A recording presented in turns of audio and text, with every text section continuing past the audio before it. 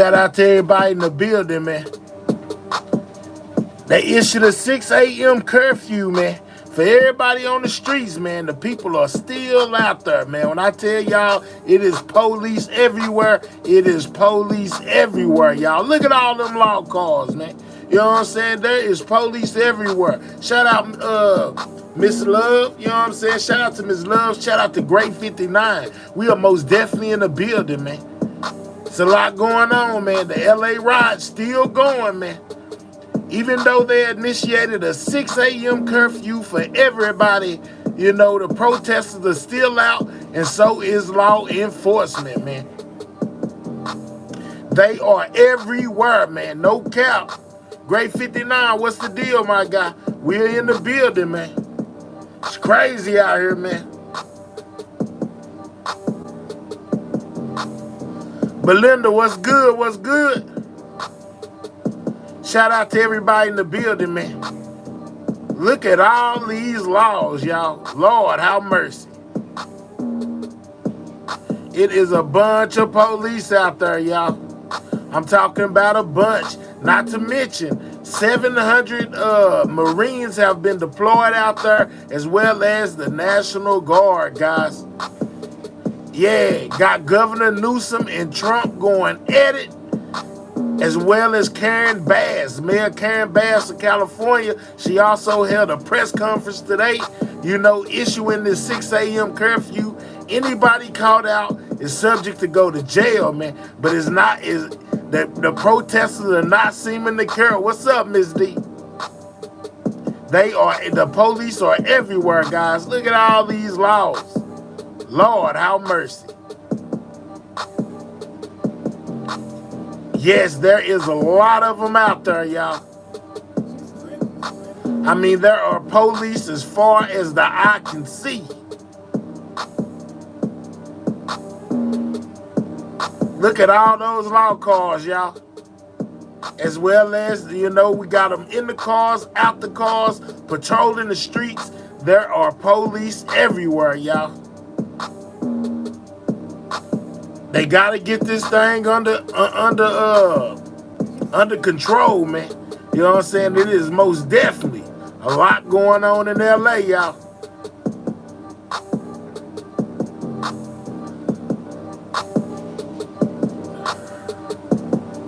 Look at all the cops, man. Lord, have mercy.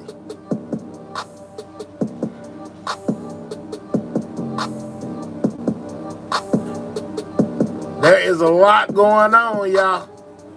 Shout out to everybody in the building. What's up, Miss Danita? You know what I'm saying? What's up, Belinda? What's up, Miss Love?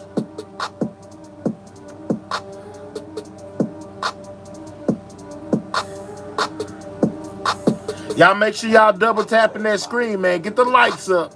Click those 3 dots, hit that thumbs up, man. One time for the channel if you do not mind.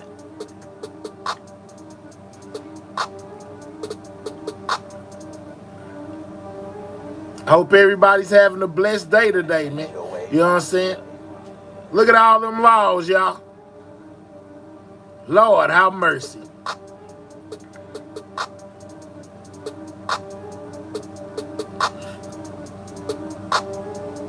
Look at all them police. Man. Y'all think they gonna get out of line tonight? With the curfew being issued, I don't know, man. They might decide to stay at the crib today. Now, there is most definitely a lot of protests out there. There is most definitely a lot of protesters out there, even though we don't see them right now at this moment. They are most definitely out there, y'all.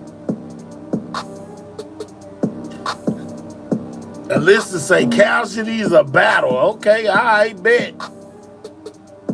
I hear you. I seen it popping off more in New York City than LA tonight. Okay, well, this is LA right here. They issued that curfew. Man, the police are out there in full effect. I think every one of them they have is most definitely out there tonight, man. They making sure that all that chaos and confusion that's been going on for the last couple of days is most definitely not going on tonight, man. Let me take a look around real quick. You know what I'm saying? See what else is popping off out here. See if there's anything else out here popping off, y'all. Hold up.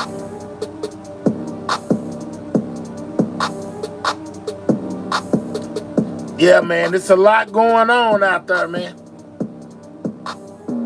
30 people in the building only. Man, get the likes up, y'all. Click those 3 dots. Hit that thumbs up, man. You know what I'm saying? We are currently covering the riots in LA, man. Click those 3 dots. Hit that thumbs up for the channel, if you do not mind, man. You know what I'm saying? It most definitely helps the channel out. Get the likes up. We also got the latest in breaking in the Diddy news. We'll get to that here in a second, man. Right now, we seeing what's going on in LA, man. Like I said, Mayor Karen Bass most definitely issued a curfew, you know, and they're trying to enforce it, man. It looks like they got everybody who is anybody out there tonight, you know, patrol cars, non-patrol cars, all of it, man. It is most definitely a whole lot going on in LA, guys. Continue to get those likes up. We're 110 deep, and we only got 16 likes. Let's click those 3 dots, hit that thumbs up. You know what I'm saying? Get the likes up, guys. Get the likes up. Live coverage of what's going on in LA right now. They have issued a 6 a.m. Curfew. Pretty much any protesters caught out right now will be going to jail. But if you look closely, there are still a lot of protesters outside, man. They ain't going nowhere. What's up, Ducky Momo?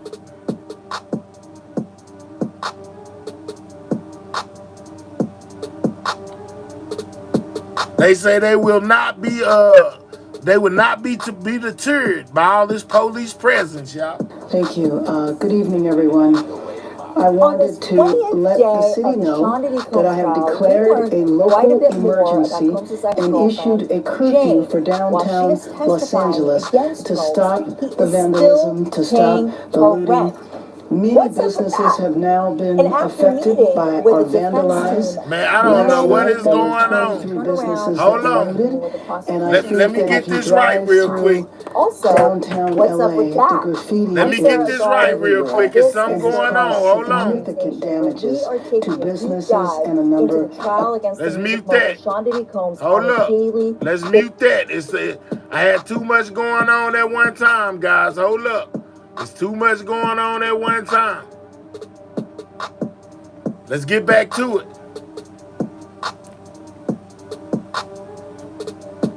Yeah, man, there's a lot going on in LA, man. You say thoughts. Do not disturb private property, okay? Man, keep getting those likes up, guys. We're 159 deep. Only got 26 likes. Let's click those 3 dots, hit that thumbs up. Right now, we're monitoring the situation with the riots going on in LA. This is live coverage, man. Get those likes all the way up, man. We don't have enough likes. If you're on a mobile device, double tap your screen. Any other device, click those 3 dots, hit that thumbs up. Let's get those likes up. If you don't mind, guys. What did you say about my baby mama? Man, I ain't said nothing about your baby mama. If she out here while all of this is going on, she might be going to jail, dog. You might want to call and check on her. Because the police are most definitely out there, y'all. Look at all them laws.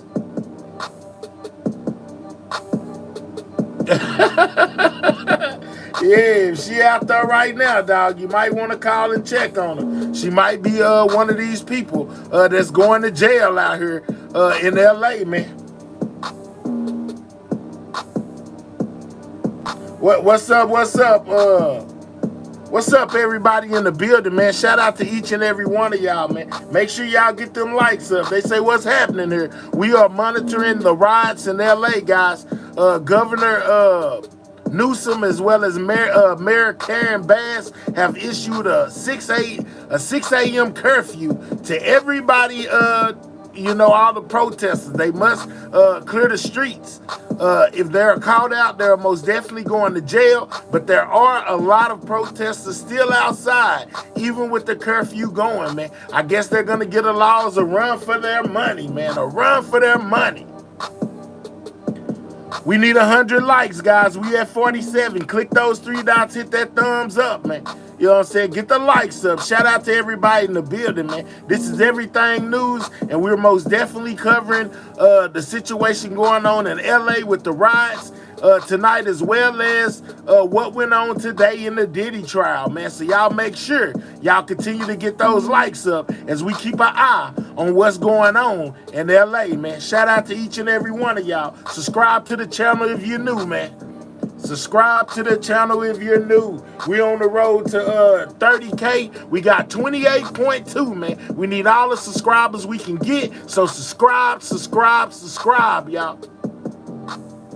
They're at battle, but they keep forgetting to bring the weapons, man. Look, leave the weapons at home. There's no need for casualties, man. I pray that everybody makes it out of this situation healthy and alive, man. But it's most definitely a chaotic situation, man. Trump done called in the National Guard as well as the Marines. You know, they tried, Governor Newsome tried to basically stop that from happening, in which the court said no and allowed Trump to bring in the National Guard as well as the Marines, man. So we'll see how it works out tonight, man. If that what they did has any effect on the streets of LA, man. There goes some more laws, man. We got more police out there, man. There are most definitely a lot of them on the scene, y'all. Angelo says peaceful vandalism. Man, I hope they ain't taking nothing, man. You know what I'm saying? I hope they ain't taking nothing. I want everybody to make it out safe, man. I don't want to see any casualties, anybody hurt on either side, man. It's an unfortunate situation that it even has to come to this. But y'all know when the public feels slighted, they most definitely protest. And within those protesters, you got antagonizers who make the situation worse than what it is. And we get situations like this, y'all. Continue to double tap that screen, man. Get those likes up. We need 40 more likes to hit 100, man. Get the likes up, y'all. Get the likes up. And most definitely subscribe to the channel if you're new. Heavy police presence on the streets of LA tonight, y'all. With this 6 a.m. curfew that has been put in place by Mayor Karen Bass, any protesters called out tonight most definitely can go to jail, man. The media has to check in with law enforcement so they're not arrested, because anybody that's out here that's not supposed to be out here due to this curfew will be arrested, guys. All of those cop cars, man, there is a lot going on. They got the vans out there, are most definitely ready to take whoever to jail. Got some in the vehicles, got some outside of the vehicles. Yeah, man, they are most definitely at it right now, guys. If you don't have a press pass, you run the risk of being arrested. Yaya said there are more of us than them.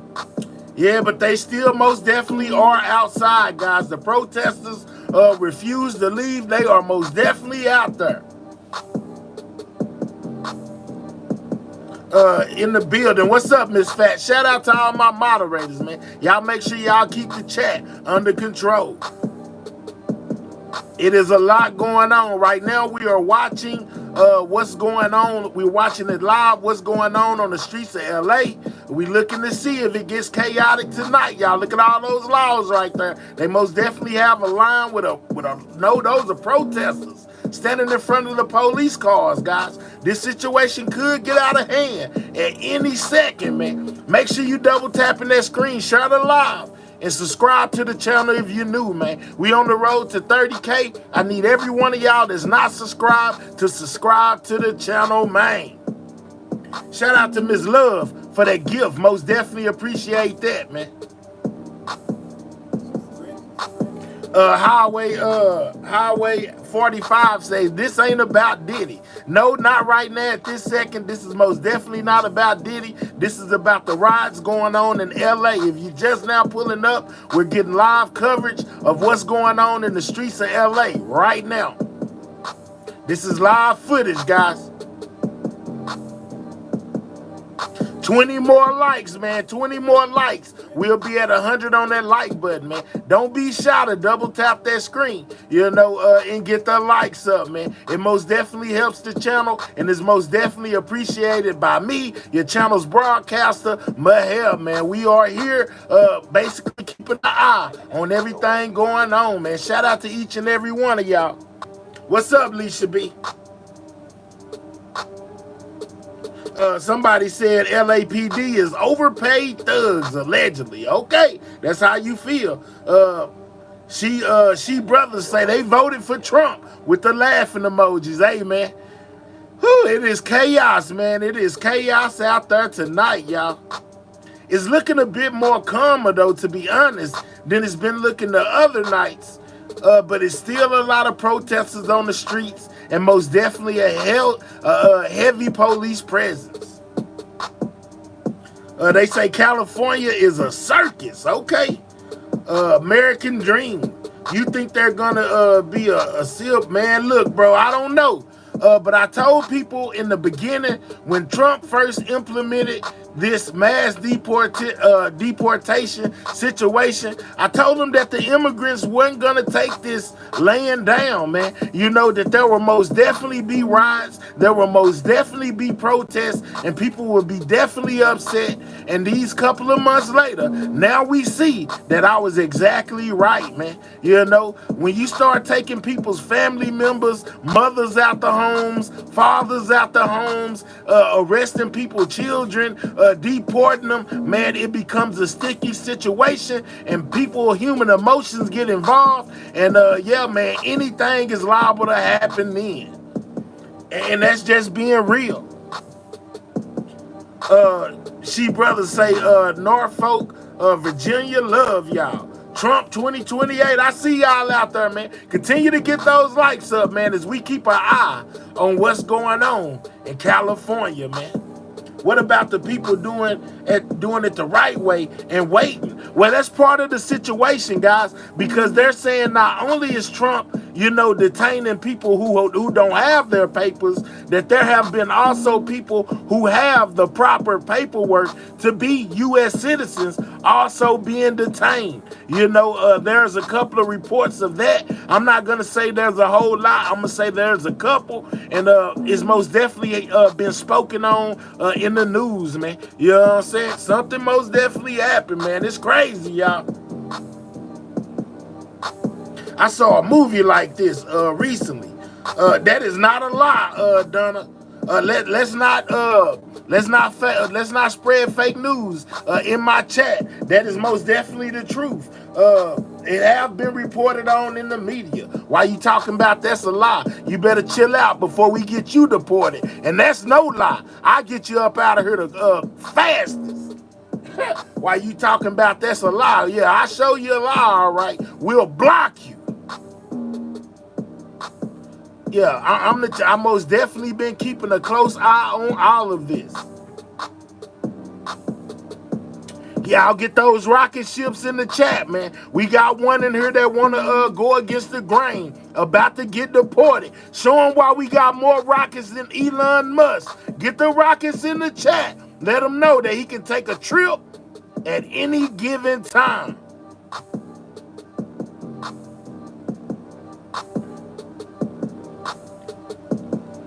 Yeah, most definitely. Trump ain't playing, man. Y'all see the helicopter right there? That's the LAPD helicopter that's surveying the whole situation, man. They got eyes in the sky and on the ground.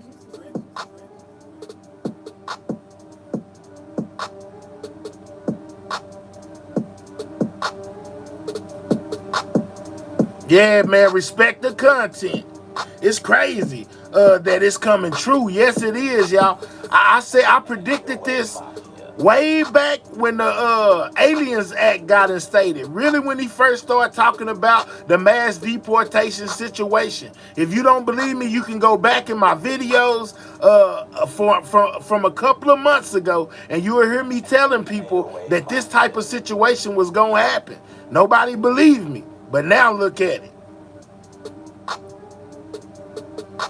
Heavy police presence everywhere, y'all. We got somebody, look at all them laws, man. Woo-wee! I wouldn't want to be one of them protesters tonight. Y'all know we do this on a night-to-night basis, man. We start at 12 a.m. Central Standard Time and go until I get tired or run out of content. So as long as they're showing us feeds of what's going on in LA, y'all know I'ma most definitely be rocking out with it right here on Everything News. We're not gonna miss anything. Y'all continue to get those likes up, though, man. The likes are looking light. We 500 deep and only got 137 likes. Click those three dots, hit that thumbs up, and please, please, please subscribe to the channel if you're new. We on the road to 30K. We at 28K right now. We need a few more y'all to subscribe to the channel to help us reach our goal, man. Heavy police presence on the streets of LA, man. I'm looking around, to see if I see anything else, going on besides what we're watching right now. Yeah, because we most definitely need all of the details, guys. We most definitely, I won't let us miss anything. If I see something that's going on, we're going to teleport to the next situation so that we be all the way caught up, man. Y'all make sure y'all double tapping that screen, though. Getting those likes up. Support the channel. I ain't asked y'all for $1. All I asked y'all was for some subscribes and some likes, man. I don't think that's too much to ask. That is most definitely free, man. Those are all free. It's free to like and it's free to subscribe, man.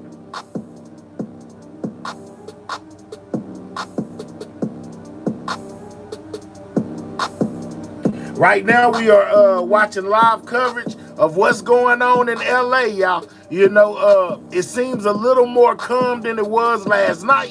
There's not as much confusion yet. But just like I know, when you're dealing with live situations in real life, anything can pop off at every given time. So you don't want to take your eyes off that screen. You might miss something. But most definitely get those likes up, man.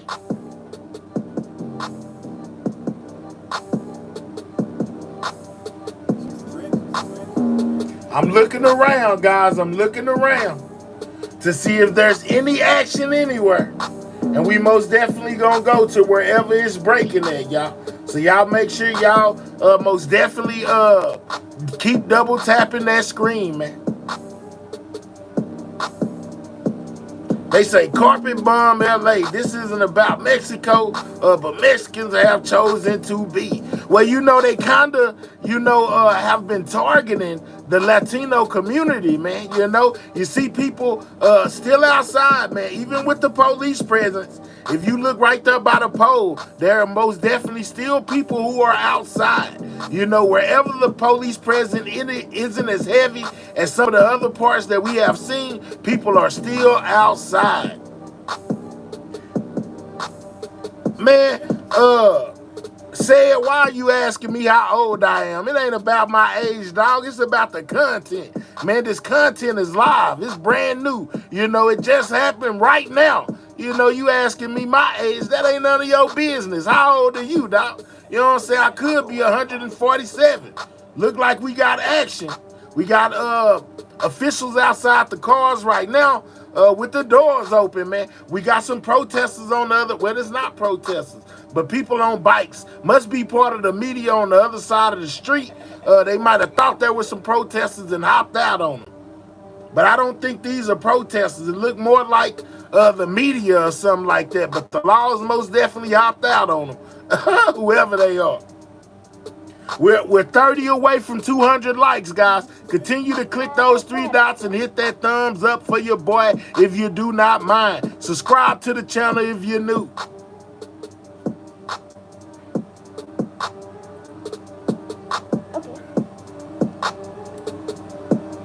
It is a lot going on out there. We got We got some people standing on the corner. Man, the laws hopped out on them. I guess they showed their press passes or something, and the police chose to leave them alone. Until 11:30. Yeah.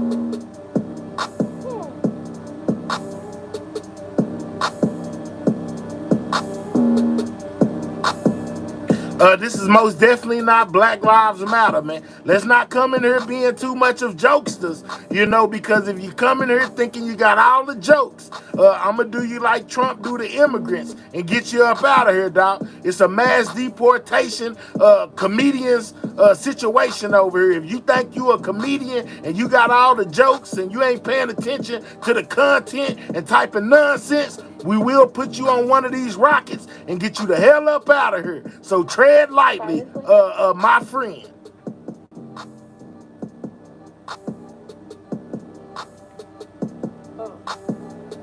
Yeah, we will most definitely get you up out of here.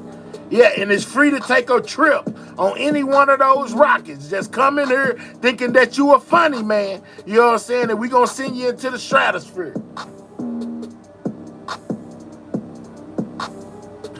Yeah, believe that. What's up? Shout out to everybody in the building, though, man. You know what I'm saying? We are 10 likes away from 200, man. Double tap that screen, man. Double tap the screen. Get the likes up. Yeah, we got a mass deportation situation going on Everything News. And if you come through here, thinking you're Mike Epps or Kevin Hart or Bernie Mac, or any of the few with a lot of jokes, I'm a mass deportate you right up out of here. I'm Trump on this channel. I decide who stays and who goes. My moderators are the U.S. Army, you know what I'm saying, the Marines, all that good stuff, and we come to clean up these YouTube streets. So if you come over here thinking you got jokes, and this is showtime at the Apollo, I'll deport you because you don't got a green card anyway. Let's get Triple X 2 times right up out of here. He our first one to get deported today. You know what I'm saying? We'll holler at you, dog. You know what I'm saying? Strap up. You about to take a trip to where you'll never return from. We'll holler at you. You the first one of the night to get deported. And we don't want you back in our country. You can't even fill out paperwork to come back. You just gone. We'll holler at you. Goodbye, you big dummy. Let's get Cosmic Angels right up out of here. He's ready to take a trip too. Talking about, can we deport you to Africa? No, you can't deport me to Africa because I'm not from Africa. I'm a U.S. citizen, born and raised. Boy, what is you talking about? No, we can deport you right up off this channel though. We'll holler at you.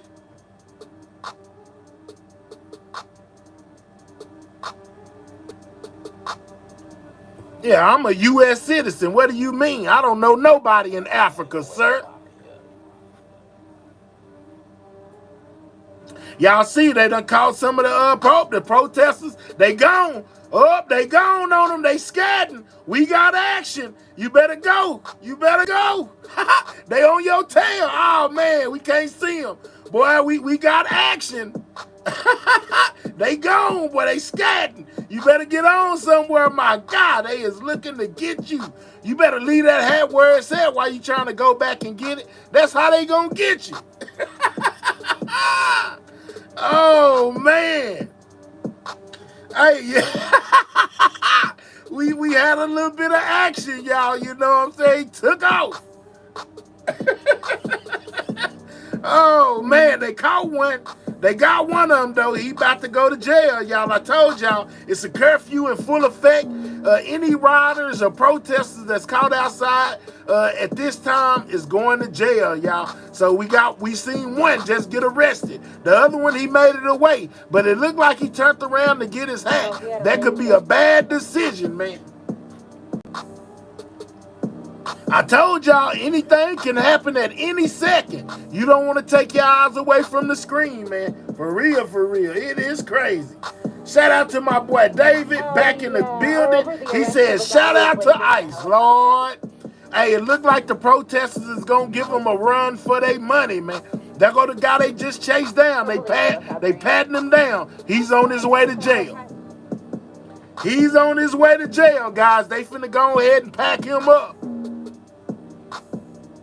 We are super light on them likes, man. Let's double tap that screen. Get the likes up. Click those three dots. Hit that thumbs up. If you're new to the channel, please subscribe. Man, share out the live. You know, we are going everywhere where the action is. Don't take your eyes off the screen. You might miss something. It was pretty calm at first. And then we seen people just take off running, man. It's going down in LA, man. This is what's going on right now on the streets of Los Angeles, California.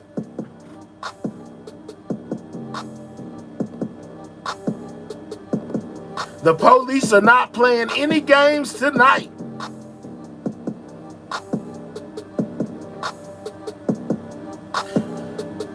What's up, Melanin Fire? So y'all think that it was a good thing that Trump sent the Marines out there, guys? Do y'all think it's a good thing that the Marines are on the scene as well as the National Guard to assist with all of this going on, man? It is crazy, y'all. Well, we just seen our first little spat, you know, of the night with the guy getting away. I see a lot of yeses out there that they think it's a good thing that Trump did. And then I see some no's, man. We got some yeses than we know and some no's. But it looks like we got more yeses than no's tonight. Get those likes up, man. Double tap that screen. Hit those three dots. Get those likes up. Share the live, man. Let them know that it is a broadcaster over here that is broadcasting what's going on live and most definitely giving some of the best commentary you ever heard. Let's go. Shout out to Bro 916 for that 20 piece. He said USA, Trump, America. Let's go, my guy. Shout out to you. Appreciate you for that 20 piece. Over the intersection of 3rd and Main, where the curfew started at 8 p.m., guys. From 8 p.m. to 6 a.m., they got a curfew going, man. You can still see people outside standing around. It's almost like they are daring the police officials to get them, man. You know, but they is most definitely still out there. Soon as the police come at them, they take off running. Let's see how it go.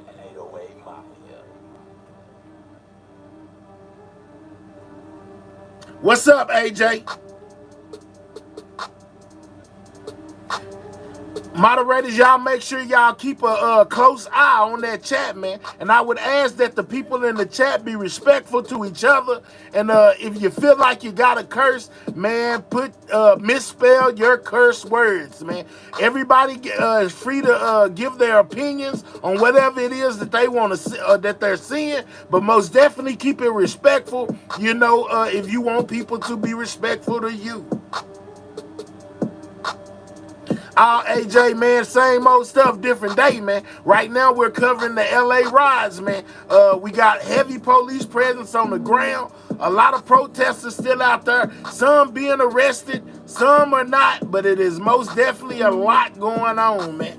There is a lot going on the streets of LA.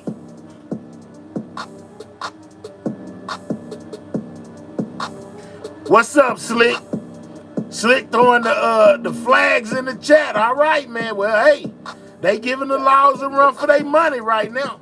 Man, we should be at least 300 on that like, y'all. It's not hard. If you're on a mobile device, double tap that screen. If you're on any other kind of device, click the three dots, hit the thumbs up, and subscribe to the channel if you are new, man. This is what's going on in LA right now, man. Shout out to Lil Mama Diddy for snatching that membership. Most definitely appreciate you as well, man. You know, we over here with everything news, man. And we reporting on everything. I do mean everything, man. Shout out to y'all. They said this is law and order. Trump tried to tell them, okay. Okay, I hear y'all, man. Double tap that screen, y'all. Continue to get those likes up. We 40 away from 300, man. Can we get 300 on that like? Can we get 40 of y'all 400 people in the building who have not hit that like button to please click those 3 dots and hit that thumbs up if you do not mind, man. Share out the live. Let them know that we are live over here with footage of what's going on the streets of LA right now. The police are leaving. Okay. We could always just hop over to the 101. This is crazy, y'all. Real talk, KDO. You know what I'm saying? KDO say, give me 40 more. Now we need 20 more, guys. 20 more likes, man. Click those 3 dots. Hit that thumbs up. We 20 away from 300, man. Get the likes up. Shout out to my guy, you know what I'm saying?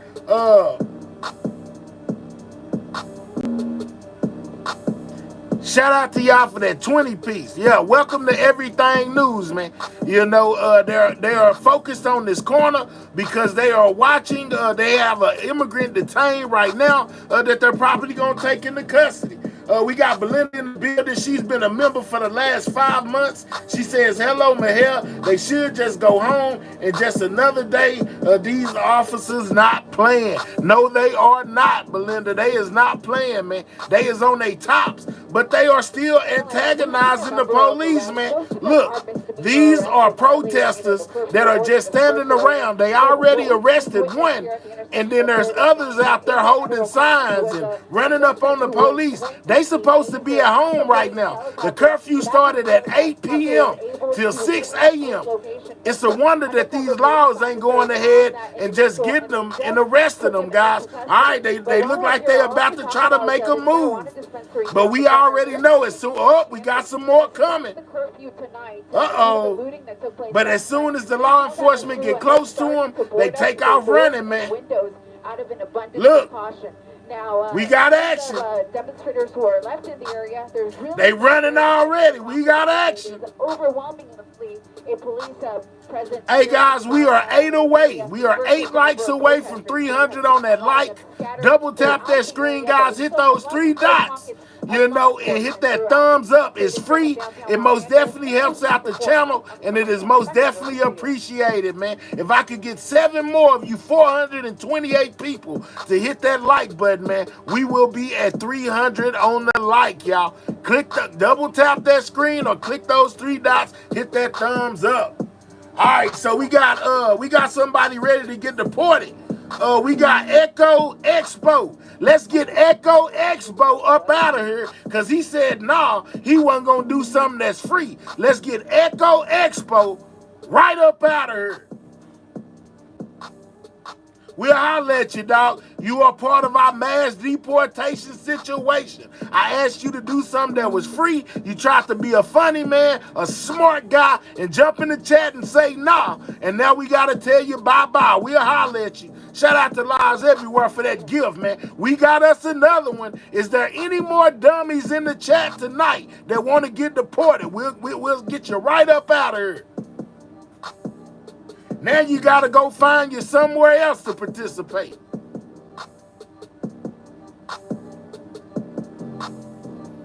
You already know, Slick. Hey, man, keep those rockets on standby, guys. Keep those rockets on standby. Make sure they got plenty fuel in them. You know, it looks like we're going to have a lot of people, you know, taking rides tonight. Because everybody want to be a comedian and think I don't see what they typing, man.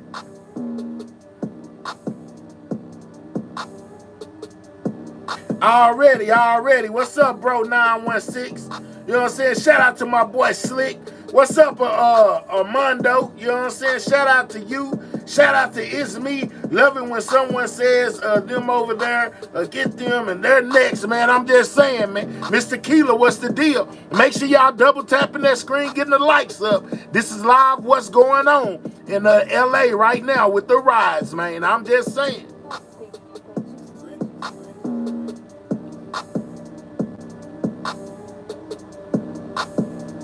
What's up with it, bro? Shout out to you, my guy. What's up, Harlem? We keeping an eye on it, man. Heavy police presence on the streets of LA tonight with the curfew that was imposed that started at 8 p.m. and ends at 6 a.m. Any protesters caught on the street tonight are subject to go to jail. They're not even supposed to be out there with the curfew that's been imposed. Yeah, man, it's looking crazy. Already, Armando, appreciate you for subscribing to the channel, man. Y'all can continue to double tap that screen. Get the likes up. Get the likes up. Share the live, man. Let them know that we are over here covering what's going on live. You know what I'm saying? Do not spam the chat. You know, trying to, oh, that's one of them people that got they got deported. Now they want to call me the N-word. They that mad? All you had to do is act like you had some sense. I would have let you rock out. But since you wanted to be over here talking about deporting people to Africa and all of that, we just got you up out of here. Don't be mad now, dog.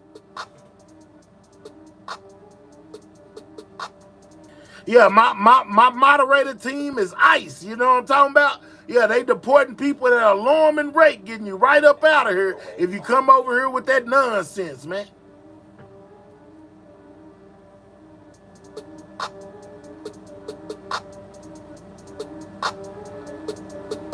Anton, who you talking to, man?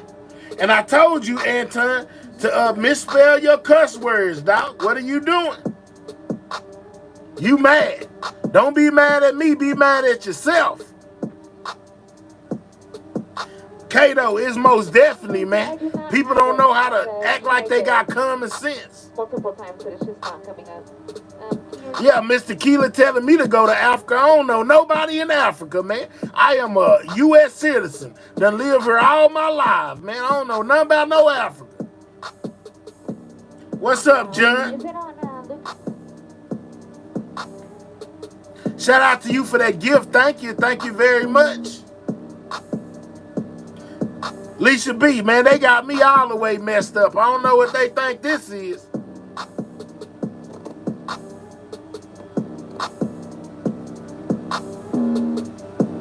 Still nothing. Oh, it's most definitely not a drone, dog. It's a helicopter, man. A helicopter.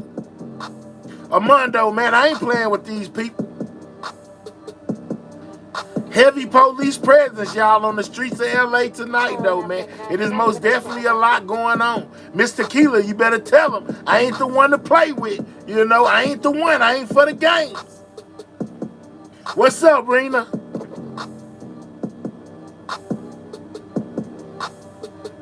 Yeah, chat, moderators, y'all make sure. Y'all keep an eye on the chat, man. Y'all know they popping through with a lot of craziness. Don't let nothing fly that ain't supposed to be down there.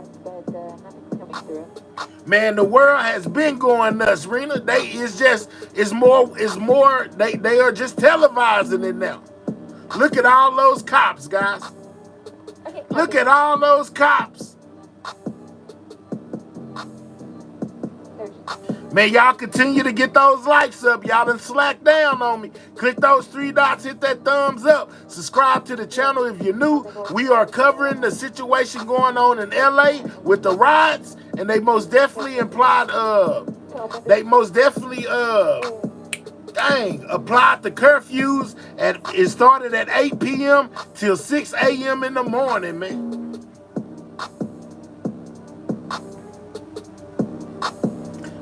Alasia says there's a lot of astronauts here tonight. I'm telling you, man.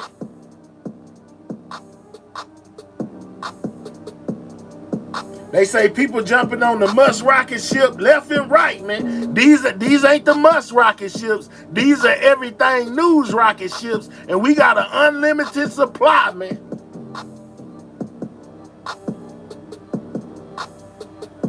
All right, all the comparisons to the other country as if it's not a much harsher state than ours. The goal isn't to be like them, but better. How are we acting so careless or callous to all undocumented people, not just criminals? Man, listen, man. It's a lot going on, man. I ain't the judge or jury, man. I'm just keeping an eye on it and keeping y'all informed about what's going on out here in LA, man. Estamos volando sobre el centro de Los Ángeles, justo al norte de la autopista 101. Lo que les estoy mostrando aquí es la We got this lady, she's speaking Spanish. Let's get Belinda up out of here. She say she bored. Let's go get you a nap, Belinda. We'll holler at you, Melinda. You know what I'm saying? Melinda, we'll holler at you. You a hater. Bye-bye. Esta noche vimos cientos de arrestos que se llevaron a cabo aquí. We got another one, guys. We had got another one. Melinda was the latest one to take a trip. Got her right up out of here the fast. Melinda, you wasn't as smart as you thought you was. We'll holler at you.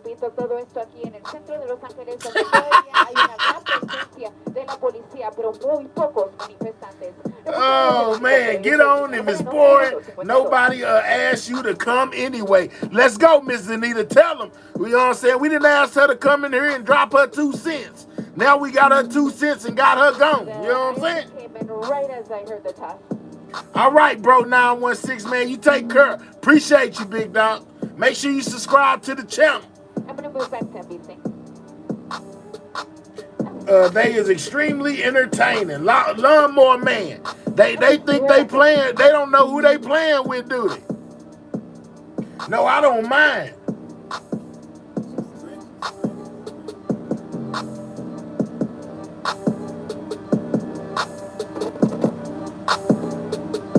They say get that land back to the Aztecs. Lord have mercy, y'all. What is going on? Y'all is down there with some mean jokes, man. They said get that land back to the Aztecs. Oh, wow. Hold on. While we keep our eye on this situation, let's move over here. Let's listen to what the mayor said today, you know, when she imposed this curfew. Hold on. Hold on. We finna see what the mayor had to say earlier when she imposed this curfew for them in LA, guys. Here she go, Karen Bass. Of properties. So my message to you is, if you do not live or work in downtown LA, avoid the area. This is what the mayor said, guys. Arrest individuals who break the curfew, and you will be prosecuted. Hundreds of officers from police and sheriff departments from across the region and state are working alongside LAPD through a unified command structure. The curfew will be in place tonight from 8 p.m. until 6 a.m. I want to thank the governor for his partnership and especially thank our state and local leaders and deputies, officers and deputies who are working tirelessly. This is Karen Bass again talking about this curfew tonight and go until 6 a.m. tomorrow. I will consult with elected leaders and law enforcement officials tomorrow on the continuation of the curfew, but we certainly expect for it to last for several days. The curfew area will be between the 5 freeway and to the 110 and the 10 freeway to where the 110 freeway and 5 freeway merge. You look at the map and you can see that the city of Los Angeles is a massive area, 502 square miles. The area of downtown where the curfew will take place is 1 square mile. I think it is important to point this out, not to minimize the vandalism and violence that has taken place. So this is what Mayor Karen Bass said about this curfew that she imposed, man. Anybody caught out at this time of night can most definitely be arrested. But let's get back to what she said. We'll go back to the live footage right after this is done. Place there, it has been significant, but it is extremely important to know that what is happening in this 1 square mile is not affecting the city. Some of the imagery of the protests and the violence gives the appearance as though this is a citywide crisis, and it is not.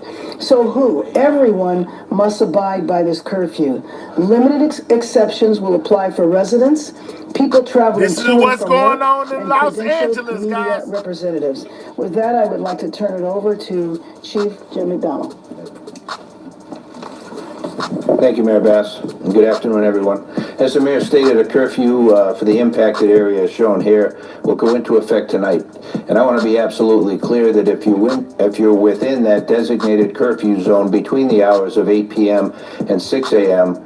And are not exempt under the order, you're going to be subject to arrest. The curfew boundaries are as follows: from the 5 freeway to the 110 freeway, and from the 10 freeway to the point where the 110 and the 5 merge. Easier to look at it on that map for description. The curfew is necessary, a necessary measure to protect lives and safeguard property following several consecutive days of growing unrest throughout the city. Since Saturday, we've seen a concerning escalation in unlawful and dangerous behavior. On Saturday, LAPD officers made 27 arrests. On Sunday, that number rose to 40. By Monday, arrests totaled 114, and today alone, we've made 197 arrests. The recent days, it's been as a part of a unified command with our partner agencies who've responded. Now, this is that curfew I've been telling y'all about since I started this live. This is what they said, y'all. You got the chief, basically letting them know you will be arrested if you're caught outside tonight. Through mutual aid compact, and been very, very helpful to us, and we're very thankful for that participation. Of those I mentioned for today, 130 were arrested near Commercial and Alameda. An additional 67 were taken into custody after unlawfully occupying the 101 freeway near Commercial Street. Our CHP partners were instrumental in that. So again, let me be clear that this behavior, blocking freeways, city streets, and on-ramps, refusing to comply with lawful dispersal orders, and interfering with public safety operations is dangerous, unlawful, and won't be tolerated. If you are in the curfew zone during the Margarita, yes, this is Los Angeles. The curfew is from 8 p.m. to 6 a.m. Just so you know, this is Los Angeles. Hours without that legal exemption, you will be arrested. If you assault an officer in any fashion, you will be arrested. We're operating under a unified command with our partners at the Los Angeles City Fire Department, the Los Angeles County Sheriff's Department, the California Highway Patrol. We're fully coordinated, and our shared mission is clear: What's up, Big to Bag? restore peace and ensure the safety of everyone in our city. We previously mobilized part of our department at LAPD while keeping our ability to be able to provide the services that our community deserves going. We're going to be adding to that deployment with additional internal LAPD resources in the days ahead. The curfew does not apply to residents within the designated area, individuals experiencing homelessness, credentialed media, or public safety and emergency personnel. To be clear again, that's not about silencing voices or suppressing lawful protest. When that expression crosses into unlawful conduct, when lives are put at risk, and when our city's safety is compromised, we must act, and we will act. We urge all Angelenos to cooperate with these public safety measures. Our shared goal is to protect our communities and return. Margarita, have you ever rode on a rocket ship before? You about to take a trip. You know what I'm saying? While you down there talking about his daddy, I told you what was going on. Listen, and you will be able to see if that's it or not. Don't ask me, because I don't know. To a state of calm and safety for everyone. Thank you.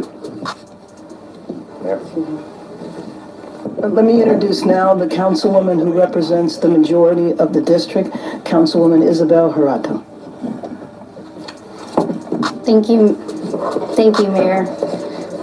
I'm here today not just as a council member who represents downtown LA, but as its advocate who deeply loves and believes in this community. The history of Los Angeles began right here in downtown, where 200 years later, the grouping of historic neighborhoods remains the beating heart of our city, a place with rich culture and deep community. Downtown LA is a place where workers clock in before sunrise and small business owners know their customers by name, where neighbors greet each other on the sidewalk, and where generations of families have built Man, lives. shout out to Margarita. She all good. She just being, all right, Margarita, I'm going to let you rock. You know what I'm saying? Y'all turn off the rockets. We ain't got to send Margarita on now. Shared stories, made memories together side by side.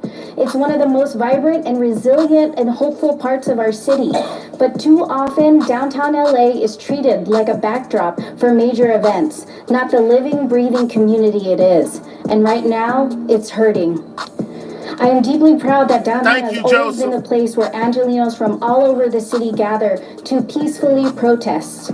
I support the right to demonstrate, and the mayor and I know that right is sacred, and at times it's necessary, but we must also face what's happening right now. When these peaceful rallies end, Well, and the let's get Gilbert right up out of here. You know what I'm saying? Put the rockets in the chat. Gilbert just got mass deportated. We'll holler at you, Gilbert. You know what I'm saying? We'll see you later, guy. You know, don't tell me to stop bumping my gums. I'll talk as much as I want to, but you, buddy, you can't talk anymore. We'll holler at you. Protesters head home. Another element moves in. Opportunists who come in under the cover of a peaceful protest to ravage and destroy. They are ruining local small businesses, smashing storefronts, and threatening the safety of the very community that has always welcomed people. Johnny, you know what I'm saying? Why do you talk like that, sir? I can't even hear you talk. You want to get up out of here? Hey, man, load up the rockets. They coming in. You know, the insurgents are coming. You know, the insurgents are coming. Get to your post. Moderators, get to your post. Gas up the rockets. We got another one. Gilberto looks like he want to take a trip to space. From across the city and globe. This isn't just broken glass or stolen goods, it's someone's livelihood, someone's safe space, someone's home that's been violated. And it's happening in a neighborhood where working class families are just trying to live. Our street vendors, our garment workers, many of whom are immigrants, continue to watch their communities be torn apart. And that's why I'm thankful to the mayor for leveraging this tool, enacting a curfew to begin tonight. This has been something that many of my constituents in downtown have been calling for what they're facing. This curfew is not about silencing protests. It's about protecting people and ensuring that the local residents, small businesses, our families, our elders, and our workers are not left vulnerable to those who come only to destroy. What happens in downtown reverberates all throughout LA, and when we protect downtown, we protect our city. And we're investing in its future, and we invest in our shared future. So to my colleagues and to our residents and everyone watching, downtown LA is not just a center for the First Amendment expression, it's a community. It's a home, and the people in it deserve our protection and care. That path ahead may be uncertain, but our responsibility to protect and uplift this neighborhood is not. I want to close this message from my constituents so that you hear them loud and clear. Downtown LA is home. Please keep it safe. And let's keep each other safe. Thank you, Los Angeles. Thank you very much, Councilwoman. I'd now like to introduce Mayor Karen Bass. Nella McCosker, who is the CEO of the Central City Association. We were having conversations this morning about a couple of things. One, the ongoing problem with violence, but also the need, when all of this subsides, is to repair and restore downtown Los Angeles, especially the businesses and property. Dang, somebody said Bass needs to be in prison. Why? that have been hit with graffiti. Nella McCosker. Thank you, Mayor. Thank you, Chief. Thank you, Council Member. The swift action today to take a look at and examine how this curfew could be put in place is a good example of the leadership we see and continue to need for downtown. Hey guys, we are 40 likes away from 400, man. Can y'all please click those 3 dots, hit that thumbs up, and most definitely subscribe to the channel if you are new, man. Right now we taking a look at a press conference that Mayor Karen Bass held, you know, basically announcing this 8 p.m. curfew to 6 a.m., you know, and letting the protesters know that if they're caught outside between those hours, they can most definitely be arrested. CCA, or Central City Association, represents businesses, institutions, nonprofits. Joseph say he ain't hitting the like button. Let's get Joseph right up out of here. We got another deportee. You know what I'm saying? You just got deported, Joseph. We'll holler at you, dog. Downtown Los Angeles that also represents the wider city. And it is the case that downtown is a neighborhood. It is the case that downtown is where immigrant-owned businesses try to operate and thrive. And so we can differentiate between downtown being a place to gather, to have your voice be heard, to peacefully protest, and the actions that we've seen each evening since this occurred in the last few days. So thank you for applying this tool. There are others certainly that we could look What's at as up, well. Pablo? But hopefully Angelinos rally together in support of this really important section of our city because of the symbol and of the benefits it provides to everyone across Los Angeles. Thank you. I'd like to open up for questions, but Hold on, we got Wag Dad. Let's get Wag Dad right up out of here. He talking about no subscribe and no views. Well, we don't need you here, sir. Why are you here? Let's get Wag Dad right up out of here. Goodbye. Hey, goodbye. Dr. Earl Suthers, who is the president of the Los Angeles Police Commission. Let me just say also that we did not hear about any raids that took place today. The problem is that we don't know how long these raids are going to go on. If they're going to go on for 30 days, that's what the rumor is.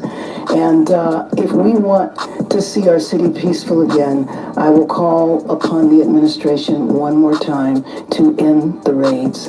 With that, let's open it up for questions. I have a question for Mayor Bass and for Councilmember Verado. For the mayor, what changed today that made you think that the curfew was now necessary? Last night was definitely not the first night where graffiti and vandalism and some violence were happening in the city, so why did you decide now that it was time for the curfew? And for Councilmember Verado, after you called certain elements opportunists, ravaging and destroying the community. One of your staffers was arrested downtown, and now there's a curfew in your district. And I was wondering if you... Somebody said that Mayor Karen Bass is being political at the wrong time. Y'all agree with that? A little bit to that and how you're feeling about the situation with one of your staffers. Let me just say that a curfew has been in consideration for several days. Man, shout out to Shanny, man. You know what I'm saying? For that 50 piece. Appreciate it, girl. You know I'm over here grinding hard. It's hard to get support when you're doing content. Thank you for that 50 piece, man. Shanny can say whatever she wants. Do not deport Shanny. You know what I'm saying? Shout out to Shanny. I appreciate you for that 50 piece. After the violence that took place last night, 23 businesses looted, and just the extensive, widespread nature of the vandalism, we reached a tipping point and declared a state of emergency and called for the curfew. Oh, I'm sorry. Thank you for that question. Yes, I'm aware of what's happened to my staff member. They're on unpaid leave right now. I hold my staff to the highest standards while I wait to see due process, and so we'll see the outcome of that. But I see that as separate and apart from a reaction to what our constituents want in the city and how this type of opportunism has escalated between yesterday and the day before. And, you know, frankly, I admit my humility here and my beginnerness in that I'm new to downtown, but our downtown stakeholders have seen this multiple times over and had to basically develop their own strategies. And they saw the warning signs of how this could get worse. And they knew from past experiences that curfews have been ways in order to stem this and to calm the city once again. And it's but one tool. We are 20 likes away from 400, guys.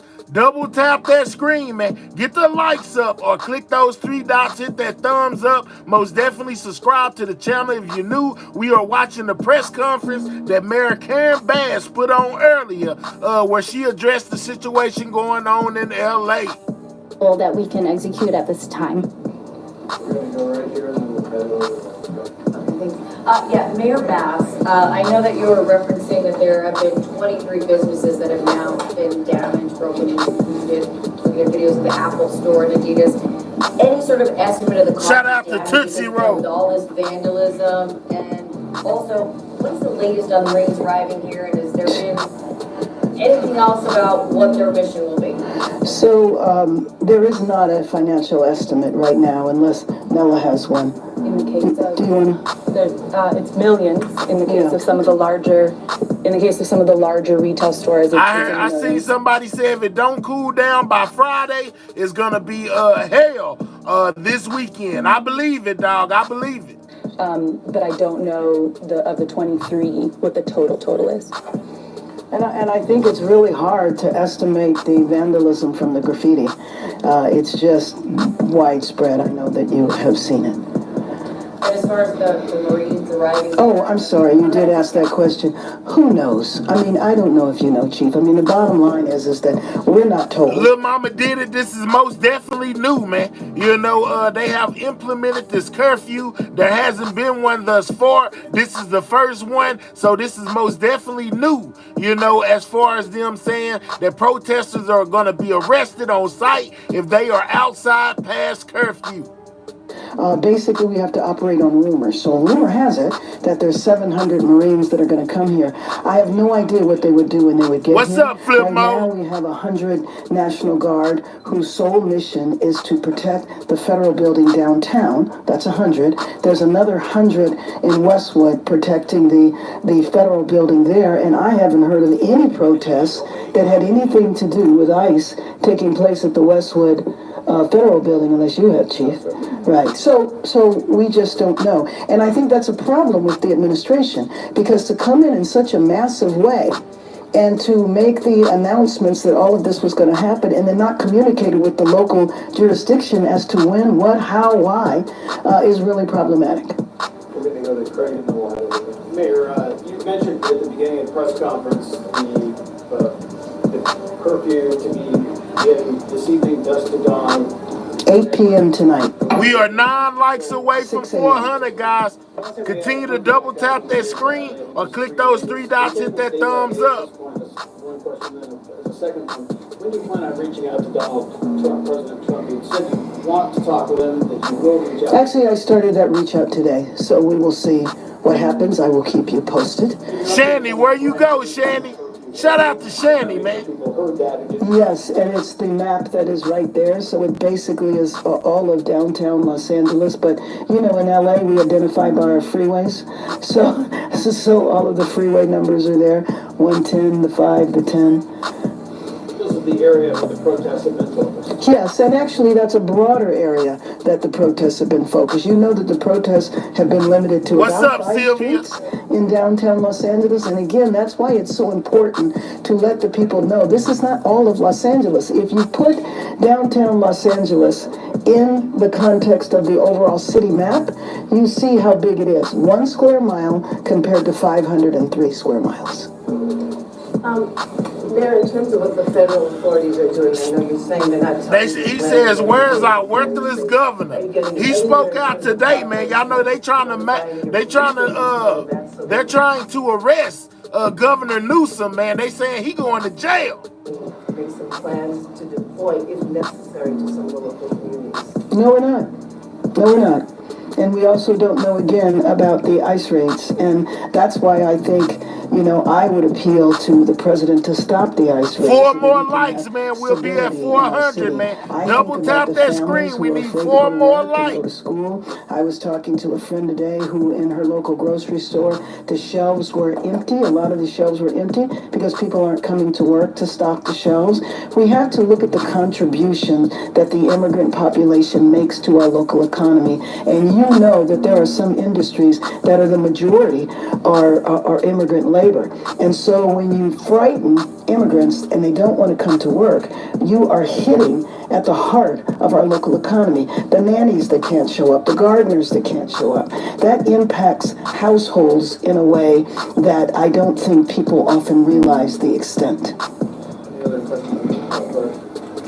I don't know if you heard earlier, the president referred to that it would look similar to how it did back in January with the LA wildfires that didn't have federal law enforcement here.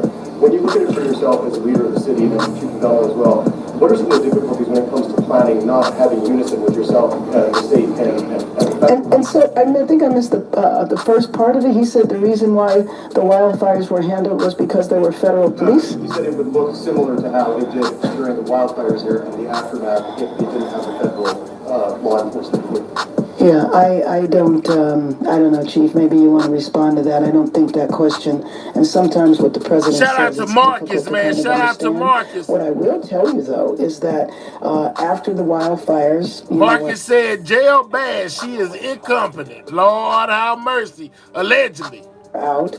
The president made sure we had ample resources with the Army Corps of Engineers, and it was a significant contributing factor to us having the fastest recovery of any location in comparison to where other wildfires have taken place. It contributed to the fact that in the Palisades now, we have over 2,700 lots that are clear where people can be rebuilding now. I was at a property a couple of weeks ago where the frame of the house is already up. This to me is drastically different. That was in complete cooperation and coordination with the federal government.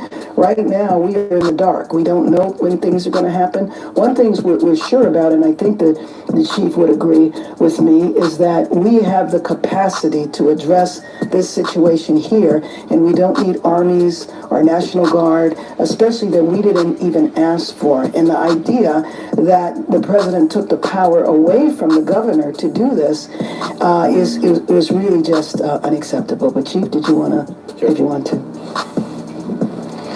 Thank you. To that issue, we have a protocol in place that we use, and when we are dealing with something like this, where it takes some resources away from our regular patrol duties and ability to provide the service we do, we mobilize the department, and so that brings in people from vacation and our days off and allows us to use them. We've mobilized the Office of Operations, the biggest part of the department, and our motor officers.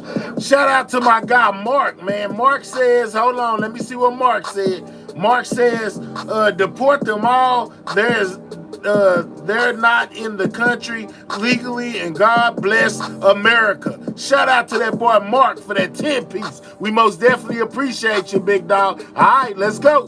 We're looking to expand that with additional officers from within.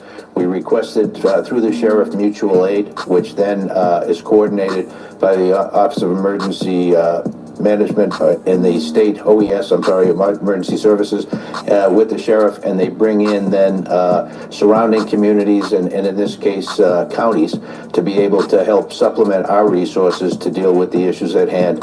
They are tremendous partners. We've worked very closely together for the past couple of days now, and I think we have seen a significant improvement in things, and we will continue to watch for that as we move forward. We're hopeful with this curfew that'll give us additional tool as well to be able to bring this chapter to a close. When we heard from you this weekend, you mentioned officers being overwhelmed and you needed to get into a position where you can make large-scale arrests, and that you were considering, but you said it was really too early to determine whether or not the National Guard was necessary on the city streets. Given what you just said, have you reevaluated the potential need for the National Guard? Yeah, and I guess the sequence would be, as I mentioned, we request mutual aid partner agencies from throughout, in this case, the 7-county area. Y'all continue to double tap that that step, screen. then, if we weren't able to handle the issue, is to request through the sheriff to the governor and the emergency OES at the state National Guard to be deployed. We are nowhere near that in this environment. We believe we can do what we need to do with the resources that we now have access to, and I think we've seen a dramatic increase in arrests over the last couple of days. I believe that will continue, and that will help bring some order to what we've seen in the past few days. So, no. Hey, Chief, what does it mean? I'm seeing where the Emergency Operations Center at level 2 activation. What does that mean to the people of LA to know we're at level 2? Yeah, anybody want to? Yeah, go ahead. Probably more specifically, Chief Chow.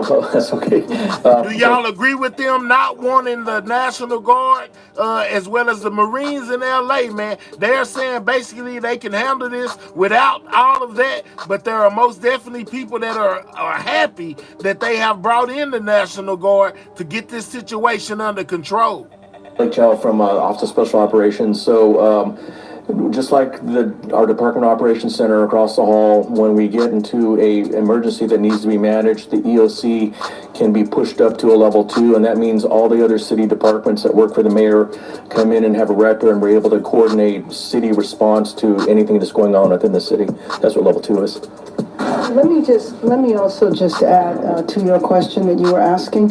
You know, now that the president has taken over authority of the National Guard, Chief, when you were describing the way it should go, now that has been disrupted, and I think that that's important. I know one of the things that the chief said that we're going to focus on is trying to gather as many local resources as possible, and that includes Los Angeles police officers and trying to bolster the officers that will be stationed downtown, because downtown is where the crisis is right now.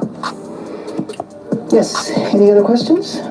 All right, so that was Mayor Karen Bass, man. Y'all want to hear from Governor Newsome, man, and what he had to say about this whole situation with Trump trying to take him to jail? You know what I'm saying? Because he most definitely spoke out about this whole situation and his dislike for Trump, you know, basically not listening to what him and Mayor Bass had to say, you know, about not wanting the National Guard or the Marines in LA, man. Let's go over here and see exactly what Governor Newsome said, y'all. Let's do that. Shout out to everybody in the building. Continue to get those likes up. Let's teleport. Hold on. I ain't went nowhere, man. We ain't went not a place. I'm just getting over here to where Governor Newsome most definitely spoke today as well, man. Let's check out what he had to say regarding this whole situation, y'all. Let's go. We'll continue now to listen in, as we heard today, from California's governor, Gavin Newsom. He was able to speak in response to the very latest. We do know that the California Governor Gavin Newsom did file a lawsuit against the Trump administration's actions to call in the National Guard there to Southern California. He filed a lawsuit against Trump that was turned down by the courts, guys. California. Let's listen into that here on Live Now from Fox. This past weekend, federal agents conducted large-scale workplace raids in and around Los Angeles. Let me turn this music down some so we can hear it. California is no stranger to immigration enforcement, but instead of focusing on undocumented immigrants with serious criminal records and people with final deportation orders, a strategy both parties have long supported, this administration is pushing mass deportations, indiscriminately targeting hardworking immigrant families, regardless of their roots or risk. What's happening right now is very different than anything we've seen before. On Saturday morning, when federal agents jumped out of an unmarked van near a Home Depot parking lot, they began grabbing people, a deliberate targeting of a heavily Latino suburb. A similar scene played out when a clothing company was raided downtown. In other actions, a U.S. citizen, 9 months pregnant, was arrested. A 4-year-old... This is Governor Newsome, y'all, of L.A. Trump has called for him to be arrested, you know, saying that basically he needs to go to jail. And he basically did a press conference speaking on this whole entire situation. Do y'all agree with him or do y'all agree with Trump? Let's go. Girl taken, families separated, friends quite literally disappearing. In response, everyday Angelenos came out to exercise their constitutional right to free speech and assembly, to protest their government's actions. In turn, the state of California and the city and county of Los Angeles sent our police officers to help keep the peace. And with some exceptions, they were successful. Like many states, California is no stranger to this sort of unrest. We manage it regularly and with our own law enforcement. But this, again, was different. What then ensued was the use of tear gas, flashbang grenades, rubber bullets, federal agents detaining people and undermining their due process rights. Donald Trump, without consulting California law enforcement leaders, commandeered 2,000 of our state's National Guard members to deploy on our streets, illegally and for no reason. This brazen abuse of power. Make sure y'all are subscribing to the channel if y'all are new. We listening to Governor Newsome speaking on the situation going on in LA, guys. Double tap that screen, get those likes up if you're on a mobile device, or click those three dots, hit that thumbs up, and most definitely subscribe if you are new. By a sitting president inflamed a combustible situation, putting our people, our officers, and even our National Guard at risk. That's when the downward spiral began. He doubled down on his dangerous National Guard deployment by fanning the flames even harder. And the president, he did it on purpose. As the news spread throughout LA, anxiety for family and friends ramped up. Protests started again. By night, several dozen lawbreakers became violent and destructive. They vandalized property. They tried to assault police officers. Many of you have. Do y'all believe what he's saying? I see a lot of y'all down there saying he lying. How many of y'all think he lying? How many of y'all think he's telling the truth? In the video clips of cars burning on cable news. If you incite violence, I want to be clear about this. If you incite violence or destroy our communities, you're going to be held to account. That kind of criminal behavior will not be tolerated. Full stop. Already more than 220 people have been arrested, and we're reviewing tapes to build additional cases, and people will be prosecuted to the fullest extent of the law. We got a house divided. We got some say he's saying the truth, and some say he's lying. Of Angelenos who protested peacefully, the situation was winding down and was concentrated in just a few square blocks downtown. But that's not what Donald Trump wanted. He again chose escalation. He chose more force. He chose theatrics over public safety. He federalized another 2,000 Guard members. He deployed more than 700 active U.S. Can we Marines. get 500 on the like, guys? Click those three dots, hit that thumbs up. It's free. Law enforcement. We honor their service. We honor their bravery. But we do not want our streets militarized by our own armed forces. Not in LA, not in California, not anywhere. We're seeing unmarked cars in school parking lots, kids afraid of attending their own graduation. Wow, y'all, they saying unmarked cars at schools, man, that's crazy. Trump is pulling a military dragnet all across Los Angeles, well beyond his stated intent to just go after violent and serious criminals. His agents are arresting dishwashers, gardeners, day laborers, and seamstresses. That's just weakness masquerading as strength. Governor Newsome, guys. In protecting our communities, they're traumatizing our communities. And that seems to be the entire point. California will keep fighting. We'll keep fighting on behalf of our people, all of our people, including in the courts. Just yesterday, we filed a legal challenge to Donald Trump's reckless deployment of American troops to a major American city. Today, we sought an emergency court order to stop the use of the American military to engage in law enforcement activities across Los Angeles. If some of us could be snatched off the streets without a warrant, based only on suspicion or skin color, then none of us are safe. He's saying that Trump going against the Constitution, guys. Authoritarian regimes begin by targeting people who are least able to defend themselves, but they do not stop there. Trump and his loyalists, they thrive on division because it allows them to take more power and exert even more control.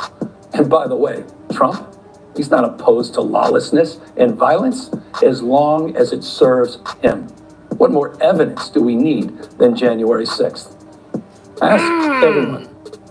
Take time, reflect on this perilous moment. A president who wants to be bound by no law or constitution, perpetuating a unified assault on American traditions. This is a president who in just over 140 days has fired. Shout out to the 1,000 people in the chat, man. Accountable for corruption and fraud. He's declared a war on culture, on history, on science, on knowledge itself. Databases, quite literally, are vanishing. He's delegitimizing news organizations, and he's assaulting the First Amendment. And the threat of defunding them, at threat, he's dictating what universities themselves can teach. He's targeting law firms and the judicial branch that are the foundations of an orderly and civil society. He's calling for a sitting governor to be arrested for no other reason than to, in his own words, for getting elected. And we all know this Saturday, he's ordering our American heroes, the United States military, and I need y'all to take time to double tap that screen, guys, or click those 3 dots, hit that thumbs up, man. It's free. Let's get the likes up. Can we get 500 on the like, man? We need 60 more likes to be at 500. It's 866 of y'all in here. Man, please click those 3 dots, hit that thumbs up if you do not mind.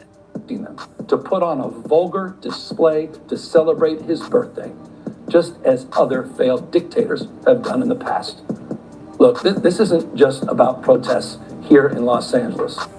When Donald Trump sought blanket authority to commandeer the National Guard, he made that order apply to every state in this nation. This is about all of us. This is about you. California may be first, but it clearly will not end here. Other states are next. Democracy is next. Democracy is under assault before our eyes. This moment we have feared has arrived. He's taking a wrecking ball to our founding fathers' historic project. 20 more likes, guys. Click those 3 dots, hit that thumbs up. There are no longer any checks and balances. Congress is nowhere to be found. Speaker Johnson has completely abdicated that responsibility. The rule of law has increasingly been given way to the rule of Don. The founding fathers, they didn't live and die to see this kind of moment. It's time for all of us to stand up. Justice Brandeis, you said it best. In a democracy, the most important office, with all due respect, Mr. President, is not the presidency, and it's certainly not governor. The most important office is office of citizen. At this moment, we all need to stand up and be held to account, a higher level of accountability. If you exercise your First Amendment rights, please do it peacefully. I know many of you are feeling deep anxiety, stress, and fear. Hold up. Getting new information right now from the. That ain't what I wanted. We finna listen to Trump. Hold on. He says we about to listen to what Trump had to say. My bad, y'all. Let's get in here with Trump, y'all. Trump most definitely spoke today, too, on this whole situation. Let's see what Trump had to say. To this, and you know, there's this legal back and forth that's now going on in regards to the picture you're seeing right there, the California National. Today, a federal judge finna hear from Trump, guys. Denied an emergency order filed by Governor Newsome to block the deployment of the National Guard and the Marines coming to Los Angeles. Judge scheduling, though, a Thursday afternoon hearing on California. Can we get 6 more on that like, man? Click those 3 dots, hit that thumbs up. We about to hear what Trump had to say as a response to what Newsome just got on here and said, y'all. We need 5 more, man. Click those 3 dots, hit that thumbs up. It's free. California's request for a restraining order. So today was, we asked you to immediately block it. The judge said no, but we can have a hearing where you can lay out some of the arguments. Now, all this comes as the president threatens to invoke the Insurrection Act. Now, the people y'all see on the screen right here, this is the National Guard, man. They are most definitely in L.A., man. It is getting crazy out there. And if that happened, he would be given more powers to take over the military, and some of these legal fights would almost be moot. Here's some of the president earlier. If we didn't get involved, right now, Los Angeles would be burning, just like it was burning a number of months ago with all the houses that were lost. Los Angeles right now would be on fire, and we have it in great shape. We're not playing around. So that was President Trump talking in the White House today, claiming that the city would be on fire, although we have seen the National Guard mostly focus on a few federal buildings. They have protected those buildings, but we have not seen them do a whole lot else other than that in terms of trying to get things under control. House Speaker Mike Johnson weighing in on Governor Newsom's restraining order request. Here's what he had to say. Gavin Newsom should be arrested, but he ought to be tarred and feathered, I'll say that. I told y'all they were calling for Governor Newsom's arrest, man. Y'all think this man should go to jail? Look, he's standing in the way of the administration and the carrying out of federal law, right? He is applauding the bad guys and standing in the way of the good guys. He is trying to, he's a participant, an accomplice and our federal law enforcement agents being not just disrespected, but assaulted. This is a serious problem. That's from Speaker Johnson. Governor Newsome the other day telling me that he thought that Speaker Johnson was a joke and basically like a lapdog to Donald Trump doing whatever he wants. So clearly the two of them not in a great place. They may have to work together on $40 billion of federal funding for LA wildfires, but for now, this is what they're talking about. The speaker saying that Governor Newsome should do his job, stop defying the president. All right. We're going to find out what Ed Laskos is up to because there's more reaction to ongoing ICE raids in other places, protests and now military moving into Southern California. Some Orange County leaders are opposed to President Trump's order to send in more National Guard troops. They don't want the National Guard there in LA, and they have a message to local and federal law enforcement. Let's go live to Fox 11's Ed Laskos. He's in Santa Ana in Orange County with the latest there, and we saw what happened last night, Ed. Is there a curfew down there? No curfew down here at all, Susan, but let's get right into it. Joe will give you a look. That is just some vehicles moving in from Homeland Security, some of the immigration officers, and what you have then is a long line of the National Guard members cutting a gauntlet through the protesters to escort those vehicles out. But we're right here in the Civic Center Plaza where all of this exploded last night, as you were saying, Susan. A lot of remnants all over Santa Ana Boulevard here of some of the rubber bullets and other projectiles that all happened. You can see some of the roadways. Joe gives you a look, all marked up here. This is where they had the tear gas flying last night when the protests, some 200 strong, couple hundred strong, protested, and as nightfall came, it erupted into violence and a face-to-face confrontation with law enforcement. That's a long line there of, if you can see them, Santa Ana police and some of the National Guard members escorting some of those vehicles right across the path of the protesters down there as they're lined up. Several dozen protesters in this area, right in front of the Federal building here, the Civic Center Plaza. That's over to the right-hand side. Joe will give you a look at that. And all you have in front of the Federal building, as you can imagine is National Guard members, and they're protecting this building, the Immigration Center. It's just down the block from the Ronald Reagan Federal Courthouse, another target of the protesters last night where all of this unfolded. Talking about what happened last night, let's get to that video. Wild scene here. They had arrests, dozens of arrests after a face-to-face confrontation. The tear gas in the air, the rubber bullets, the fireworks being thrown, as we're told, and other projectiles from the demonstrators at the line of police. All of this as that protest unwinded through the day, and then as the evening came, it just erupted into violence, so much so there was a press conference here a little while ago, a couple of hours ago actually, law enforcement, but also the local lawmakers, county supervisors, saying if you want this violence to end, and we all do, as one of the supervisors was saying, the best way to have it end is to take all... Man, this is complete chaos, y'all. You know what I'm saying? They were shooting fireworks and all type of stuff at the LAPD, man. I most definitely think that they needed some reinforcements to come in and kind of help settle this. It was getting way out of control, guys. The military, all the National Guard members, all the U.S. Marines, and we haven't seen any Marines deployed in this area yet, but the supervisor saying, get the military out of Santa Ana. Listen to some of this. This morning, we heard from our district attorney, and we agreed that law enforcement needs to show the same restraint that we are asking of the public. We don't want to see any excessive force or civil rights violations by our law enforcement agency at any level. To the federal administration, we demand that you take your militarized equipment and troops and stop occupying our communities immediately.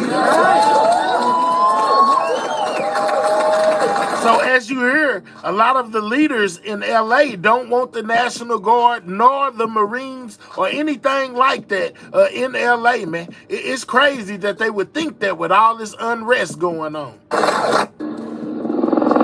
Now you're looking live. Cheers at that press conference and jeers here from a lot of the protesters as some of the ICE vehicles move through that line escorted by the National Guard members. But it has been peaceful. It has been quiet here at this location despite what happened last night. But the concern right through the city is that all of this could explode quickly as it did 24 hours ago. There's another location, if you're familiar with the city, Bristol and McFadden. That's a major intersection here in Santa Ana, in the heart of Santa Ana. There was a large crowd. We're told an even larger crowd than what we're seeing down here gathering at that location. And I know they had some of the police deployment here, a SWAT team, also another tactical team, and they hightailed it out of here about 10 minutes ago, presumably going over to that location. The police bird in the air also has been flying around back and forth with its night sun. So they're watching that situation, that location, also keeping a close eye on this location, as this is where all the trouble really hit last night. But right at this hour, Christine and Susan, it is relatively quiet here in Santa Ana, but you can certainly feel the tension as everybody realizes, geez, we saw what happened last night. We don't want that to happen again here tonight. This is crazy, we should note that we were there live last night in Santa Ana, bringing our viewers some of this coverage.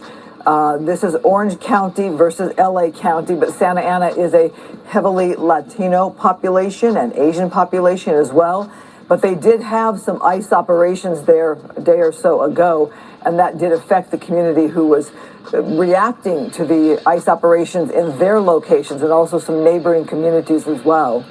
And what is confounding to me is what is the turning point? Like, what turned the crowd? So in the beginning, when we were down there, we saw, yes, a lot of people and a couple of skirmish lines, but then something happened, and it's what we saw in Little Tokyo last night as well. Like, you know, this we is can't quite outrageous, figure guys. out what is the trigger, what turns the crowd from a peaceful protest situation to something uglier. It seems to be, you know, in watching this the last several nights, we're talking like 5 nights now since it all started Friday, and I've been down in downtown LA, first time here in Santa Ana, but it always seems to be the crowd. It's always tension in the air, certainly when they're face-to-face with law enforcement, face-to-face with the skirmish lines, and then you usually have one person or so who's the igniter, my opinion, and I was thinking something what the former LAPD chief Bill Bratton used to call them, the knuckleheads, and it was just usually, I would watch it, there'd be one person who would excite the violence, light the fuse, if you will, by throwing fireworks or something, or a bottle of water or something at the law enforcement, and then all of a sudden it would be on. They'd be clashing. I see we got a chat divided, man. We got some that's for and some that's against, man. Some saying Trump is in the wrong and some saying Trump is in the right. Feel free to let me know what you think in the comments. They'd be jousting back and forth, and then the officers, particularly here last night, they were not, if you don't mind me saying, they were not fooling around with the tear gas and everything else. They really moved in quick, trying to put down the violence, trying to protect the federal area through here. And as the lawmakers were saying at that press conference earlier today down here in Santa Ana in the OC, they deplore this violence. They don't want any part of this violence. I remember somebody saying this wasn't going to be good when it first came out. That would be me, Ball, and I told them it was going to be a lot going on. They're aiming, it's interesting, their point is also what we heard up from Mayor Bass, we've been hearing from her, that they're blaming the president and the immigration crackdown for this, blame some of the lawmakers here squarely on the president and what he's been doing, but the others are saying regardless of that, you know, you can protest, you can come out like a lot of these folks, look at, they're standing over there, at times you can hear them chanting, but there's no violence, and I suppose that's the point you're trying to make, Susan, is you can come out here and, you know, you could protest and you could make your viewpoint known as loud as you can, as some folks say they've lost their voice because they've just been chanting all day. Certainly you can do that, but when it comes to crossing the line physically with police, with law enforcement, smashing windows, you know, vandalism and loitering, everybody seems to just have no tolerance for that. Absolutely. Yeah, exactly, very much so. Yeah, throwing fireworks, throwing other projectiles at them, as we've seen in the LA downtown, pieces of concrete. Yes, well, I know. Can you imagine? So that is the concern. And as we look at your picture here, I would say also, having watched what happened in LA, wow, y'all, this is crazy. Given Orange County much more advanced notice as to what was going on in Southern California and the issues affecting members of the community, allowing them to perhaps get in place, as LAPD talked about, it takes time to mobilize. All right, hold on, man. We got more from Trump, man. We got more from Trump. Let's see what Trump said. Hold up, you know what I'm saying? We about to teleport. Continue to hit those 3 dots, man. Click that thumbs up. Most definitely subscribe to the channel if you are new, man. Let's go. This is what Trump said. Hold up. Very happy with this insurrection. I would certainly invoke it. We'll see, but I can tell you last night was terrible. The night before that was terrible. We have, as you've seen, it was on most of your networks, people with big, heavy hammers pounding the concrete and pounding curbs, pounding it, breaking up, and handing these big chunks of concrete to people. and they were taking that concrete, going up in bridges and dropping it into the roof of a car. They were throwing it at our police. They were throwing it at our soldiers that are there. And we got it stopped, and we have them in custody right now. Look, if we didn't get involved, right now, Los Angeles would be burning, just like it was burning a number of months ago with all the houses that were lost. Los Angeles right now would be on fire. Do y'all believe what Trump is saying? If Trump didn't step in, send the National Guard, in the Marines, that LA would be burning right now. That's what he said. He said it would be burning if they didn't step in. And we have it in great shape. We're not playing around. How will you determine whether or not there is an insurrection? Well, you'll take a look at what's happening. I mean, I could tell you there were certain areas. We are 50 likes away, y'all. Angeles. Hold up. We 50 likes away from 600, man. Click those 3 dots. Hit that thumbs up. Subscribe to the channel if you're new, man. We got more than enough people to get the likes up. Let's get the likes up, man. Show a little support for the channel. Click the 3 dots. Hit that thumbs up and subscribe if you are new. Says that you could have called it an insurrection. It was terrible. But these are paid insurrectionists. These are paid troublemakers. They get money. And when you take a look at what they do, where they show up and everyone's saying, what's he doing? He's pounding the curb. He's pounding the curb, breaking the curb. Thank you, and TB. Big pieces of granite. In some cases, it's granite and concrete to We need 40 more, man. 40 more you good people out there. We watch the other people, and they try and throw it into the face. Do we got 40 proud Americans out there that'll click those 3 dots and hit that thumbs up? I see y'all in my chat. America this, America that, Trump this, Trump that. Well, we hearing what Trump got to say. Let's click those 3 dots and get those likes all the way up, guys. Shout out to everybody in the building. The soldiers throw it into the face of the police, and they hurt some people very badly. They go up on bridges, they drop it down on the cars as the cars are moving. They're not breaking the curb because they're doing a demolition service. They're breaking it to hand out to people as a weapon. It's bad stuff. I've never seen that before. Mr. President, how soon do you want to see FEMA eliminated? And what's your message to the governors about how much more an expense is going to fall to states? Yeah, well, it's not going to be so much to states. We're going to give out less money. We're going to give it out directly. It'll be from the president's office. We'll have somebody here. Could be Homeland Security, but we're going to give it out through a method where it's given out. As an example, I just gave out $71 million to a certain state. They were looking to do about 120. They were very happy with the 71 million. We did a little cutting, and they were very happy with it. So we're going to do it much differently. We think after this, Christy, I'd say after the hurricane season, we'll start facing. Yes, sir. We set up a FEMA council over the next couple of months. We'll be working on reforms and what FEMA will look like in the future as a different agency.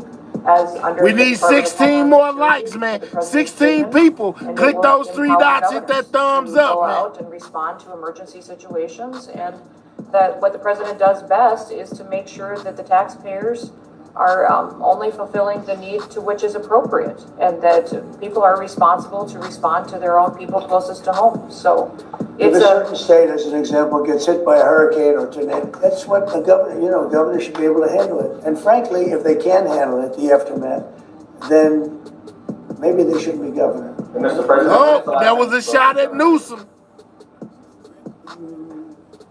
A day ago. Called him up to tell him, got to do a better job. He's doing a bad job, causing a lot of death and a lot of potential death. He's talking about Governor Newsome, guys. This is Trump directly speaking at Governor Newsome. We didn't send out the National Guard, and last night we gave him a little additional help. Los Angeles would be burning right now. Los Angeles would be not a lot different than what you saw take place in California and Los Angeles just a little while ago. And, you got to remember, we have the Olympics coming. And we don't want people looking at Los Angeles like it would have been. It would have been bad. Last night they had total control. If we didn't have the military in there, the National Guard, and then we 8 likes away from 600, guys. Click those 3 dots, hit that thumbs up. Spit right in your face. They're animals. And these are paid insurrectionists. These are paid troublemakers. They're agitators. They're paid. Do you think somebody walks up Trump says that the antagonizers that are blending in with the protesters are being paid to cause all this chaos? Do y'all agree? Curb and starts hammering pieces out, has all the equipment necessary, and starts handing it out to people to use as a weapon. These are paid insurrectionists or agitators or troublemakers. You can call it whatever you want.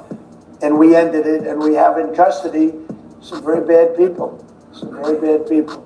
Mr. President. Did you see the guy throwing the rocks at the police cars as they went by? I seen crushing that. Their windows and endangering our police. What's up, baby? Mr. President, on those Marines, Governor make sure y'all subscribe, and if y'all new, hit that subscribe button. What do you see as the Marines' role, and what are their rules of engagement? All I want is safety. I just want a safe area. Los Angeles was under siege until we got there. The police were unable to handle it. You could speak to the chief. He said it on television 3 nights ago. He said, this is more than we can handle. They said that. And the LA police, I know a lot of the police in LA, they're great people, but they're given instructions not to do this, not to do that. But in this case, they were trying their best. They were not able to handle it. It was out of control. When we got there, and you have to remember, I've been here before, and I went right by every rule, and I waited for governors to say, send in the National Guard. They wouldn't do it. They wouldn't do it, and they just wouldn't do it. It kept going on and on, got worse and worse. And in Minneapolis, that city was burning down 7 days, and I said, I don't care. The governor, who's a governor that just happened to be running for vice president, the total, you talk about an incompetent governor, he's an incompetent person. What's up, Gillian? That he was picked, well, I was actually very happy he was picked for other reasons. But this guy wouldn't call the National Guard. And we ultimately just sent in the National Guard. We stopped it. But that was after 7 days. And he said Newsome wouldn't send in the National Guard. Lord, let's go. To myself, if that stuff happens again, we've got to make faster decisions because they don't want to do it. The radical left, it's usually radical left, and it's usually governors that are Democrat, and they don't want to call them in. They don't want to save lives. They don't want to save property. They don't want to call them in. I don't know what it is. We sent them in, not early, we sent them in late as far as I'm concerned. But big problems, as you know. Shout out to everybody in the building. I see y'all, man. Y'all hit those 3 dots. National Guard quickly. Right click now, that thumbs Los up. Angeles would be burning to the ground. The Marines is, a lot of people think, an escalatory step, though. These are guys who fight wars. Are you at all concerned that things could get out of hand with Marines? When I see people throwing concrete into cars, when I see people, the kind of people this is Trump speaking on what's going on in LA, man, with the riots and the protests, you know, and basically telling us how he feel about it. I saw on your network doing danger to the police and to the military and to the National Guard. No, it's okay. You know, you start running out of people. When you have 2,000 people from a National Guard standpoint, we have a very big military. But the National Guard... TJ says there is no insurrection. All right, Trump said it is. TJ said it ain't. Needed a little extra help, and we sent them a little... And we did a great job last night. We had... Well, you got a lot of cars go up in smoke and flame and a lot of bad scenes, but it was pretty minor by comparison. This morning it's very calm. We'll see what happens later. But they know if they go there, they're not going to get anywhere because we have the National Guard. Then we backed it up with a number of Marines, yeah. Mr. President, do you agree with Governor Abbott soon signing legislation to mandate the 10 commandments in school classrooms? Having to do with what? Governor Abbott is soon going to sign legislation. Bebe says that, she says, I'm a Cali Northern. They always turn up out there in LA. Okay, I bet. To mandate displays of the 10 commandments in school classrooms. I have to take a look at it. I'm going to have to look at it. Will the National Guard be in California indefinitely? How long will they be there until you think? Until there's no danger. So Trump says the National Guard will be in LA until there is no more danger, guys. So as long as they are out there riding and protesting, the National Guard will be there. It's easy. Look, it's common sense. You ask me that question. When there's no danger, they'll leave. You would have had a horrible situation had I not sent them in. Horrible. They'd be reporting on a lot of death and a lot of destruction that's not going to take place. I think if you look, every night it got less and less. They were met with very strong force, the bad people, the bad, sick people that do what they do. But these are paid people in many cases, not in all cases, but in many cases. And they really are, they're agitators. I was wondering if you had any response to Mexican President Sheinbaum, who condemned the violence. Have you been in touch with her at all? Said what? I was wondering if you had any response to what Mexican President Claudia Sheinbaum said. What she said? She condemned the violence in LA. Oh, I do too. Yeah. Have you been in touch with her at all? Well, you think I don't condemn it? I condemn the violence in LA, ladies and gentlemen. But we are 40 subscribers away, y'all. You know what I'm saying? From having 28.5K subscribers, man. If you're not subscribed to this channel, we need 40 more of y'all to subscribe. We're listening to what Donald Trump has to say about the riots in LA and how long the National Guard will be there. So stop the violence in LA. And by doing what I did, I stopped the violence in LA. That would have been, I think, maybe I'd ask Christie to speak to that. That would have been an unbelievable tragedy. We would be talking, I don't know, that would even be here right now. It would have been so bad. I'd probably maybe be out there. I don't know. But Christie, could you speak to that? Absolutely. So in 2020, I was a governor of a neighboring state to Tim Walz and watched him let his city burn. And the president and I have talked about this in the past, and he was not going to let that happen to another city and to another community where a bad governor made a bad decision. So Claudia Sheinbaum came out and encouraged more protests in LA, and I condemn her for that. She should not be encouraging violent protests that are going on. If people are allowed to peacefully protest, but the violence that we're seeing is not acceptable, and it's not going to happen in America.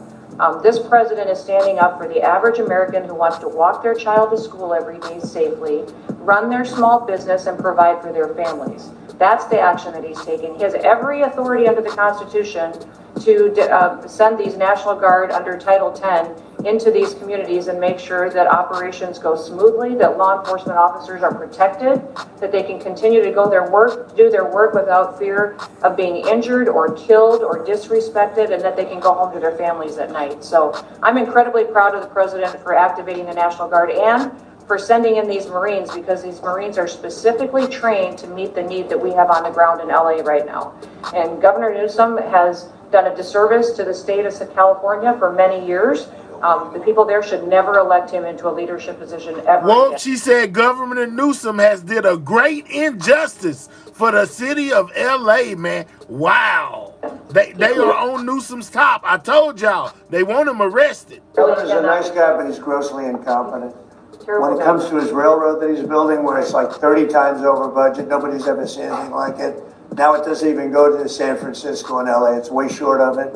After years of work and overruns like nobody's, those contractors are some of the wealthiest people in the world, I guarantee you that. Because that money goes to those contractors. They just did a number on the wallet of the people of California. That train, you should look at that train.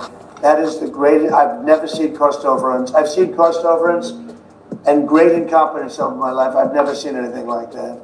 Mr. President, these protests obviously started in reaction to these large-scale ICE operations in Los Angeles. Should people expect to see similar operations in the rest of the country? Yeah. And will similar protests see similar response? As you know, we're moving murderers out of our country that were put here by Biden or the auto pen. The auto pen really did. The people, whether it's Lisa Monaco or whoever operated the auto pen, these are criminals. People are criminals that allowed these criminals into our country. And I don't think that Biden knew what the hell he was doing. I don't think he even knew about it. But when they opened up our borders for the whole world to come in, we're going to get them out. We're getting them out. We're starting to get acknowledgement from the courts that, there's a system. They come in without courts and they go out, they want trials and everything else. I think that's starting to work out now. Judges are starting to see what a terrible situation it is. Many of those people that you saw on television last night are criminals that were allowed into our country by Biden. And they want to stay. And we don't want them. And they come from jails, and they come from mental institutions, and they come from all over the world, not just South America. And we're not going to let them stay. And this is the first, perhaps, of many, or perhaps, You know, if we didn't attack this one very strongly, you'd have them all over the country. But I can inform the rest of the country that when they do it, if they do it, they're going to be met with equal or greater force than we met right here. We did a great job. The people, you, Christy, and Tom Holman, and all of the people, Pete Hegseth, all of the people involved did an amazing job. We stopped a disaster. And it looks like a planned disaster, not just, this didn't just happen. They had weapons, they had tools, they had everything you needed. I mean, they were throwing iced water in bottles, in glass bottles, at officers and at soldiers. These are, you could not use the word insurrection, but you could also use the word, these are very dangerous people, they're bad people. They were met with heavy force and they folded. And they may be there a little bit tonight, they may be there a little bit, but it seems to be getting less and less because they're going there and they're met with a very heavy force. And if they weren't, you would have that city right now would be on fire. It would be burning down. The rest of it, what's left over. Because the other fire was started because they wouldn't allow water into LA. They wouldn't allow water into California because they had it all shifted out to the Pacific Ocean. And I turned it around. And I told them to do it in my first term, and they didn't do it. We had COVID, and they didn't do it. And I told them to do it. We did it in the second. Now we have billions of gallons of water flowing down. But Newsome should have done this. He's an incompetent man and incompetent governor. Okay, any other questions? Mr. President, any message to adversaries as the Army kicks off 250-year birthday celebration? I just think it's amazing. We're going to have a fantastic June 14th parade, Flag Day. It's going to be an amazing day. We have tanks, we have planes, we have all sorts of things. And I think it's going to be great. We're going to celebrate our country for a change. You know, recently, as you know, with World War II, the victory of World War II, I called up France and they were celebrating the victory. Well, we helped them a lot, as you know. I don't have to get into that. But I called up other countries. They were all celebrating the victory. We're the only country that didn't celebrate the victory. And we're the one that won the war. Okay, if it wasn't for us, that war, you would be speaking German right now, okay? We won the war, and you might be speaking Japanese too. I mean, you might be wow, speaking man, Trump making some wild claims, guys. And we're the only country that didn't celebrate it. And we're going to be celebrating big on Saturday. We're going to have a lot of, and if there's any protester that wants to come out, they will be met with very big force.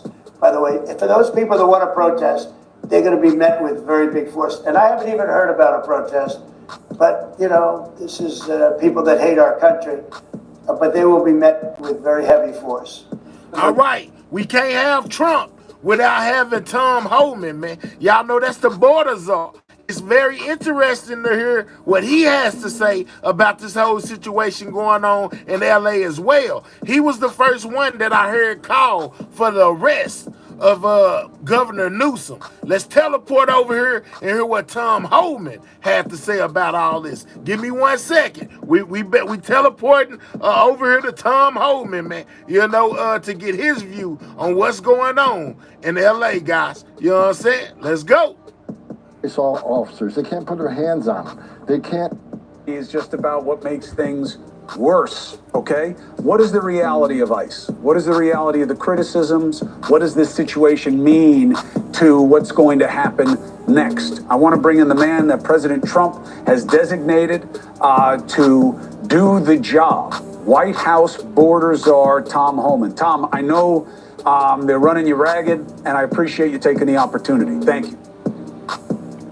No, look, I've been listening to your last two segments. You got a pretty good show going, so very interesting. I'm glad I got in there early. Thank you, Tom. Thank you. I appreciate you finally watched the damn show. So let me ask you this. Let's deal with the politics quick so you can get... This is Tom Holman, guys.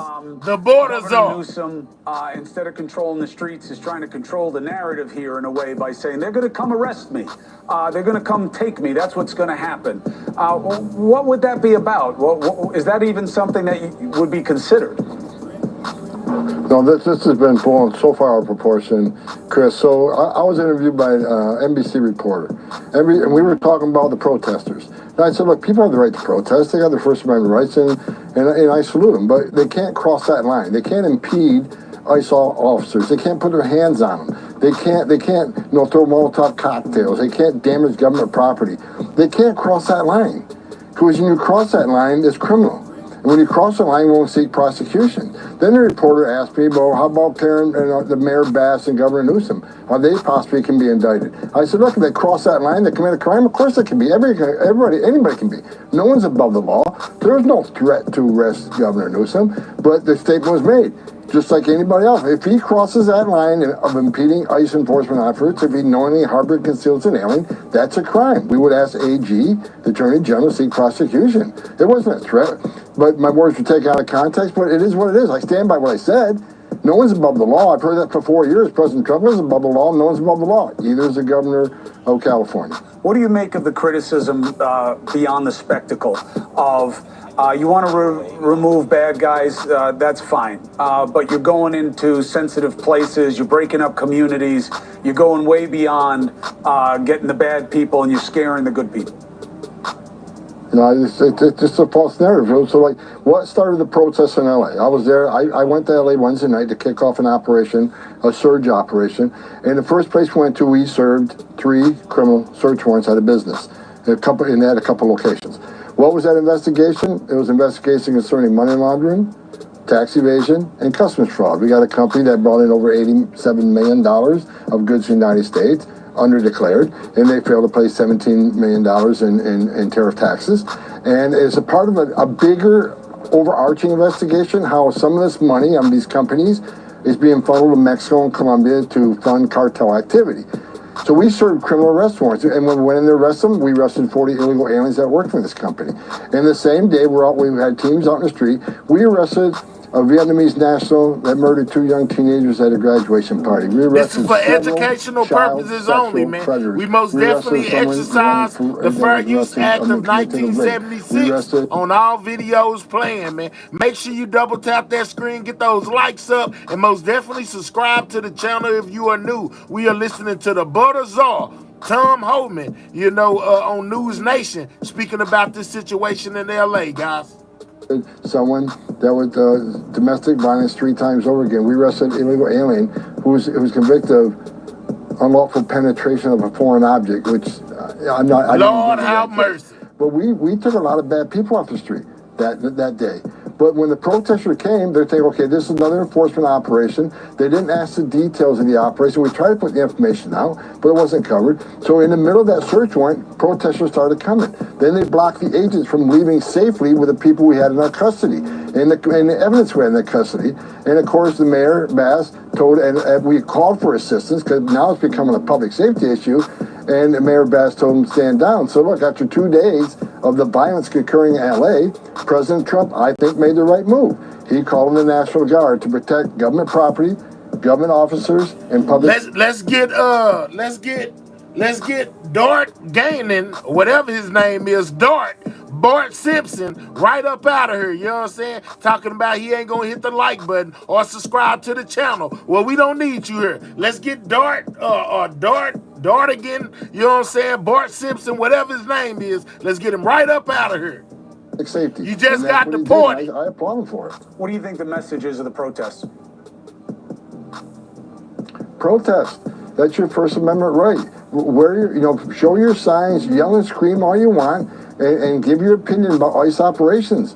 But keep it peaceful. I mean, I'm with you about that, Tom. But what do you think of their message when it is peaceful? That you guys at ICE are being asked to do too much with too many in ways that go too far? I don't think we're going too far. I think men and women are ICE acting very professionally, and they're out there enforcing laws enacted by Congress. If you don't like what ICE does, I tell these people all the time. Jess Clark, you already know. ICE does, then protest Congress. Because ICE is simply enforcing laws enacted by Congress. When they go arrest an illegal alien, they're arresting an illegal alien who has a final order issued by a federal judge. And we're executing those orders. That is their job. So go protest Congress. Go protest the immigration courts if you want. But ICE is funded to enforce immigration law. That's what Congress funds us to do. And that's the oath these men and women take. And I want to remind everybody, the ICE officers, they're not terrorists. They're not racist like I see the signs in this protest. They're mothers and fathers too. They have children. They don't hang their hearts on the hook at home every time they come to work. They see a lot of terrible things. Immigration enforcement has always been controversial. I've been doing it since 1984. It's always been emotional. I get it. But we got a job to do, and we're going to do it, and we're going to do it every day in Los Angeles and every day across this country. Is this situation going to change anything with ICE? Any kind of reconsideration, any kind of slowdown until this clears? No. We got over 100 teams out there today. We have over 100 teams tomorrow. We're going to do this every day across this nation. We got a job to do, and we're going to do it. You can protest, but I'm asking, look, I go to bed every night, and this is the honest truth. I pray for the safety of the men and women of ICE and the other agencies who are helping us. I also pray for the safety of the protesters. Protest, that's your memory right. Do y'all agree with Tom Holman, man? You know, he's basically saying they're gonna continue doing what they're doing. He's saying they're doing a great job, and they most definitely don't mind the protest. Just keep it peaceful. Do y'all agree with it? Call your congressman, call your senator, raise hell, but do not put hands on an ICE officer. Do not throw Molotov cocktails like they've done. Don't burn vehicles and buildings that you paid for. The taxpayers paid for all this stuff. Don't destroy what the taxpayers paid for. You can protest the right way. And look, there's a method. I see some people out there saying they agree, and I also see some people saying he's full of crap. The phrase immigration raids. And I was thinking about what this means and why you don't like it. And I get why you don't like it, because it's not about immigrants, it's about people who are here illegally, and you see a distinction. But what does it mean to you that that distinction has been lost? That people believe that it is just a demonizing of the other, of people who somehow don't belong here the way certain people want to define it? Well, I don't like the term raid, because when we go out there, it's a targeted enforcement operation.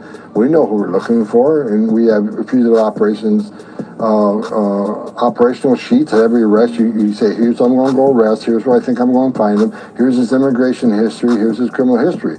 We're not going on the streets looking for people different. Unless we're targeted enforcement operations. I don't like the word raid. And look, this is a country rich in immigrants. Immigrants built this country. We're looking for people that enter this country illegally, which is a crime. They've had the due process. We got 1.4 million illegal aliens in this country who had due process at great taxpayer expense. They had an order removed. So a judge issued an order. They must leave this country. And unless we do that, then we send a message to the whole world. Keep coming. Keep putting yourselves in harm's way. Keep the sex trafficking going. Keep the drug trafficking going, because you're overwhelming the border patrol. There has to be consequences for, violating our laws. But again, I go back to Congress. If they can fix the system, fix the system. But we got to enforce the law. There has to be consequences violating our laws. And that's what ICE is simply doing. Yeah, the one thing that I do feel is patently unfair about all of this is I don't think it's fair to blame ICE as an agency. I do think it's fair to blame Congress, because they put you guys in an impossible position. You are trying to enforce your way through a system that is unsustainable. They don't give you the resources. They haven't given you the rule changes. They haven't given you the ability to adjudicate so you can affect due process in any kind of way that's expeditious. And I believe it's because they like the problem better than a solution, and they've laid it at your feet. Tom, I'll keep covering it. You're always welcome here to make the case. And I agree with your prayers. I hope this gets better for everybody involved as soon as possible. Thank you for being with us. Thank you, sir. I appreciate you.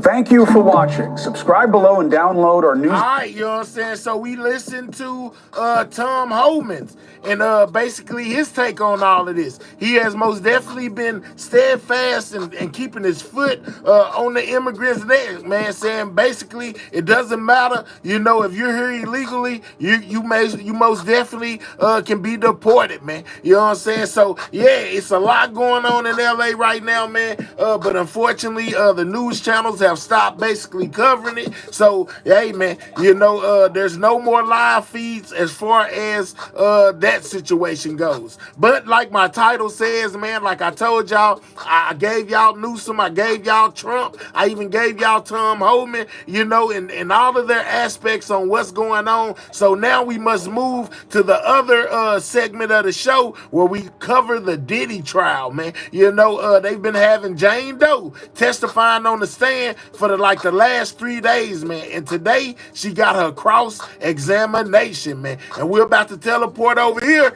to most definitely see what went on in the Diddy trial as of today with the cross-examining of Jane Doe, aka 50 Cent's baby mama. Let's teleport over there, man, as they keep us informed on what's going on as far as the protests. We'll most definitely keep y'all informed on everything that's going on. But as of right now, we're going over here to see what's going on with Diddy. Let's go. Diddy accuser Jane. The defense questioned her about voice notes, texts, drugs, sexually explicit situations. But the key question was she forced or coerced into sex acts with other men at the request of Sean Combs? Or was this all consensual? Welcome to Sidebar, presented by Law and Crime. I'm Jesse Weber. This sex acts with men facing questioning from the defense after testifying that she performed sex acts with men for Sean Combs' pleasure, including after she claimed she threw up, after she claimed she was exhausted, after she claimed she repeatedly expressed her reluctance to continuing these hotel nights. She testified that she was subject to Combs' physical violence. Y'all know, shout out to everybody in the building that came and tapped in for the raid situation. I gave y'all everything I had. Now we are covering the Diddy situation, man. It will be something to see if Governor Newsome is arrested like they keep on calling for. That's most definitely crazy. But right now, we finna get into the testimony and cross-examination of Jane Doe in the Diddy trial. This is what took place today. After all of this, now she is facing questioning from defense attorney Tenny Garagos. And remember why her testimony is so important, right? It's important for several reasons. For sex trafficking, she claims that she had sexual relations with men in all different locations, who these men were being paid. And if the prosecution can show that she was coerced or forced into these commercial sex acts, what's up, Tony Snow? That's the key. The prostitution charge, her testimony that she was transported to different locations for these hotel nights, that the men were paid through Combs, that their travel to these places was paid and arranged through Combs. That's a more linear way to get to transportation to engage in prostitution. Racketeering conspiracy, the top charge, right? We're talking about an alleged criminal enterprise, criminal association. Do y'all think they are targeting Diddy, you know, or he most definitely, or do y'all feel like he got himself into all of this trouble, man? A lot of people say, why come bring Diddy up on all these charges when other celebrities have been doing this for years and years and years? One that they point out in particular is Hugh Hefner. What y'all think about that? Her testimony arguably supports that by saying that assistants, right, Sean Combs' inner circle, set up these nights, that she was a victim of coerced sexual activity. Sex trafficking is an underlying predicate crime of RICO. And generally, the more the prosecution can show a pattern of abuse of women... Gillian says Diddy got himself in trouble. Man, I don't know what's up, man. They need to fire this court artist. Whoever drawing these pictures need to be fired. They don't look nothing like Diddy. As they outline in their indictment, that helps with the RICO charge. Hey, everybody, this is another Law and Crime. We ain't doing no promo. Let's fast forward through that. Hold up. Question. Elizabeth Milner, who was there for every second of this testimony. And the most important thing, first of all, happy birthday, Elizabeth. It's Elizabeth's birthday. She had to work on her birthday, but worked on such a big case. She was in the courtroom. Elizabeth, happy birthday. Hope you're having an okay birthday so far. I know it's a lot of work. It is a lot of work, but that's okay. I'd rather spend it with you guys. Well, that's very kind. We are 30 likes away from 700, guys. If you're in the building and haven't hit that like button, most definitely double tap that screen or click those 3 dots. So before we even get into Jane, Elizabeth, a lot of questions that we had, particularly on the lunchtime show, was about what's the status of the defense's mistrial motion. Remember, they basically said that witnesses had perjured themselves. Now, in my title, I most definitely referred to this mistrial situation. Diddy team basically wanted a mistrial yesterday, and the judge said that he would rule on it today. Let's see if it was accepted or denied. This was entirely prejudicial. The case should be thrown out right now. And also, there was a conversation about whether Dr. Dawn Hughes, this forensic psychologist who testified about the complicated dynamics and relationship between abusers and victims, whether she will be recalled to the stand. She testified earlier Diego for the said, prosecution, deport but she has to be Diddy. Let's recalled. go. Those two issues, real quick, can you give us updates on the mistrial motion and Dr. Dawn Hughes? Well, after spending an entire day of court, you can kind of possibly guess that the judge did deny that motion for a mistrial, and there was a lot of reasoning behind it. So the defense... All right, so they denied Diddy's motion once again for a mistrial. The judge said absolutely not. As far as the motion being denied, the judge was saying that no interference happened and that the defense was able to undermine the alleged incident, and that being Bonner being allegedly dangled off of the 17-story balcony over at Cassie's condo. And the judge was saying, well, you guys were able to undermine this alleged incident by showing the hotel receipt. And so he said that this isn't fodder for a mistrial, and that the defense can use these exhibits to undermine both Bonner's testimony as well as Cassie's testimony. And so they kind of had more discussions about it, and the defense was like, well, we didn't know what Bonner was going to say while she was on the stand, because a lot of their motion for the mistrial really had to do... Bebe says too soon for a mistrial. Let's go. ...with Bonner's testimony and how they believed that she had perjured herself after getting an immunity deal to testify. Ms. Love say lock them up.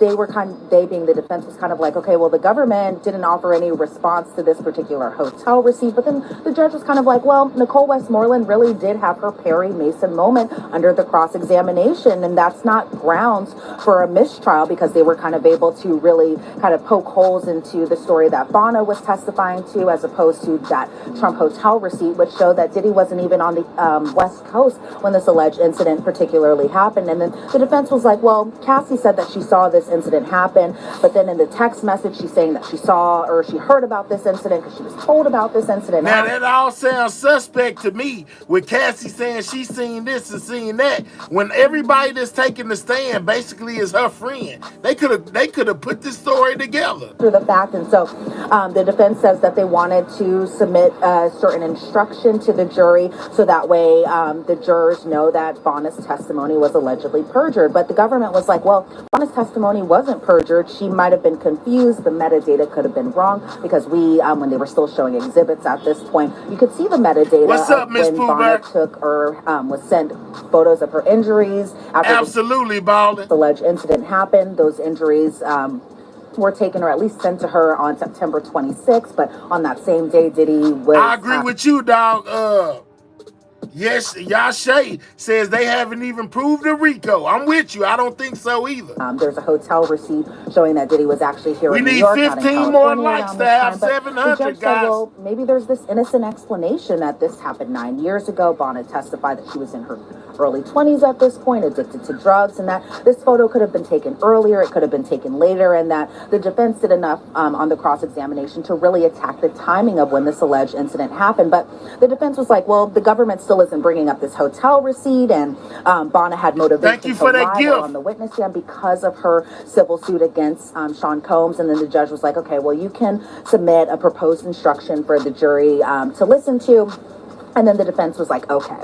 But as far as the motion to recall Dr. Dawn Hughes to testify, that motion was denied. And so it was interesting because during the cross-examination of Dr. Dawn Hughes, who was a government witness, she was kind of a blind witness to this case, Jonathan Bach, who was retained kind of last minute for Diddy's defense team, that was the only time we actually saw him inside the court doing the cross-examination when Dr. Dawn Hughes testified. But we did see him today, and I think we might have seen him today, especially this morning, just in the case that the judge didn't deny this motion, and so that Jonathan Bach could possibly argue it, but we didn't see him after the lunch break. But essentially the judge was like, okay, well, Dr. Hughes testified about romantic relationships, not employee relationships, when it comes to Mia, and specifically Mia still sending text messages to Diddy even after she was kind of terminated from her employment, but also after the allegations that she said that she had against Diddy, where she was saying that Diddy allegedly sexually assaulted and sexually abused her. And so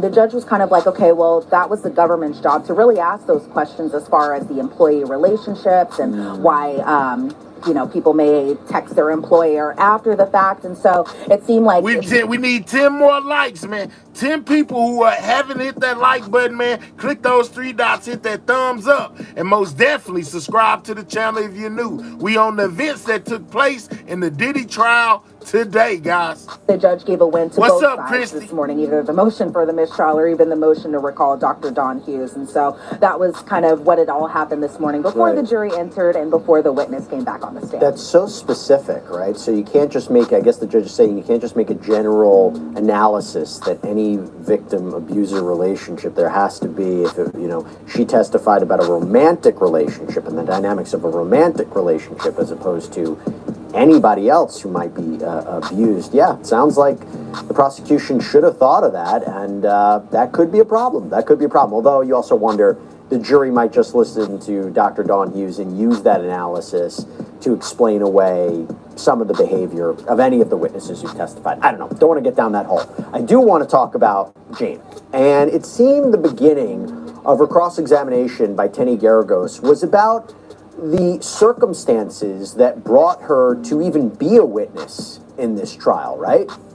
Well, right off the bat, Tenny Garagos, very friendly, I felt like, with Jane while she was on the witness stand. You would think that the two were kind of old friends catching up. Obviously, we know that's not the case, but Tenny came out very nice. She wasn't kind of like aggressive necessarily. It wasn't kind of like the Brian Steele moment of the cross-examination of Mia, or even the Nicole Westmoreland cross-examination of Vanna, or even Don Richard. But right off the bat, the defense was acknowledging or that they had met with Jane specifically just a few times before she later became a government witness, and that they were really kind of putting an emphasis that even though Diddy is currently paying her rent and Diddy is currently paying for the lawyer that she has representing her. Isn't that wild that she's testifying against Diddy and he's paying for her legal representation as well as paying her rent? I thought that was crazy, man. Where in the world does that happen? But it happened here, man. That is most definitely off the chain. He didn't even interfere, even though he's paying for her attorney. And that Jane was explaining once again to the jurors that she hasn't spoken to Diddy for 8 months prior to taking the stand or even seen him, because obviously he's been incarcerated since the last time she saw him. But last time she saw him in person was August of 2024. He was arrested the following month, and she says she hasn't seen him since August of last year. And so the defense was asking Jane about her preparation for the cross-examination, and that happened over 2 or so meetings with the government. Jane said that she wasn't the one who went to Homeland Security, that it was federal prosecutors who had called her, and that she didn't want anything to do with HSI. We learned yesterday while she was on the witness stand, still under direct, that HSI on the day of the raids to Diddy's Miami property as well as his Los Angeles home, that HSI actually left a card on Jane's door too. And so then the defense is kind of like, okay, well, you had done a night with an escort even after knowing that he was under investigation. And Jane says yes, and that Jane was given immunity to be a grand jury or given immunity at the grand jury hearing. And then the defense is like, okay, well, you chose to participate. And Jane is like, well, it was because of my relationship with him and the lifestyle that he introduced me to. Well, you didn't break up with him. This is Tenny Garagos. And then Jane, all right, so she's talking about the cross-examination of Jane Doe today. They finally made it to the cross. She testified for the defense for like 3 days now. I mean, for the prosecution, and now the defense is getting a crack at her with the cross-examination, guys. Well, of course not. And that they were really kind of talking about whether or not Jane has regret versus resentment versus regret. And that Jane was explaining that she didn't have regret, just a little bit resentment. And so I think for the jurors kind of listening to this, because I even said this yesterday, Jesse, you can feel sometimes while she's testifying that she still has feelings for Sean Combs. But then I think there are also other aspects where she's still kind of processing. And this is something that she testified to, just processing everything that went on throughout the duration of their relationship. Elizabeth, would I be crazy to say that what I think the defense is doing is not necessarily, and we'll get into this, not necessarily attacking her credibility, that these things happen the same way they were attacking the credibility. All right, so we got Facts or Fiction says he gave her 3 months to get her life together and was still supporting, still into support, and she said when she broke down is when she saw Puff claim. Oh my goodness, never mind, Facts. let's say a Mia or a Brianna. You got a couple typos in there. You're making me sound like I can't read. You were never dangled off the balcony. But it seems what they're trying to say, and I could be wrong, you're testifying to something, and it's the government who's forcing you to testify. It's the government who's transforming your testimony about what could be a toxic relationship into this racketeering case, into this sex trafficking case. It's not like they're distancing themselves from these episodes occurring. It's not as if they're saying these episodes with other men didn't happen. But to me, it seems what they're saying, they're not even attacking her so much as trying to say, you didn't want to be a part of this. It's the government who's forcing you here. It's the government who's transforming your testimony into this federal charge when it's not. Real quick, do you think I'm totally off with that based on the questioning today? And we'll get more specific about it. Yeah, not at all. I felt that way kind of at times too, where it was kind of like, okay, do you feel like that, honestly, count 4 really applies to you, or is the government telling you that count 4 really applies to you? Because there were times, Jesse, to be quite honest with you, that I was like, okay, well, it seems that she was totally fine doing these hotel nights as long as she was also getting the love and adoration. And I think the same thing. She was okay with doing the freak offs, y'all. You know what I'm saying? I don't even know really why they got her on the stand. From her partner, from her lover, from Sean Combs, pretty much. And so I wonder when the jury goes back to eventually deliberate on this case, will they kind of have the same feelings that I think a lot of us were having, where they were kind of like, okay, do you feel that you are a sex trafficking victim, or is this something the government is telling that you are? And so it could go kind of either way. We'll see. Yeah, that's 100% true. Exactly. They asked if she, basically they get the feeling like she basically was coached by the prosecution. That's what the defense is saying. They asked if she felt like she was really being in traffic, victim. Or is this something that the state got you doing? I understand, the cross really focused on, and not surprising here, a lot about the love in the relationship and how she wanted to cuddle next to him and she wanted to be with him and, essentially do all these things. And even voice notes were played to show the loving relationship, right? Talk to us about that, because it might be difficult for a jury to reconcile that he is a sex trafficker and she's a victim based on our common understanding or general understanding of what those roles might be, versus the love in this relationship, right? Didn't they focus upon that at the beginning of her cross, the love and the voice notes? What happened there? Yeah, well, Jane was explaining that there was a lot of kind of blurred lines in terms of her emotions, and that she just wanted to fulfill her duties as a partner to Sean Combs. And so the defense was really kind of talking, to your point, Jesse, just about the love that Jane had for Sean Combs, aka Diddy, and just why she kept staying throughout the 3 or so years of their relationship, and that she kept on even doing these hotel nights, especially even during the later years where she was kind of expressing that she didn't want to be doing them anymore, and this was all that she was worth. Yeah, why was she still doing the freak offs, after saying she didn't want to do it? Because this is what the defense saying, because he didn't force you. You just kind of wanted to. But as far as even that, when they were recalling that Jane would, put on Diddy's favorite show, which so happens to be Dateline. Unfortunately, I was waiting to hear that it might have been Sidebar presented by Jesse Weber, but unfortunately it was Dateline. And that Diddy was smiling as Jane was talking about doing foot rubs on him. And I thought it was an interesting kind of moment where he just kind of, took the mask off a little bit and was smiling just about that particular part of the testimony. But then, yeah, we started kind of getting into the exhibits as far as the voice notes goes, because this is a very, was a very current relationship. So there was a lot of text shown and there was a lot of voice notes shown, because that's what a lot of people do nowadays, as opposed to texting or calling. They send voice notes to one another. And so they kind of took us back a little bit to their Turks and Caicos trip when they two first kind of got together. And so we heard an exhibit, and it's a voice note from Diddy to Jane, where Diddy is saying, "Hey, baby, we had a great time. You are the crack pipe." And the crack pipe was kind of in reference. Oh, wow. He told Jane Doe that she was the crack pipe. Lord have mercy, man. Talking about all these people being on narcotics. Women with that flatter y'all if y'all man called y'all a crack pipe. To, I guess, their love making, essentially. And that Diddy was saying, okay, stay in the light. It was so much effing fun. Get in your bag. And the get in your bag comment, according to Jane, was kind of acknowledging that love contract where they had like a gentleman's agreement for him to pretty much pay for her rent. And so then we hear a voice note from Jane to Diddy where she's like, I love being up under you.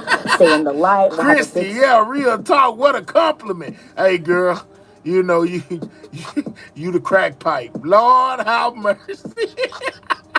Celebration for you. A whole new level was unlocked. I've been closer to you. I'm so happy. I hope you have an amazing day today. Health is wealth. I love you so, so, so much. Moi. Yay to your contract. And that contract that she was referring to was the love contract. And so it seemed like we were kind of hearing a lot of other voice notes where Jane was kind of expressing her love to Diddy, and Diddy was kind of expressing his love back to her, as opposed to yesterday under the direct, where really the prosecution was kind of showing the more kind of aggressive voice notes where Diddy was telling her to get out of her feelings and that he's single, all of that stuff. But as far as today goes, the defense really kind of was like, okay, well, there was love there. Yeah. You two were expressing love with one another, and you seemed comfortable expressing your love with your partner at the time. I think yesterday it seemed what they were trying to say is, oh, this is examples of Sean Combs being manipulative, coercive. Let's go, Big Walker Allison. You know, these subtle elements for sex trafficking. Is it a stretch? I don't know. I will tell you, a big focus has been made about what he's been paying her, right? Getting her gifts, giving her cash, and paying her rent. Particularly since we learned yesterday that he's apparently still paying her rent. Where it becomes the sex trafficking component is, was he dangling it over her head, right? Financial control. I'm controlling you. You have to do what I want. There was a back and forth today about whether, in fact, he was actually threatening to withhold rent, right? And if he was, that could help the prosecution's case to say, oh, he's using that to get what he wants. Was that clarified today? So yeah, at first, you know, the defense was really kind of talking about the positives of the relationship with Diddy, and that Diddy gave Jane confidence, that he showed her a different perspective and introduced her to gospel, and they would put gospel sermons on television. They would send gospel sermons to one another, and that I felt like the defense was kind of trying to point out just that Diddy's kind of more gospel side as opposed to the other stuff that we're listening to in court. And then they kind of got into the businesses that Jane had for herself, where Jane was explaining that she has a swimwear line, she has a dress line, she has other businesses, but that Diddy also invested. But if she had other businesses and other revenues to make money, that means that she didn't really just need Diddy's money like that. And like I told y'all yesterday, I find it hard to believe that she's so broke with a baby daddy like 50 Cent, man. What's going on? You know what I'm saying? How can you be broke like she's claiming to be broke when you got a millionaire baby daddy like 50 Cent? And I'm pretty sure, you know, they are hitting him across the head with child support. Her business is $20,000 he put into her dress line on top of the other funds that he was paying for her, including her rent later on, including just other aspects, and on top of that, gifts that she was getting. And so Jane was explaining that she has kind of this minimal style dress line, and Tinny Garagos was like, so you went from content creation to apparel, and Jane was like, well, the apparel needed a lot out of me, and I was doing a lot with Sean Combs around this time. Tinny Garagos is like, well, how much did you make from your influencer creation? And Jane was like, well, if I book 2 brands, that would be $50,000, which in influencer terms, maybe it's not a lot of money. To me, it's an extremely amount of money just to kind of post content for 2 different brands, and whether that be photos or videos or that type of stuff. It seemed like the defense was kind of like, okay, well, you can make $50,000 in this particular instance. And according to your testimony where you're saying Diddy's paying, you know, and I'm just kind of paraphrasing here, the defense didn't really get into it, but I'm thinking in terms of if she's getting $10,000 for her rent alone, this $50,000 from a brand deal would pretty much pay 5 months of rent. Well, let's say she was living outside her means. Let's go.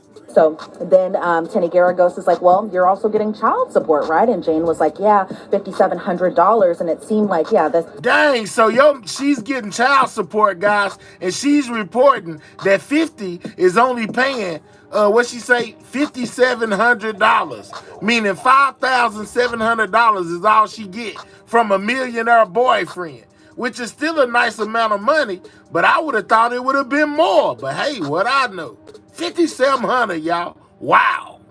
Defense was definitely pointing out she's making other income as far as brand deals, as far as child support goes, that she really didn't need the financial payments that she was getting from Sean Combs. And then they kind of got into her OnlyFans page where Jane was saying that Diddy didn't want her to be a part of something that was frowned upon because of the stigma that comes with OnlyFans. And Jane was saying that she joined the website because she needed the money. She needed it financially. So not only is she participating in freak-offs, y'all, she also has her OnlyFans.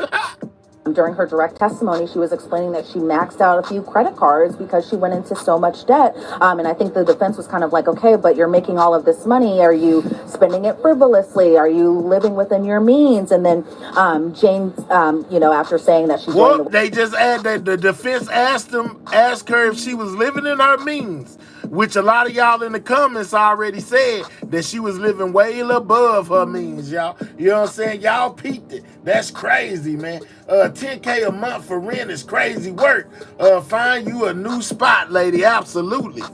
Website because she needed the money financially. The defense kind of pointed out that Diddy was proud that she joined OnlyFans. Let's go to She was proud that she was making her own money because OnlyFans was a pretty lucrative business, and still to some influencers or creators on that app still is a lucrative business. And so Tenny Garagos is like, well, you didn't need his permission or approval, and Jane was explaining that she wanted his approval. And I think that kind of makes the difference a little bit. See, there you go. She wanted his approval. She didn't need it, but she wanted. Just like she wanted to make him happy, and so she say she did the freak-offs. He didn't make her do nothing. Sometimes, too, Jesse, between the difference of Cassie's testimony versus Jane's testimony, where Jane kind of, while she's on the stand, seems like she really just wanted Diddy's approval over just every aspect of her life, whereas under Cassie's Karen Brown said she took 50 to court to get more money, but she lost. Well, $5,700 is all she get. It seemed like the approval that she had to get kind of put her kind of in a stranglehold in a sense, where she felt like she had to get or she felt like Combs wouldn't do anything without the approval, whereas Jane was like, well, I need his approval to do these things. And the defense is kind of like, well, did you need the approval? But I think the defense kind of did a good job here, really kind of being like, okay, there's a lot of money just kind of floating around from all these other deals and lines and apparel that you have, but you needed this money from Combs because yeah, it's all about control. It's all about control. The more that the prosecution can establish that he was controlling their financial livelihood, their appearance, whether or not they were seeing other people, that goes to the idea of fraud or coercion, maybe even force for sex trafficking. And it's kind of a gray area. Oh, dude said, imagine defending Diddy. Nobody's defending him. We're just listening like we're potential jurors, and we're listening to both sides of the story, man, and most definitely trying to put it together. Let's continue, though. And speaking of that, because the defense has been very keen to characterize these relationships not as one of a sex trafficker and victim, but these are toxic relationships built on love and jealousy and anger. And you put aside the idea of freak-offs and hotel nights, which everybody might not be familiar with or engage in anything like that, that these are common elements, and maybe even violent elements that are unfortunate, but common elements we see in relationships. And the jealousy aspect of it came up a lot, right? The jealousy that she might have been upset or reluctant to engage in these hotel nights, not because she was a victim of sex trafficking, but wasn't it that, I don't want to be a part of this if you're seeing somebody else on the side, or I'm not being treated like other girls on this, other girls, right? I mean, didn't that come out? Jealousy was a big factor in the cross-examination? Yeah, it took up a pretty good chunk of the cross-exam this morning. And so while Jane was testifying under direct, she did testify. And I did hear a lot of them speak on being jealous, even Cassie. Diddy kind of explained that the two had an open relationship and that she was fine initially with him seeing other women. But then Jane, while under cross-examination, was saying that Diddy described himself as polyamorous, and that she said at first it was something that I didn't mind, but then as feelings grew pretty deeper, that she said it was hard for me, the imbalance of just the treatment. And so Jane was saying that she didn't say the nicest things about the other women that Diddy was seeing, that she had called them hoes and just other just not so nice nice things, and that she admitted she was jealous. They brought up one. Oh, wow, calling the other girl's name, but you doing the same thing they was doing. Talk about the pot calling the kettle black, man. Wow. Particular relationship, and that was with Carisha, aka Young Miami, where now I've heard a lot about Young Miami, y'all. Some people feel like Young Miami should be called into this whole trial. I heard a lot of people say that Cassie was the reason why she filed this lawsuit is because she was jealous of Young Miami, and now we hear Jane Doe basically bring up Young Miami as well, man. A lot of people didn't, a lot of those ladies who were dating Diddy didn't like the fact that he poured so much into Young Miami, and they did so many things, you know, for Diddy, you know, as far as freak-offs and things of that nature, and they got absolutely nowhere. And then here's Young Miami come in, and he's flooding her with money and gifts, and they did not like that. They were upset about that, a couple of them. Jane was explaining that Young Miami bothered her because Diddy was so public with her, and we even think back to around that time frame, which it was pretty true. I thought that honestly, Young Miami and Diddy were in a monogamous relationship together. They were always together. He had come onto her podcast, and then he took her to the Met Gala, and the two seemed like they were in a really loving relationship. But according to Jane, she was kind of in the shadows around this time period, and so she was saying that Diddy was so public with Young Miami, and it made it seem like the two, those being Young Miami. Let me ask y'all what Gillian said. Do y'all believe any of these witnesses, man? Do y'all think that they are basically women who were basically hurt, you know, or forced to do things? Or do y'all think that now, you know, that Diddy's in trouble, a lot of these women who were willing participants are coming forward trying to basically see him go to jail, you know, because they were jealous of Young Miami?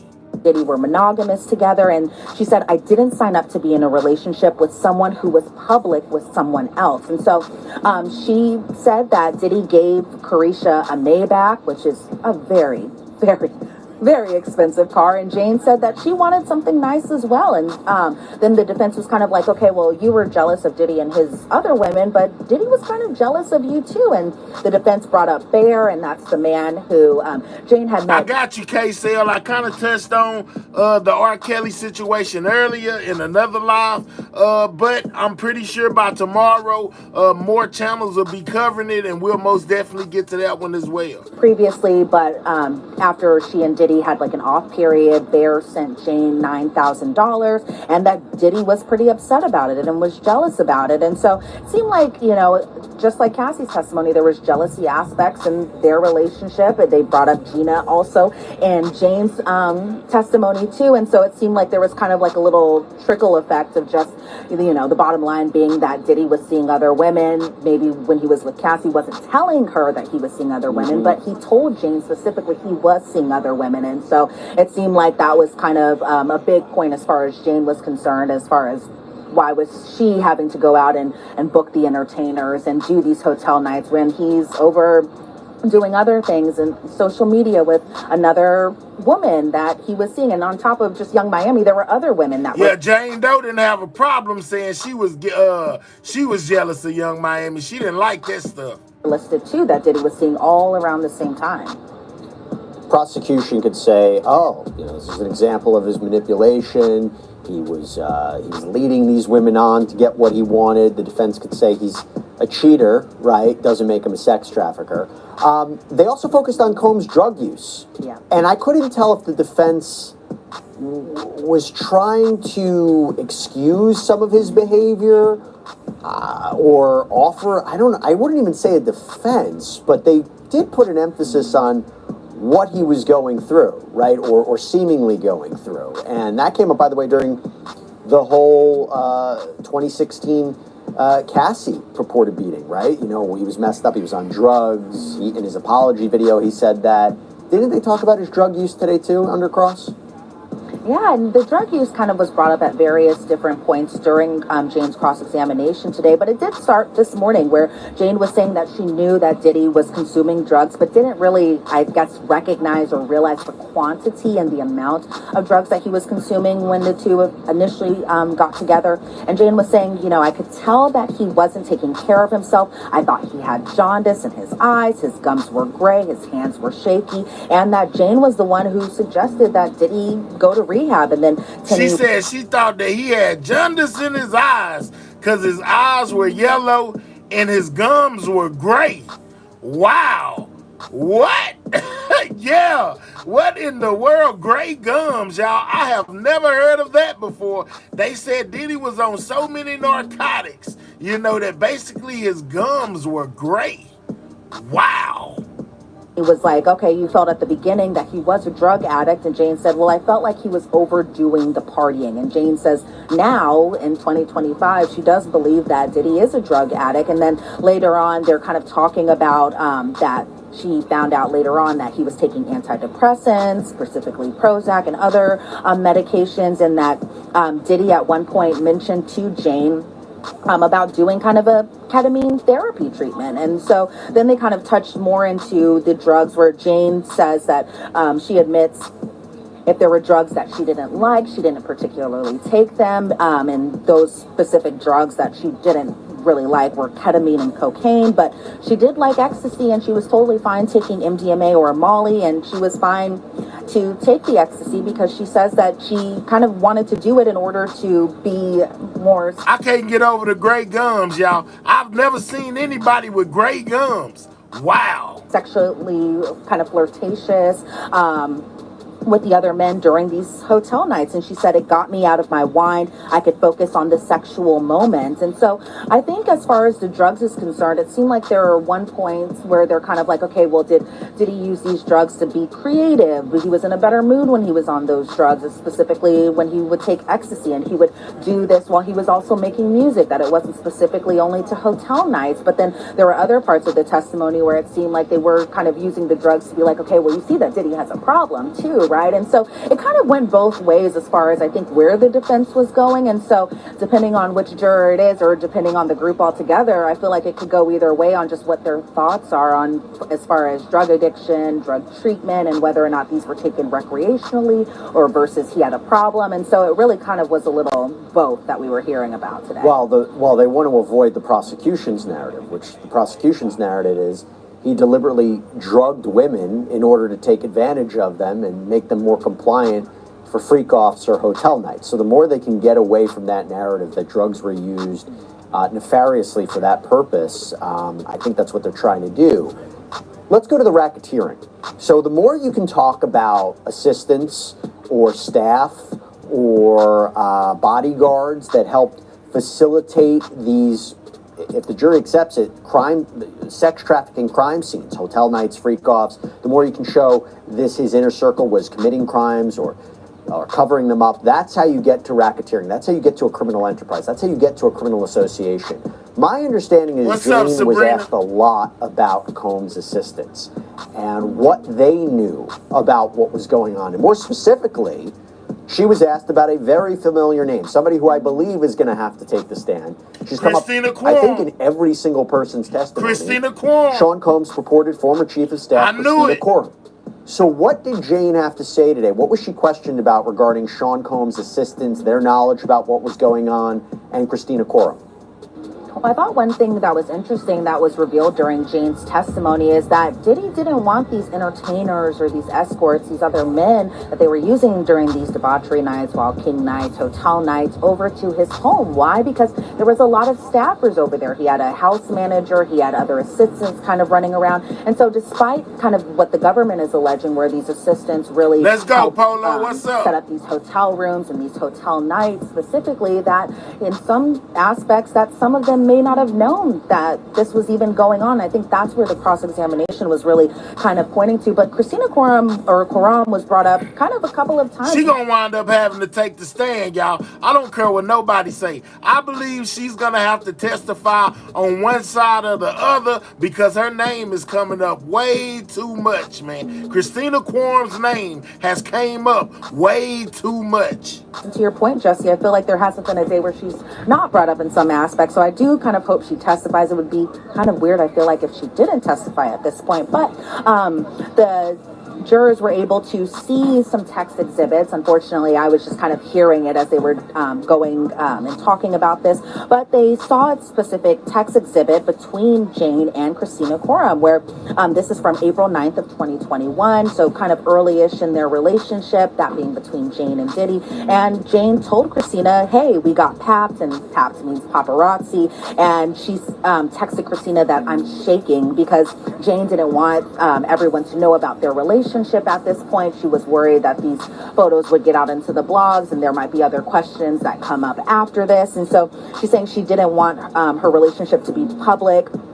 And that for people to know that they were in a relationship. And Christina responded, well, I showed him those particular paparazzi photos. There are other people in this picture, so don't worry about it. And so Jane said that she was worried about her child's father finding out, but she was also worried about her friend finding out, and that was the friend that... She was worried about 50 finding out. We know Jane to be 50 Cent baby mama, and she was worried about 50 finding out what she was over there with Diddy doing. Kind of introduced them really together as far as when she had first started seeing Diddy, that she was actually over at his place with the friend that was actually seeing him, and she didn't want this friend to know that Diddy and her were in a relationship. And so then there were other times where Christina Quorum was brought up, and so that was when we heard about these text exhibits, specifically between Jane and Christina Quorum from December 2nd of 2021. And I think this is where the part gets a little dicey as far as possibly count one goes, where they're discussing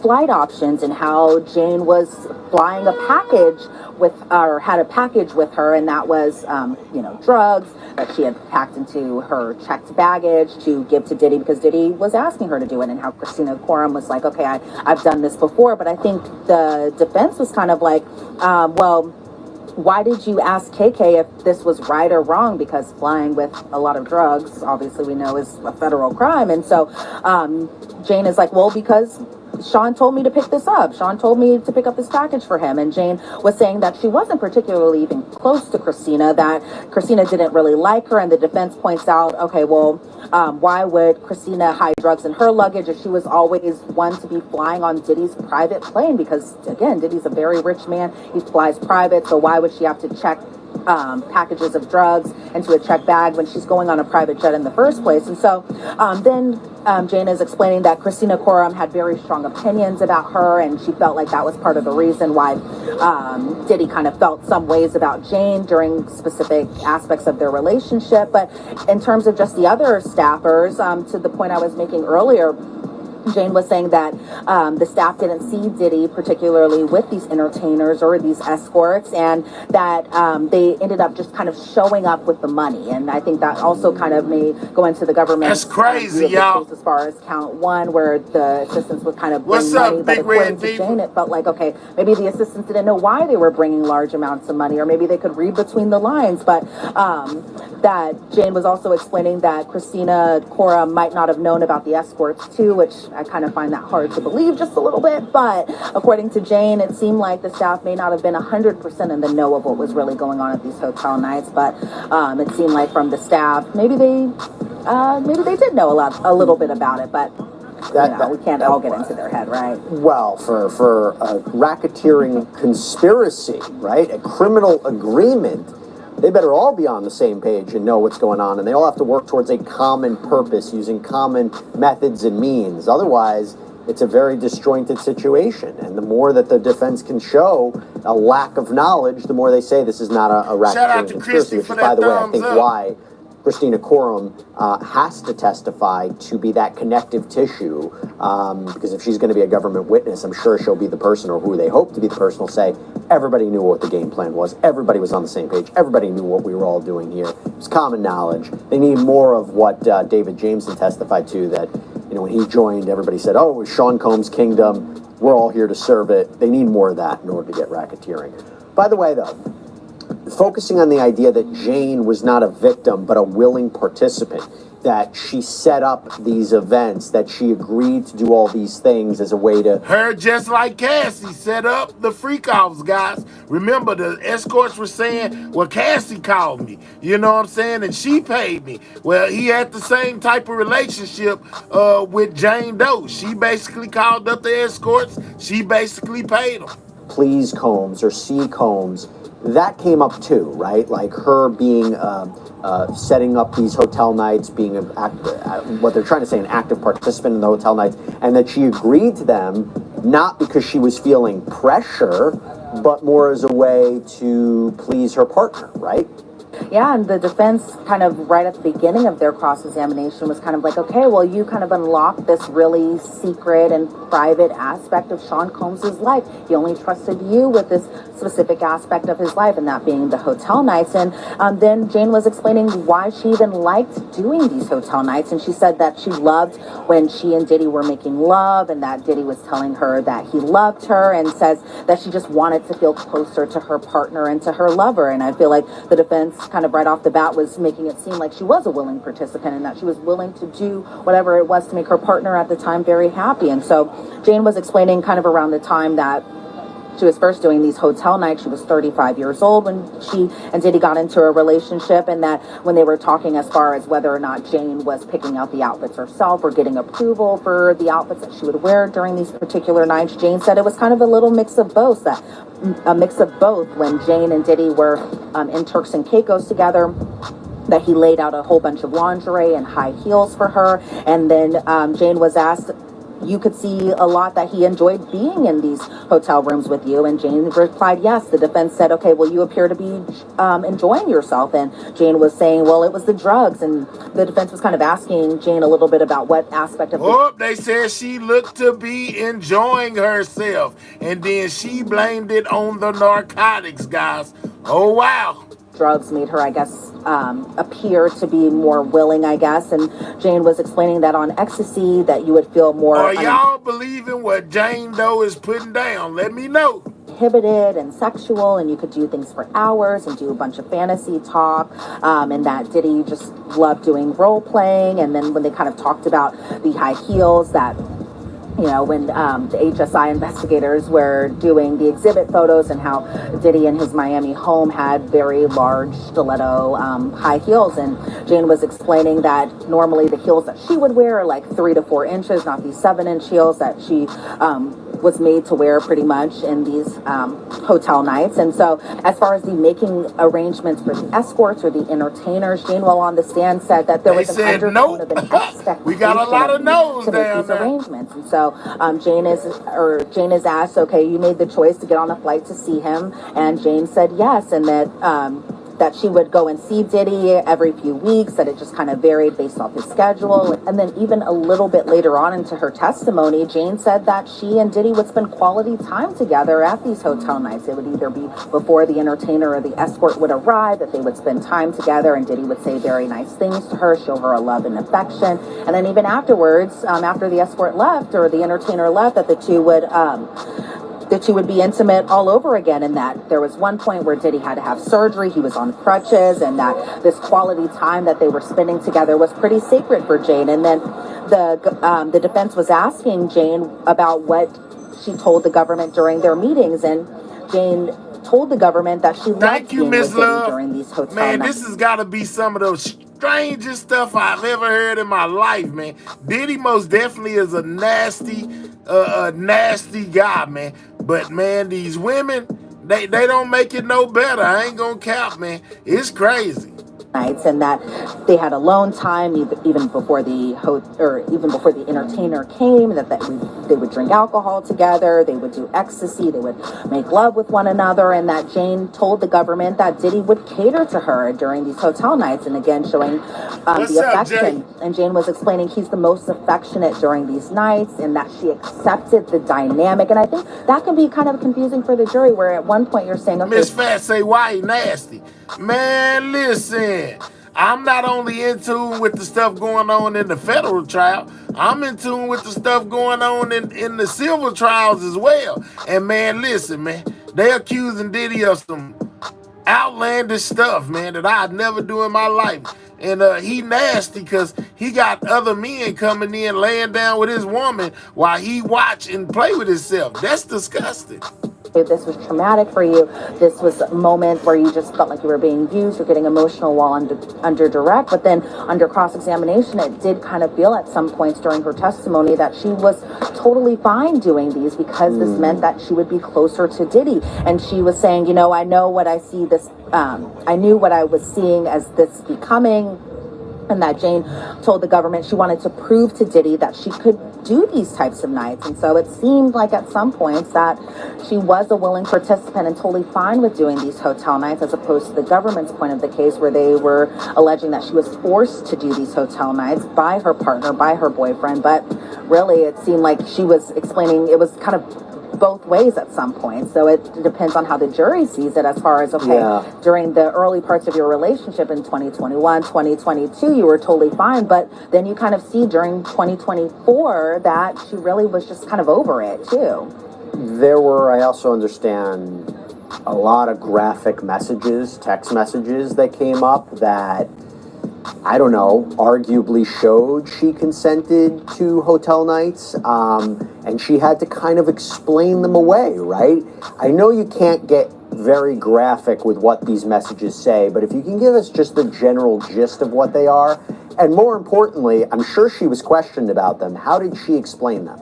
Yeah, so I think what the defense was doing is kind of a similar tactic to what they did with Cassie under her cross-examination, which is really show the jurors the messages from the earlier parts of their relationship. And so that's kind of what they did in this same aspect too, where the jury was shown text exhibits between Jane and Diddy, where Jane sent Diddy photos of her from a Halloween event, and she was asked whether or not this was for a magazine shoot that she was doing, and she was explaining, okay, well, no, it was actually for me to go to this particular event, and that Jane had actually reached out to Cabral, one of the entertainers that they used, while she and Diddy were at a hotel later on from that evening, and that Jane said to Cabral, I'm pleasuring myself right now, and that Jane had planned for a hotel night a few days later too. So they had a hotel night on October 30th. See, she was setting them up in advance, y'all. She was setting up new hotel nights. I'm just saying, I'm finding it hard to believe that she wasn't with the activity that was going on. She was setting them up in advance, man. Come on. At a hotel night on November 4th, Diddy's birthday. They had a hotel night after Diddy's birthday. And so, again, this is around the 2021 time frame. So we saw a text, or we heard a text message from November 5th of that same year where Diddy told Jane to fly ATL out, and that was a nickname that they had for Cabral. Already, YouTube, shout out to you. And Jane said, okay, well, what do you want to see, baby? And then Diddy said so many things, and Jane said, you can only see the video if you're with me, and she sent a sexually explicit video. And Jane says that she was referencing hot oil in this particular text message, and then I think the defense was kind of like, okay, so you were fine putting this oil on yourself, and that hot oil being possibly hot baby oil. And Jane was saying, well, he prefers hot warm oil. And so they were really kind of getting into really just the graphic, really sexually explicit messages, to a point where I was like, okay, I don't need to write all this down because I'm not going to repeat this on air. But there was one particular message from November 8th of 2021 where Jane said, night, baby, hope you feel better, sweet dreams. Diddy said, I'm good, baby, how are you? And then Jane said, I'm just doing a little shoot, and that being content creation, to do a content photo. And then Diddy was saying that he wanted to do sexually explicit things to her, and Jane was sending emojis back in reference to these sexually explicit things and just other things too. And then there was a text shown to the jurors the day after, and that being November 9th of 2021, where Jane was expressing that she was aroused for Diddy, and that Diddy was saying, okay, well, what do you want to do? Be explicit. And then Jane sent a very sexually explicit message back. And then Jane, while on the stand, I think this was kind of a point where she was really getting a little frustrated, just kind of reading these really graphic text messages out loud, especially in front of the jury, and especially in front of the entire courtroom, where Jane was really kind of over explaining her text messages at points during her testimony where she was saying, well, I was saying this because I knew Diddy meant this, or that she was saying these particular words, these really sexually explicit words, because this was part of the fantasy. And, you know, at some points it kind of does feel like, okay, am I supposed to be reading this? Is this supposed to be shared with me? Because it really did feel like intimate text messages that are being sent from partner to partner, and now they're being read out loud in open court. And so Diddy told Jane that he couldn't have entertainers at his home because there was a lot of people. Jane was saying, well, she could host at her house. And so then there was an exhibit shown to the jury, Jane and Diddy text messages, where Diddy is saying, I've had so much sex, it would have to be some freak SHIT. Do you need a break? And Jane was saying, well, I'm fine, baby. And Jane was explaining that this was early in their relationship, that she was fine doing these hotel nights, and that she sent another sexually explicit text message after that. And so it was kind of a point where I was like, oh my God, you could feel kind of a little bit of tension building up, just a little bit, and I'll get to kind of what had happened in just a second. But then the jury is shown other text messages from November 22nd of 2021, where Jane says, my love, I just looked at some flights. And then there's a voice note from Diddy where Diddy is saying, okay, you're coming for 24 hours and you want to set up some SHIT up, so set that up. The last vision. Yeah, man, it's crazy, y'all. I don't know, man. She's sending text messages to the escorts, interacting with them, telling Diddy she ready to have more freak offs. Man, listen, I'm finding it hard to believe that she was forced to do all this, because it's sounding pretty much like she liked it. I ain't gonna lie. And we had Dawn from ATL, baby, and then Jane in a voice note back to Diddy is saying, hey, baby, just saw you called. That's super easy for me to set up. Didn't you tell me you wanted to wait until you're done with the album? It's supposed to be this big grand finale with fireworks. And the defense was saying that the government never showed her these particular voice notes, and that she wasn't given the full context of the voice notes. And then how Jane later on was kind of like, oh, you just want another Dawn and Sly moment, and her to be with 2 Minute during these hotel nights. And Jane was explaining that she was on a chaotic whirlwind. All right, Chrissy says, I love this reporter on Law and Crime. She always does a good job. Imagine having to report on some of the on some of these topics. Absolutely, man, it's crazy. Bro, you gotta say, I don't believe her. Just say it. I'm just saying, man, I'm finding it hard to believe. The dark life, but she saw Diddy post with another girl, and that Jane was saying that Diddy was talking about her being with 2 men while he was taking another girl out, and that he was missing Jane but still was being seen in photographs with another woman. And then the defense brought up, okay, well, the other woman got a Chanel bag, and Jane said, well, I got trauma. And then the defense was like, okay, well, you got a Bottega bag, and that's a very expensive bag. And Jane was like, well, I'm sure you have one. And then that's kind of a moment where a lot of us in the courtroom are like, oh, okay, this is a moment. Jane's a little upset while on the witness stand, and then right before the defense was about to ask her another question, she just abruptly shouted out, she's like, can I have a break? And so then the jury was dismissed. Jane was off the witness stand. She took kind of a few moments to cool down, and so a lot of us were kind of like, Jane got feisty up in there, man. She snapped at the defense team. Okay, was it them bringing up the other woman during the testimony that upset her, or was it possibly because she had to read all of these text messages out loud, giving the impression that... Yeah, Gillian, we still got that 100, on the table. Totally fine doing these hotel nights, even though she had testified that she is still processing doing these, and that she felt used and all of this stuff. And so it was kind of a moment a lot of us were like, oh my goodness, what is about to happen? But then when Jane came back, she really kind of collected herself on the witness stand. She apologized to Tenny Garagos, and then everything kind of moved as usual from there. Now, I understand this is just like the beginning of cross-examination. We're Tuesday, I think they're going to continue maybe even into Thursday. So there's a lot more they have to get into. There were a lot more instances that she described, including a lot of specific hotel nights. There's the violence they got to get into as well. And then, of course, they'll be redirected. But I know they have to get her off the stand by Thursday. So it will be quite a week of Jane's testimony. I can't tell if it makes this case clearer or more grayer. I keep saying it's not a black and white case, but a more gray kind of case. But it's very interesting.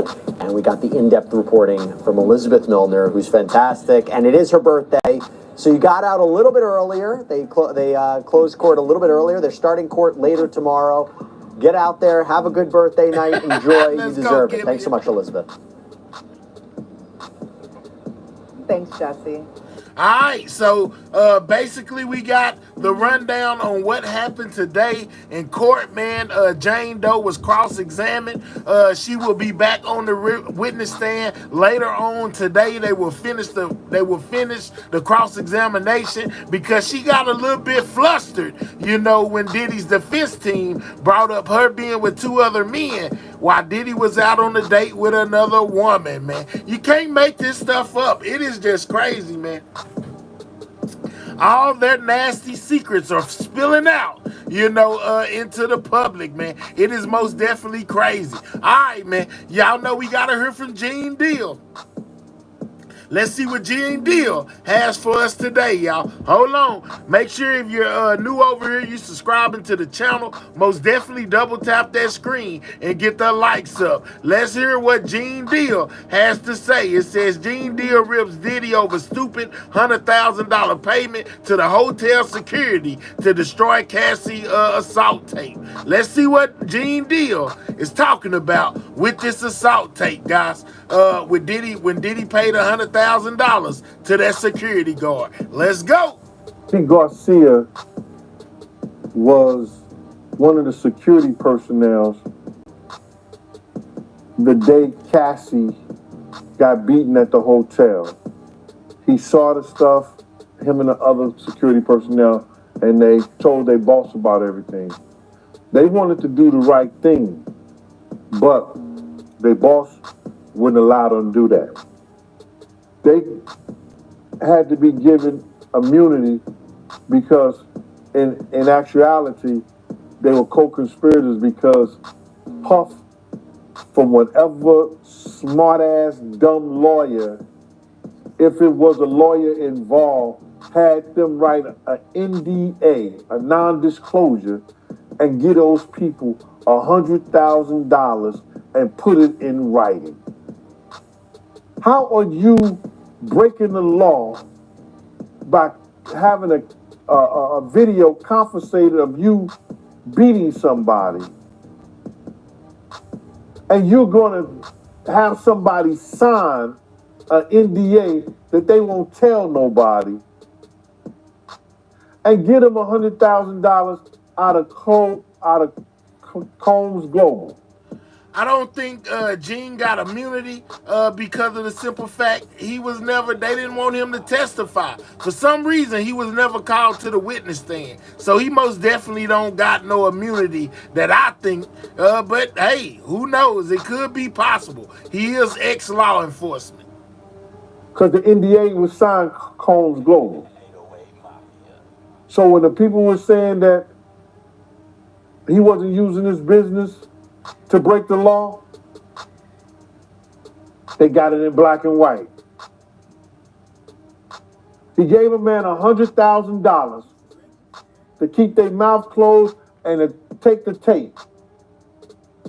Hey man, y'all remember to double tap that screen, get the likes up. Most definitely click those three dots, hit that thumbs up, y'all, if you haven't done so and you're in the building, man. We're almost at 750 likes. You know what I'm saying? Get the likes up and subscribe to the channel if you're new. We're listening to Gene Deal give his spiel on Puffy paying the security guard $100,000 to get rid of that Cassie video from the hotel. Hey, when you're breaking the law, a non-disclosure goes thrown out the window anyway. It don't even matter. It says that in the NDA. If a person is breaking the law, this NDA is no good. It's no good. So why are you having somebody sign that? That's a paper trail that you didn't even need.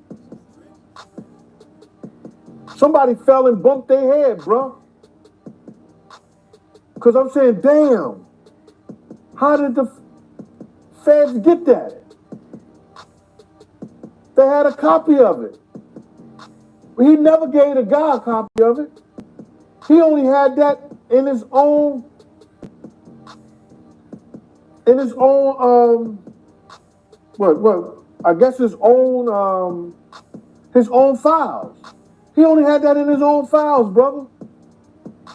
They asked the guy, "Oh, did you see the NDA?" He said, "Yo, I didn't really read it, man, because I just wanted to get the hell." Absolutely. Shout out to my boy K-Cell. He say, big shout out, y'all. We had 1K in the building this morning. Sidewalk gang undefeated. Absolutely. Out of there. I seen the $100,000. He counted it on the machine. He said, "Did you count it?" He said, "Nah, I trusted him." I just wanted to get my ass up out of there. I didn't came up. You understand? I didn't came up. Come on, 100,000 for that tape? From being shadow banned, K-Cell, from being shadow banned to having 1K in the chat, we most definitely doing our thing, man. Shout out to everybody that support this channel. What's up with it? Only 1, 2, 3. My man, that's starting off at $1 million. Christy. They should have started off at $1 million with that one, because he definitely would have paid it. He testified that they only wanted 50K, but Diddy gave him 100K. Nah, he told him the boss was the only one gonna get it. The boss asked for 50,000. So in the interim, the boss asking for 50,000. Puff just automatically put another 50 on top of that. He knew what the tape meant, but you got to realize too. They got FaceTime Cassie, and Cassie was with it too on getting rid of the tape. So Cassie wanted to get rid of the tape too. Yeah, you can't forget that. Cassie wanted to get rid of that video as well, you know, and she most definitely testified to that, and so did the security guard, you know, basically because they didn't want to blemish either one of their images. Diddy most definitely said that he, according to his defense team, he got rid of that video or tried to get rid of that video because he didn't want to make himself look bad or Cassie. And that came up in court. Yeah, he testified that Diddy was concerned that that tape. It's all right, Gillian. But yeah, I mean, they could have had a couple too. of millions for that tape, man. Yeah, I know they least they least 100,000, 50,000. That's too low, bro. AJ, I haven't heard anything from Paper Soldier 7 in a while, man. But shout out to him. You know, he most definitely came through and blessed the channel with that 100 piece, man. Shout out to Paper Soldier 7, wherever he at. For that tape and the damage it would have did with his Ciroc companies, with all the you see the damages it did. Yeah, the guy actually testified that he actually got a call from Diddy, letting him know that he was drunk when he, you know, attacked Cassie. Well, he said that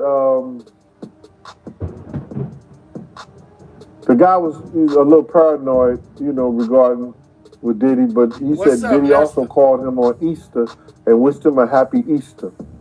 He said he called Diddy back. Man, I don't know where Penny is, man. I haven't seen Penny in a while. You know, I don't know what's going on with Penny. I reached out to her. She didn't reach back. I don't know, man. You know, maybe she's on vacation. Penny takes a lot of vacations. He needed a job, and actually, did he have any kind of security work for him to do? And Diddy What's up, Lisa? never called him back. Never called him back. That's why with these guys in this industry, bro, you got to get all yours up front. You got to make sure that when you do something, get all your money up front. Because they can't be trusted. Not no way, not no how. Yeah, he testified that when he met up with Diddy to get the money for the tape, he said that Diddy was calling him Eddie, my angel. Yeah. Yeah. He made accusations that Eddie was his angel and Eddie, he was happy and everything like that. He said Diddy went to the back, came back out with the non-disclosure, came back out there with a bag full of money, counted the money in front of him. He said it was crazy. He said Diddy was telling him he could change his life. I thought they was about to do the freak off. He told me gonna change his life.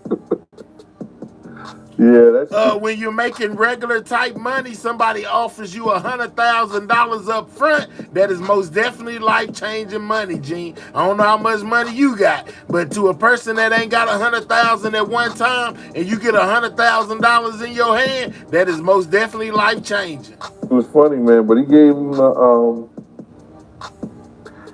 the money. He took care of everything. I'm hearing that they were saying that the prosecutors, they were saying that Eddie Garcia was bribing, Diddy for the money, for the tape. No, they was trying to, they did not go at Eddie Garcia like that, like they was bribing Diddy. You understand what I'm saying?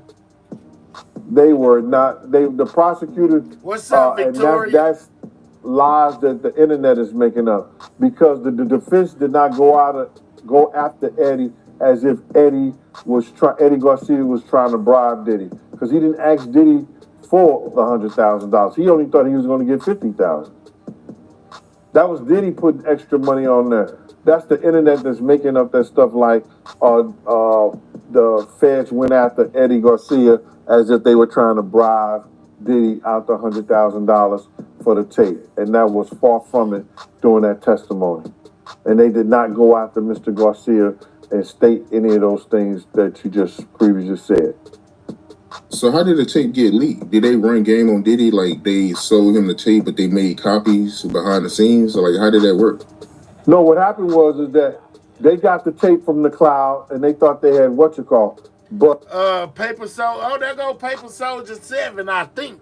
You know what I'm saying? He says, I'm here driving. This Semi big fella, thanks for the shout out. Already, Paper Soldier 7. You know what I'm saying? Good to see you. I ain't seen you in a while. If that's really you. We ain't forgot about you, my G. Shout out to you. But the analyst, that's the specialist, said, because that you think that you've deleted something, it's not deleted. It goes dormant in your system and you can't bring it up unless you go into the server and see what door is behind. He was explaining this like this. You delete that message. So now, that message deleted, you can't bring that back up. But it's still dormant and it's still in the system. Now, once you take another delete message, delete a message, delete a message, delete a message on top of that, you have to go in there and know how to pull out all those deleted messages to get to that one message that's dormant in the system. All right, Miss Fat say, not so fast, Gene. The video, you're wrong. The other security guard, the other security videoed it off of his phone. Let's go. And that's what they do. You got to realize it goes Gene like just this, talk brother. the talk. The Eddie Garcia case helped the racketeering and Puff using his companies to do crimes. And when he takes and pays an individual and make them sign a notice, a non-disclosure, and gives him $100,000 as if he got it from the money of Combs Global, it helps the racketeer. Yeah, absolutely. You know what I'm saying? But AJ most definitely still ask about you, Paper Soldier 7. He says, I knew you was out there, Paper Soldier. Thanks for supporting the show that day. God bless. Absolutely, man. Shout out to Paper Soldier 7. If he didn't know, he see now that I'm a man of my word. We most definitely appreciated that support that day. In cases that Eddie and them are receiving money for a crime Melinda say that they lying. should What's have up, reported Beanie Baby? to the police. So Puff is interfering with justice by paying somebody off for a crime that was committed. That's against the law, brother. That's a part of the racketeering. So Eddie and them, that's why he had to get what you call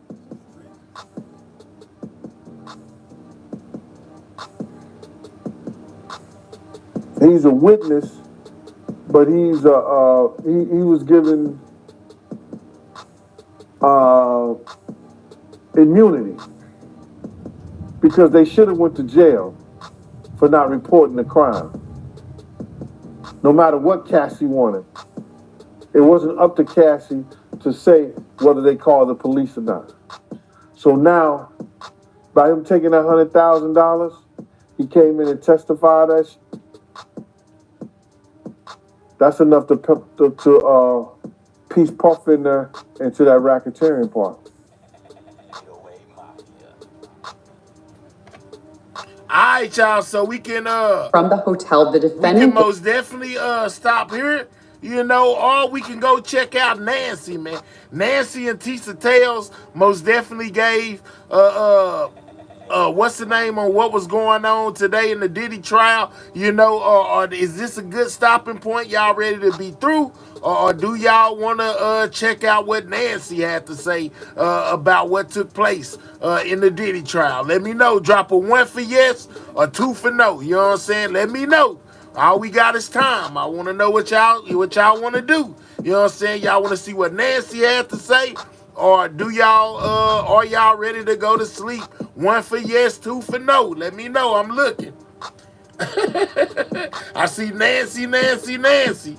What's up with it, China White? Shout out to you. I see a bunch of ones. All right, man, you know what I'm saying? A bunch of ones. Okay, I was just making sure y'all wasn't out there going to sleep on me. Continue to get those likes up. Double tap that screen, man. Get the likes up. Let's see what Nancy and Tisa Tales had to say about the Diddy trial, man. Hold on, we about to teleport. You know what I'm saying? Let me pull it up real quick.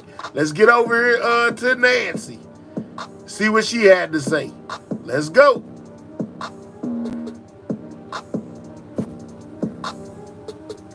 Mouth sores and urinary tract infections are grossing out the jury. Good evening. I'm Nancy Grace. This is Crime Stories. I want to thank you for being with us. I've seen him just by special guest Tisa Tales, investigator, commentator, host of Tisa Tales on YouTube. Tisa, thank you for being with us. Shout out What's Tisa the latest Tales from the courtroom today? The latest on the courtroom today is Diddy's team is spiraling. Why? Because that motion for mistrial, the prosecution let it sit. They came in today and they asked the judge, can you let us address this tomorrow? Now, why are people on the inside of the courtroom saying, and of course the gossip street saying why this is a bad thing, is because Diddy wanted to try to a way to slow down or stop Jane Doe's testimony. A lot of people have been saying, it sounds like a jealous girlfriend. He was paying rent. I really don't know what to think. Today, it gets dark. Diddy did a Cassie. He brutally assaulted her, bruised her up, blacked her eye, then made her put on makeup, perform, and do a freak-off hotel night, whatever Diddy's calling it these days, and to do it. Jane Doe has messages and whatever. Now, on the ground, Diddy's team, since his PR people on the ground, since last Thursday, have been trying to connect with bloggers. They've been trying to connect with YouTubers. They've been trying to cozy up the press because it seems like as much as they say that Jane Doe's testimony is a non-starter, they are waiting for the other shoe to drop. So there was a lot of tension.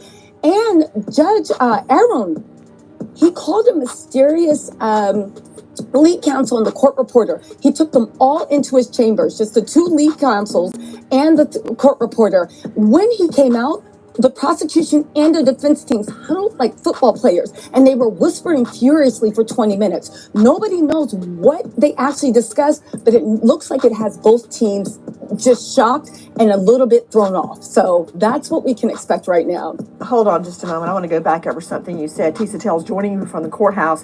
Tisa, generally, when all the lawyers get together and they start fighting, it's either about a very important piece of evidence, a witness, or the schedule. Like if the judge said, we are ending July the 4th. Get it together. That will throw them all into a panic. Now, I want to go back to what you said. Oh, there's so many things you said. I'm drinking from the fire hydrant here. Number one, what they said about a mistrial. I gotta get this First back right. thing this morning, that kicked it off right. And then I want to talk to you about Jane, not her real name, being forced to put on makeup and get back in the ring, i.e. a hotel night. Now, that's putting perfume on the pig. A hotel night, it's more like a 24-hour sex marathon where she said she had to hold such weird sex positions for hours on end. Her back actually ached. This on top of mouth sores and UTIs. One juror, I think it was a lady juror, took a look at one of the hotel night or freak off pictures and actually went, Yes. Looked away, covered her eyes and looked away. So much happening in the courtroom, and we have Diddy caught on tape. But first, to the mistrial, let me just say, continuance. They file for a mistrial, and then they say, oh, you know what? We're going to deal with that tomorrow. Did that really happen? So let me be clear, okay? The prosecution told them to cool their jets and they will respond for the mistrial tomorrow. The defense came in very, very happy. They were skipping to the daisies. However, I think they expected the prosecution to come back with a bat and address the mistrial. And they said, for right now, Jane Doe's testimony that they have been trying to slow down and stop is 100% happening. And when you talk about all the horrible things, today's testimony is the most gruesome, the most disgusting, and the most shocking testimony we've heard. Okay, to Troy Slayton joining me. Don't move, Tisa Tells. Troy Slayton joining me is a veteran trial lawyer out of the LA jurisdiction. He's tried a lot of cases. He's at Slayton Lawyers. Okay, Troy, first of all, let's don't fight in the A block yet. I want to get your legal opinion because I've seen defense attorneys do it over and over again, and it's a tried and true tactic. They try, if you've got the state puts up a really good witness, right? They try to slow it down. They try to throw it off. They have motions for mistrial. They, knock over their bucket of water on the table. The client acts like he's going to pass out. Anything to slow down the witness. Like in a basketball game, timeout, right when the other side's about to score, timeout. Yeah, that's what that is. Yeah, that was one thing about it too. They also had a recording of Diddy, y'all, that's been going around the internet. I'm pretty sure Nancy's gonna play it, but they have a recorded phone call between Jane Doe and Diddy, where he left a message for her. Yeah, man, make sure you comment on the content and not the host, man, because we will most definitely deport you right up out of here. They're not going to get a mistrial. All right, that is total BS. Technical legal term. They're not getting a mistrial, right? Or the judge would have already granted it. That's not happening. But this is a way to slow down Jane's testimony. Agree or disagree? Well, I think it's possible. I don't know exactly what the defense strategy is, but I know that so this both is sides use this is her take on to yesterday. slow things down. And in this case, the defense was really concerned about the jury repeatedly seeing Jane Doe's iPhone messages. And it was showing, potentially prosecutors argue her state of mind. The defense attorneys argue that it was improperly bolstering her testimony and that it was hearsay. It was an out-of-court statement being offered for its truth, even though it was the statement of the witness.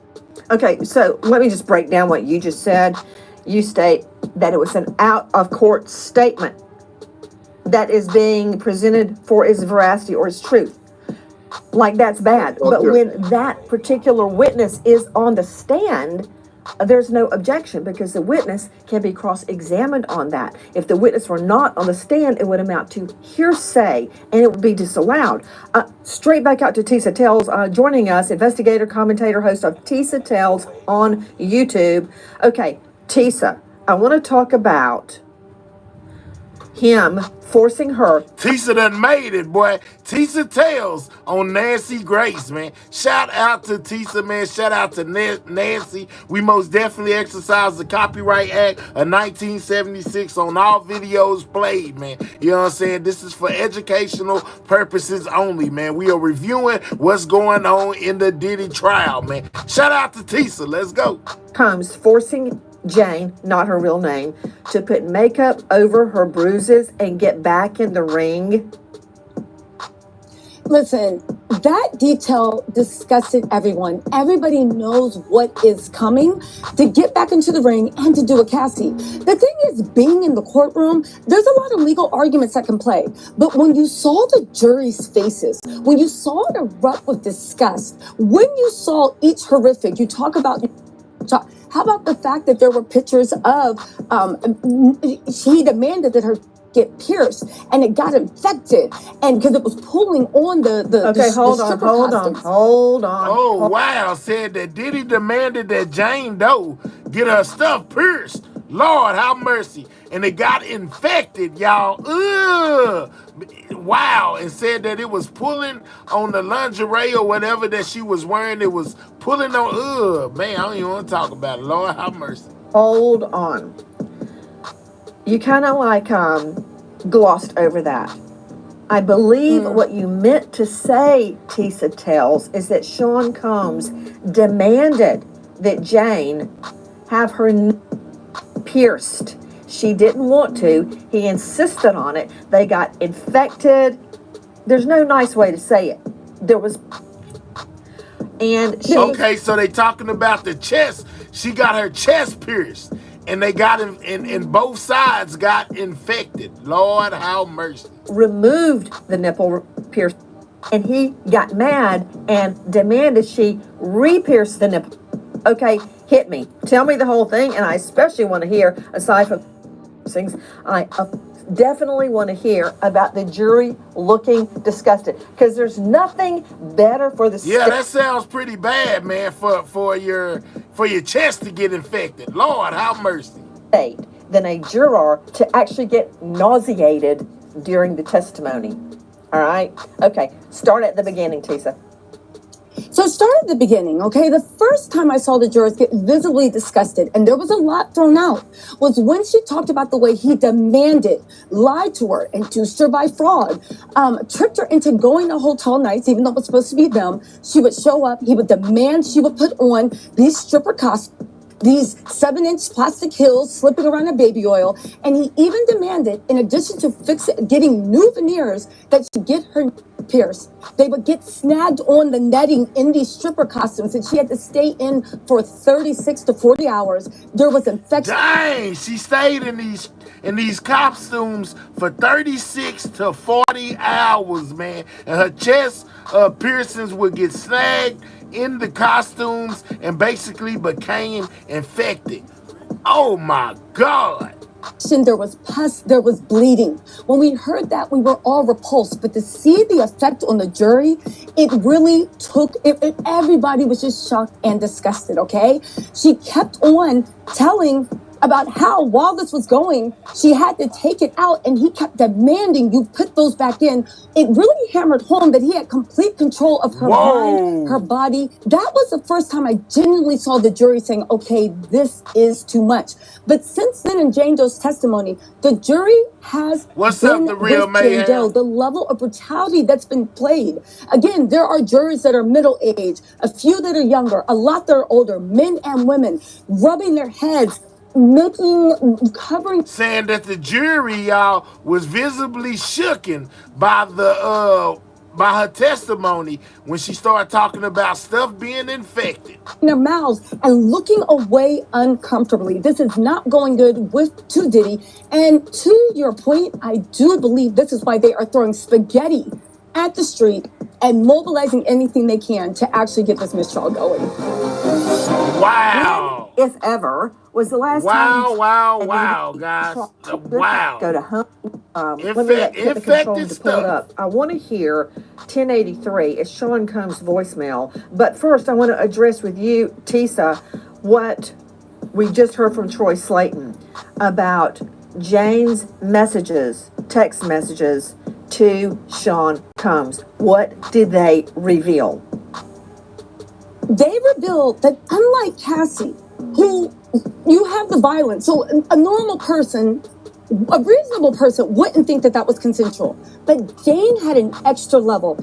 Continued messages. I don't like this. You lied to me. You said it would be just us this time. You're making me take pills and show up and perform. You're using me as your own, for lack of better words, a prostitute. I'm just a toy to you. But it was continuing hammering. No, I don't want this. No, that I don't want this. You tricked me. You lied to me. And I see why the defense is so worried, because it was not playing well with the jury. Everything that they said that Cassie didn't have as evidence, Jane actually has. And again, with each message, Every single message at one time said, you lied to me. I just want you. I don't want this. I don't want to do this. Can we stop, please? And there were messages even to KK, who I'm sure you guys are aware, Whoop, there goes KK's name again, Christina Quam. Man, she gonna have to take the stand or something. Prosecutors named as a co-conspirator in court last week. So it was really pulling together the RICO and really pulling in that it wasn't a grown woman making a grown decision. This was force. This was brutality. And it literally was when she stopped saying, yeah, I'm fine with the party. And when she started saying no, that's when the Diddy that Cassie knows actually came forward. So it was a really powerful moment in court. You know, Tisa Tells, I was thinking about something that Jane, not her real name, said on the stand.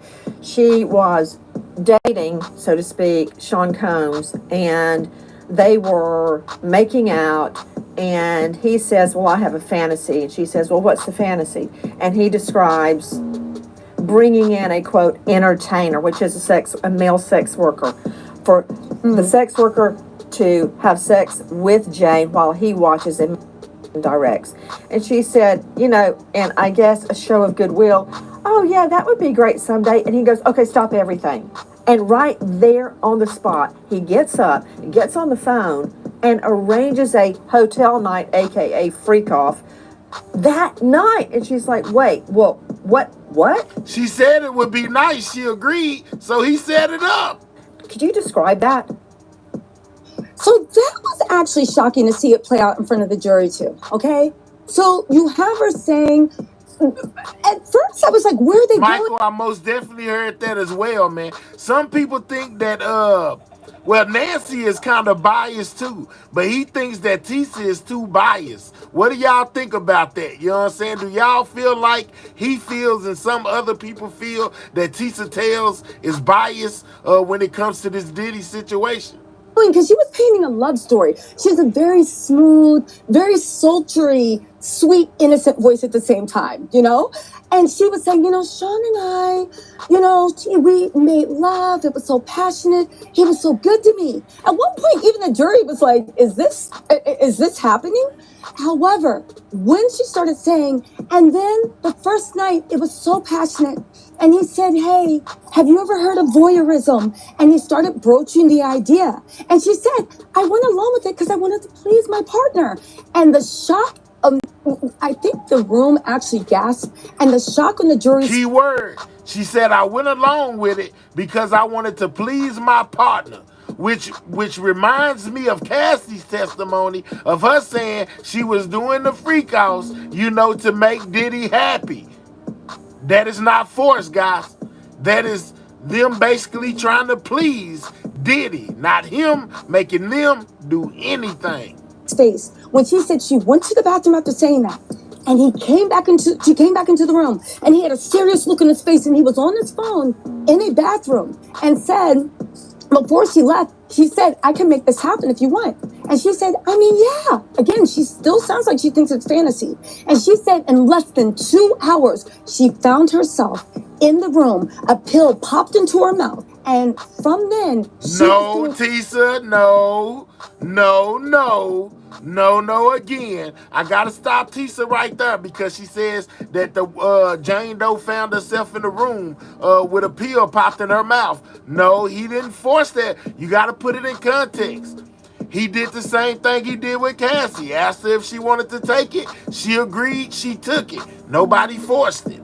Something she never imagined she'd do. And even at that time, it's this weird disconnect where she was saying in such a sweet, sultry voice, you know, I did it to please my partner, and I told him I enjoyed that. And the whole time the prosecution is leading us down this road to hell, because with each time it started off saying, well, maybe she did want it. And then it led down a road to hell. And again, the way that she went from saying, I'm really enjoying it, to the time the testimony at end, she is saying, I don't want this. You lied to me. You think this of me. You think that of me. And he is still, at this point, not only demanding the hotel nights, he classed it up since the freak offs. The freak offs were early 2000s. Now he's into hotel nights. Then it moved into him threatening to throw her out of the house at $10,000 rent. And also threatening violence. However, we're now seeing him jump the shark and getting into the Sean Diddy Combs violence. So it was a lot. It was a lot for the jury to take in. That's crazy, y'all. Wow. Please join us on our Wow, mission. wow. And you think I'm gonna be? Hold on. Here So I goes. don't know. You Here's think you Diddy's silent testimony. I mean, here, justice. Here goes Diddy's voicemail that he left on her phone. So I don't know. You think you silent treating me, and you think I'm gonna be? Nah. You'll have a rude awakening. You'll just have silence, and ain't nobody threatening you. And I ain't trying to go back and forth with no woman. You know what I'm saying? I'm telling you, I ain't got no time for no games. Where my life is at right now, I don't have no time for no games. What's up, Miss Paulette? Me and you could be mad. I can have a spat. We can have whatever. Then after that, you better get on your job. That's really that's all it is. Like, but I'm not going to be explaining. It don't matter if I just got finished with her the other day. I'm single. I could do whatever the I want to, but I didn't. You're straight flipping out on me, and I told you that you had one more time to do this. Flipping out on me because somebody came to work out with me at my house. You're nuts. So be sad, go crazy, do whatever you want to do. Okay, I don't deserve you. I don't deserve being honest with somebody. And then every time they see somebody around, they like, I'm doing something working out.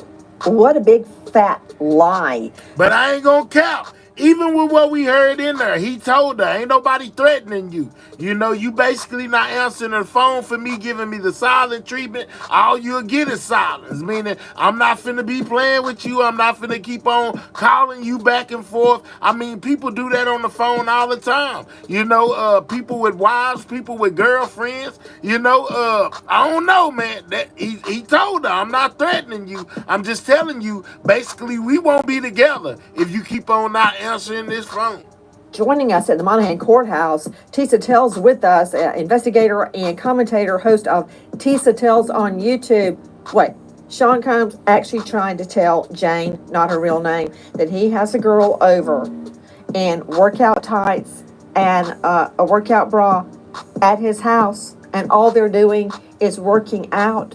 And when she rightfully gets angry, he says, "You're crazy. I'm leaving you. I'm not putting up with you. I'm single." What's wrong with that, Nancy? You know what I'm saying? The man don't want to be dealing with no overjealous woman. And in the earlier message that was played in court, Troy Slayton was pointing out messages from her to him, trying to get out of hotel nights. He says, "Get on your job," because that's really all it is. Okay, describe these two messages. Now that kind of sounds real bad for Diddy. See what I'm saying? See, I keep it straight down the middle. Wordplay is everything in court, right? So even though he may not have meant, you know, get on your job as in, you know, this is your job, but at the same time saying that and then following it up and saying that's all it really is, it's kind of like, they gonna take that and run with it. You know what I'm saying? They gonna take that and run with it. They don't understand slang in court. It's heard. Okay, so that first message, I think, was the first moment that Diddy's defense team said, we need another mistrial motion. Because when that message was played and he said, you need to get on your job, I believe everybody's mind flashed to Cassie when Cassie said, this was my job. But at that moment, there was one juror, and I think this gentleman encompassed what the courtroom felt. Well, let me tell you this. In street terms, get on your job, you can tell your girlfriend to get on her job. You know what I'm saying? And that's basically pleasing your man. You know, I don't know if Diddy particularly meant it like that, but basically, you know, get on your job is taking care of me. You ain't doing what you supposed to be doing as far as taking care of me. So basically, you would tell her to get on her job. But remember that this is court. You know what I'm saying? And wordplay is everything. So the prosecution can most definitely take that as literally him saying that the freak-offs was her job, you know, and basically run him down through there for saying that. You know what I'm saying? Gillian says, so what's her job? Pleasing her man, pleasing him. You know what I'm saying? Taking care of him could possibly be what he meant by get on your job. I just gave you a street terminology of somebody that's in a regular relationship without a freak off, you know, basically telling their woman, you know, hey man, we ain't been doing nothing in a while. You need to get on your job. You know what I'm saying? We're not literally being a job, but hey, when you in court, wordplay is everything. If you call something a job, they take it literally as a job. So he kind of messed himself up right there, to be honest. Lee put his hand on his head, rubbed the top of his head, and just took a deep sigh and dropped his hands. It literally hit the courtroom like a bomb. Again, the prosecution, I think at that moment, everybody said, okay, this is RICO, this is sex trafficking by fraud. But when it descended into the gaslighting, where she's still saying in her... Michael says that is plenty video clips out there of Diddy telling his employees and telling other people to get on their job. So it's a common thing for him to say, get on the job. Now, I've heard that lingo used before, you know, by normal people, not in a freak out situation and not with nobody working for nobody. Just like what I just told y'all, you know what I'm saying? It might be one of my homeboys who girlfriend hasn't been doing the thing she's supposed to do, that he feels she's supposed to do, and tell her to get on her job. Not saying that she works for him or nothing like that, but basically just saying, you know, you need to basically take care of what it is that you need to take care of. Get on your job. Sweet honey voice. You know, I tried to be everything he wanted, and I wanted to be everything for him. Yes, Gillian. Taking care of Diddy, as bad as you may not want it to be, taking care of Diddy, a requirement with Diddy for any woman that's with him that we done learned over this time of going over this case is a freak off. If the women ain't down with the freak off, he not dealing with them. So taking care of him could most definitely be a freak off. And I see him give this girl everything I didn't have. She was in a thing. The level of gaslighting. Now hold on, Gillian. She most definitely admitted to being in a relationship with Diddy. She said that Diddy was her man. She wanted to please her partner, which makes them, quote unquote, in a relationship. So they were in a relationship while all of this was going on, Gillian. A manipulation, and the level that even the men on the jury, and I'm not gonna lie, I was worried about the men on the jury when they looked at him. Everybody was just looking and had the same thing, like, you are just horrible through and through, but this is a pattern. It is a game, and why this girl is so in love with you, you are literally doing the pimp Romeo tactic. Again, they are in a relationship, Gillian. She said that she was in a relationship. She testified to being in a relationship with Diddy. They were in a relationship, you know what I'm saying? Of love bombing her, grooming her, and then pull her back. It was really, really bad. What's up, and I think at that time, they said, we need a mistrial. We need to try to derail this train, So Tisa Tails joining us at the courthouse. I know you're not an actress, but could you just display for me some of the disgusting looks the jury is making? I got to see this. Okay, so one juror, which I'm not going to lie, before she seemed to not be buying anything the prosecution was putting down. I looked at them as ground zero of this might be the nullification. When she saw the pictures, okay, it was this. Yeah, he did state in that phone call that he was single, and maybe because he wanted to mingle with these other ladies. But I'm just saying, before we heard the phone call, when she was on when she was testifying, she said that she was most definitely in a relationship with Diddy. She said relationship. She called Diddy her partner. You know what I'm saying? So whether she thought she was in a relationship and he had to remind her, you know, basically, hey, we ain't in no relationship, or I'm single, or this was during the time she wasn't answering the phone and giving him the silent treatment. So maybe they had broke up and wanted space right then. So they said they wasn't together and they wasn't in a relationship at that time. But she most definitely said that she was in a relationship with Diddy in prior testimony. She said she is in a relationship, and she said he is single. She was in a relationship with Diddy, Gillian. All right, we agree to disagree, but let's continue. She literally recoiled. Straight out to renowned psychoanalyst joining us from Beverly Hills, Dr. Bethany Marshall. She's the author of Deal Breakers. You can see her now on Peacock, and you can find her at Dr. Bethany Marshall. So now we got Nancy's sidekick, yes woman, has hit the panel, and you know she gonna agree with whatever Nancy says. Just watch and see. .com. Dr. Bethany, when I heard his words, it's a job. That's all it is. That sealed it. He is sex trafficking. He's What's up, luring OBI? these women, as Tisa Tell said, in the Pimp Romeo style, and then using them for sex shows even when they are unwilling.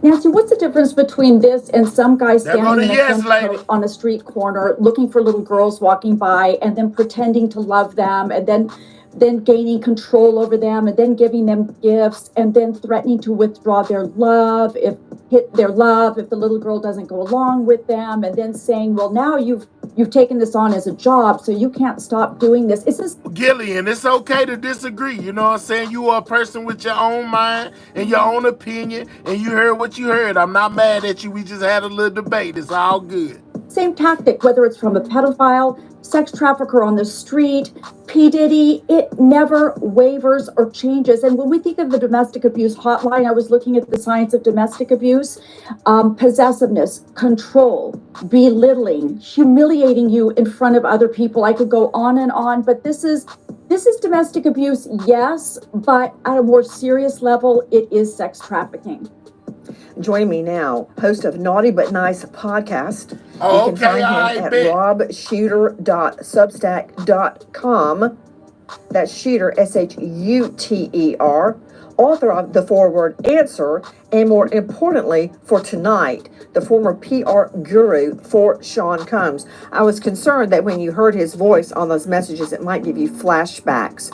But see, he would show one side, the side that you orchestrated, Rob Shooter, to the public, the glam Diddy. But now we're learning about Pimp Absolutely. Diddy. It's That's all what we're love, learning. Gillian. This woman, Jane, had mouth sores, repeat tract infections, and would be forced to hold weird sex positions for hours on end, to where she actually developed a back ailment.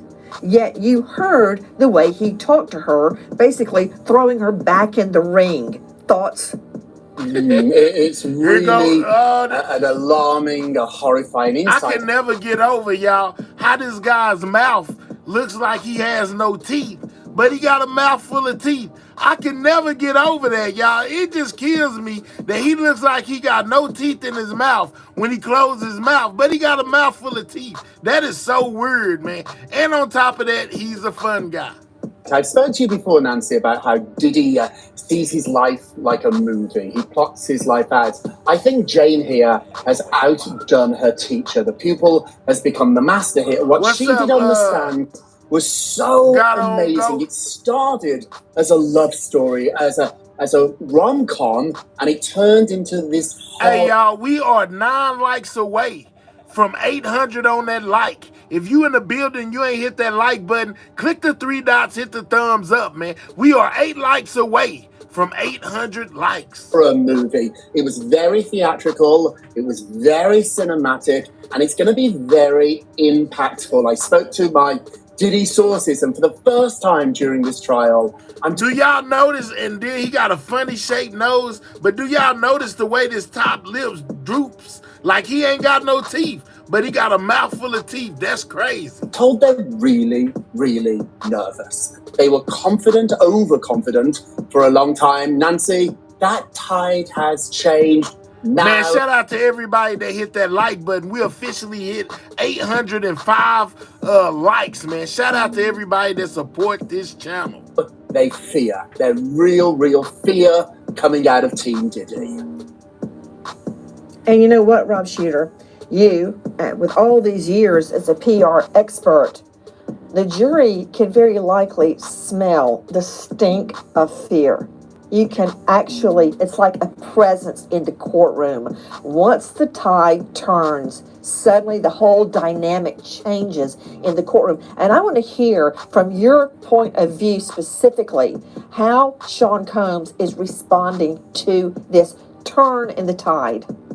He'll be shocked. So at first he'll be in denial about it. I've been at a lot of his shows and some of them did not go very well. And he used to say afterwards, I could feel the crowd. I'm losing the crowd. That's what he must be feeling right now. He is losing this jury. However, thank y'all for hitting that like button and subscribing to the channel. Give in without a fight. He's going to be screaming at his lawyers. He's going to be screaming at his team. It's no coincidence that suddenly his PR machine is outside the trial trying to influence people to say nice things. They know they're in trouble, but they are not giving up without a fight. Did you hear, Rob Shooter, that Ray J, who I got in a big knockdown Ray J I got with the other day over Sean Combs, has now threatened to leave the country because of the Diddy trial. He should want to stay in. Yeah, he said that Ray J said she ain't lying. He most definitely said that he was packing up all his bags and getting ready to move out of the country due to this Diddy trial. Lord have mercy. Boy, this Ray J. Brandy, go get your brother. Country because of the Diddy trial, because these women are being represented in court. They're being given a voice after years of abuse. But he wants to leave the country? Really? Absolutely. Him and Alec Baldwin? Absolutely. Bye. I heard this story. I saw your conversation with him. I think it's about being a coward. You know, Nancy, I do not have to sit down and get on your show with you as much as I enjoy talking to you, Nancy. But I think people that worked with Diddy, people that maybe once defended Diddy, have to now speak out. You can't be quiet. His nose looked funny. It looked like if you thumped it, it would like shake. You know what I'm talking about? Like if you thumped it on the side and made it go to the other side, that it would shake back and forth. I don't like his nose. That's an ugly nose. You can't run away. That is being complicit. You have to speak out. There are a lot of people in New York, around the world, who made a lot of money by being around Diddy, editors of magazines, executives at Estee Lauder, the fragrance company, executives at Macy's, where they sold his clothing line. Where are all those people now? I try to call a lot of them, and nobody's returning my calls. They are all running away. Maybe not leaving the country, but they're running away. Running away from Sean Combs. And also what's concerning, for instance, here, Ray J's a great example. He seems very likable. You know, a lot of people think he's handsome and talented. If he is siding with Sean Combs after all this testimony, that's not good, because it's a test for who on the jury could be feeling the same way. Back to Tisa Tells joining us outside the courthouse. You described one juror, a lady juror, who you've been a little worried about up front, and then you went to two other jurors, I believe you said on the back left. Yeah, so in the middle row on the left, okay, they're sharing a monitor. Again, I have to tell you how impactful this was. The prosecution didn't just show one picture, two picture. It was like again, and again. So it was rapid fire. And they were leaning in almost as if they were looking at like gruesome carnage and leaning out. At one point, she looked That's to the crazy. side. The jury was visibly uncomfortable. They were squirming. They literally had to look away. And the prosecution didn't let up. Another picture, another picture, another picture.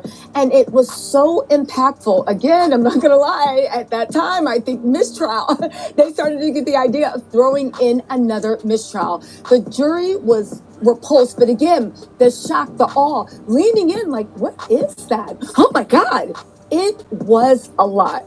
Again, we wanted to see what was on those photos too, but I see the point the prosecution was making. Like, these are very graphic, disgusting, whatever it is, but it brought it home on what a hotel night was, a dirty freak off. So. Yeah, she very pretty, OB. I feel you. Tisa, what about the male jurors? Are they responding the same way as the lady jurors? I gotta say, I was a little bit concerned about the male jurors, but when it comes to the graphic nature and the pictures, they also were very, very disgusted. Again, leaning in, what is that? Rubbing their heads, looking to the side, just being like, or these sighs of, oof, like it was a lot. Again, the prosecution, through all of the smoke screens, they are moving forward. Now, and again, when we heard testimony about the 10,000 rent and whether, she was a girlfriend or not, it seemed like they might have been losing them. Oh, the pictures, it brought it home. To Troy Slayton, trial lawyer out of LA, when a grown man looks away from a photo the women are grown too. Sex scene with disgust, a man looks everybody is not into the same thing, Nancy. Some things that some people like, other people don't. Way, it's bad. Yes, but here's what really concerns me, Nancy, is that the prosecutors shouldn't overplay their hand. They've got a lot of great evidence against Diddy, but if they engage in prosecutorial misconduct, all right, now we finna see Nancy when somebody goes against what she says. What happened? I'm willing to bet she finna kick him off the stage. Evidence to prove this. Now you're saying the state's putting on too much evidence. It's wrong. But what they can't use is one witness to say that Diddy is a liar again and again, unless he testifies. So the federal rules of evidence are very specific. That's all you have to say. That the defendant is a liar. For grown men looking away from a photo of a naked woman, they're disgusted, they're nauseated, they're grossed out, and you're talking. That's what I'm asking you, but you're trying to make me talk about something else. If they have a great, wonderful playbook of all this evidence, why don't they just stick to that? Why do they try to overplay their hand by keeping to show these text messages that say that Diddy is a liar? Because the federal rules... Yeah, it's terrible when you have a royal flush. But the federal rules don't allow it. Nancy finna kick him off the stage. Jane says Diddy flew her to Vegas on his private jet so they could have a hotel night, where Jane says she had sex with an entertainer. Other men she would have sex with at Combs' direction. Combs uses the term freak to refer to we her, probably won't see sometimes him no saying more. he wants his freak, meaning he wanted her to be wild and sexual. Jane asked Diddy on multiple occasions to allow the men he was directing her to have sex with wear during hotel nights, but Diddy was dismissive. A conversation was captured on video of a hotel night. Jane can be heard asking Don to wear, but Diddy intervenes. When prosecutor Comey asks why Jane needed Combs' permission to have the men wear, Jane gets emotional, saying she was still trying to process that. Tisa Tells joining us from the courthouse. Hey, Ballin', I told y'all she was finna kick him. Y'all see how fast he got up out of there? He didn't even get to finish what he was saying. Yeah, they straight got him up out of there the fastest. Would not allow her to have the guy, the entertainer, sex worker, paid sex worker, wear a... He insisted that she have unprotected sex with a male for educational purposes only. And hear it on the audio. You hear it on the audio. You hear her sweet caramel baby voice saying, can we please? It's on the chair. Can you just get it? And you hear Diddy coming in saying, what are you talking about? You already did it once. You already took the D without it. At that point, again, people were on the fence. Is this a love story? Because she was painting it as a love story. It actually sounds like she still loves this guy, but she was still telling her truth. And when that happened, the repulsion, there was a gas in the courtroom, and the repulsion. So basically, Diddy wanted her to do the horizontal poker with this random man with no glove. Lord have mercy. But he said she already did it once. So why is she worried about it if she already did it once before? That you saw on the jurors' faces, and that's when the men realized there is not a person on earth that would choose, I would hope not, to have unprotected sex with a entertainer willingly, unless there was something else going on. So it was a very shocking moment in the courtroom, and I think hearing him bully her on camera, on tape, was a lot. It was a lot to take in. You hear that, Troy Slayton? The death knell. I hear it again. Oh, he's back. It's coming from the witness stand in the Diddy trial. For whom the bell tolled. Yes. That's your thought? Well, she brought him back. He finna get going again. Nancy, the bells don't mean anything here. What matters is what happens in the courtroom. And there are rules. Okay, I think I know somebody that disagrees with you. Her name is Lynn Got him Shaw. right up out of there. She is the founder and director of gone. Lynn's That Waters, fast. a nonprofit, which means a lot to me because she ain't in it for the. Hey, y'all, Nancy got him out of there in less than a second. Got him gone. Somebody else up there that fast. Money dedicated to stopping sex trafficking and abuse of women and girls. Thoughts? Thoughts? I'm jumping out of my chair here. Triple D, dirty D, degenerate. I am so happy. I'm going to use the word happy. I never smile. I never say I'm happy. I am happy that we are in week 5 of this trial because Jane has brought forth now all of this that I was hoping and Miss praying for Fatty, because she I've got been him out involved there the in so many of these cases with victims, sex trafficking, and we can't prove them. I've been so worried, but you know what? Jane put us over the edge, and I'm so glad Tisa is here to lay out what the jury, how they're reacting, their facial expressions, they're disgusted. And you know what? Real men don't beat women. So I'm happy to hear they're repelling. They're looking disgusted. The women are looking away because, again, I always maintained Cassie video. Now we have Jane. Now we have all this testimony. And you know what? Jane is a victim of trauma bonding. I am waiting. I am hoping somebody takes, the stand that's going to describe what these women go through, this trauma bonding. They think they're in love, but they're just attached to this abuse. And furthermore, in the work we do, sex is not work. So when I hear get back on your job or whatever he said, you know what? That says to me sex trafficking. That says to me prostitution. That says to me pimp. That says to me brothel owner. So you know what? This is a great week. We've started strong. Let it continue. Dirty Diddy going down. Dirty Diddy going down. Monahan Federal Courthouse.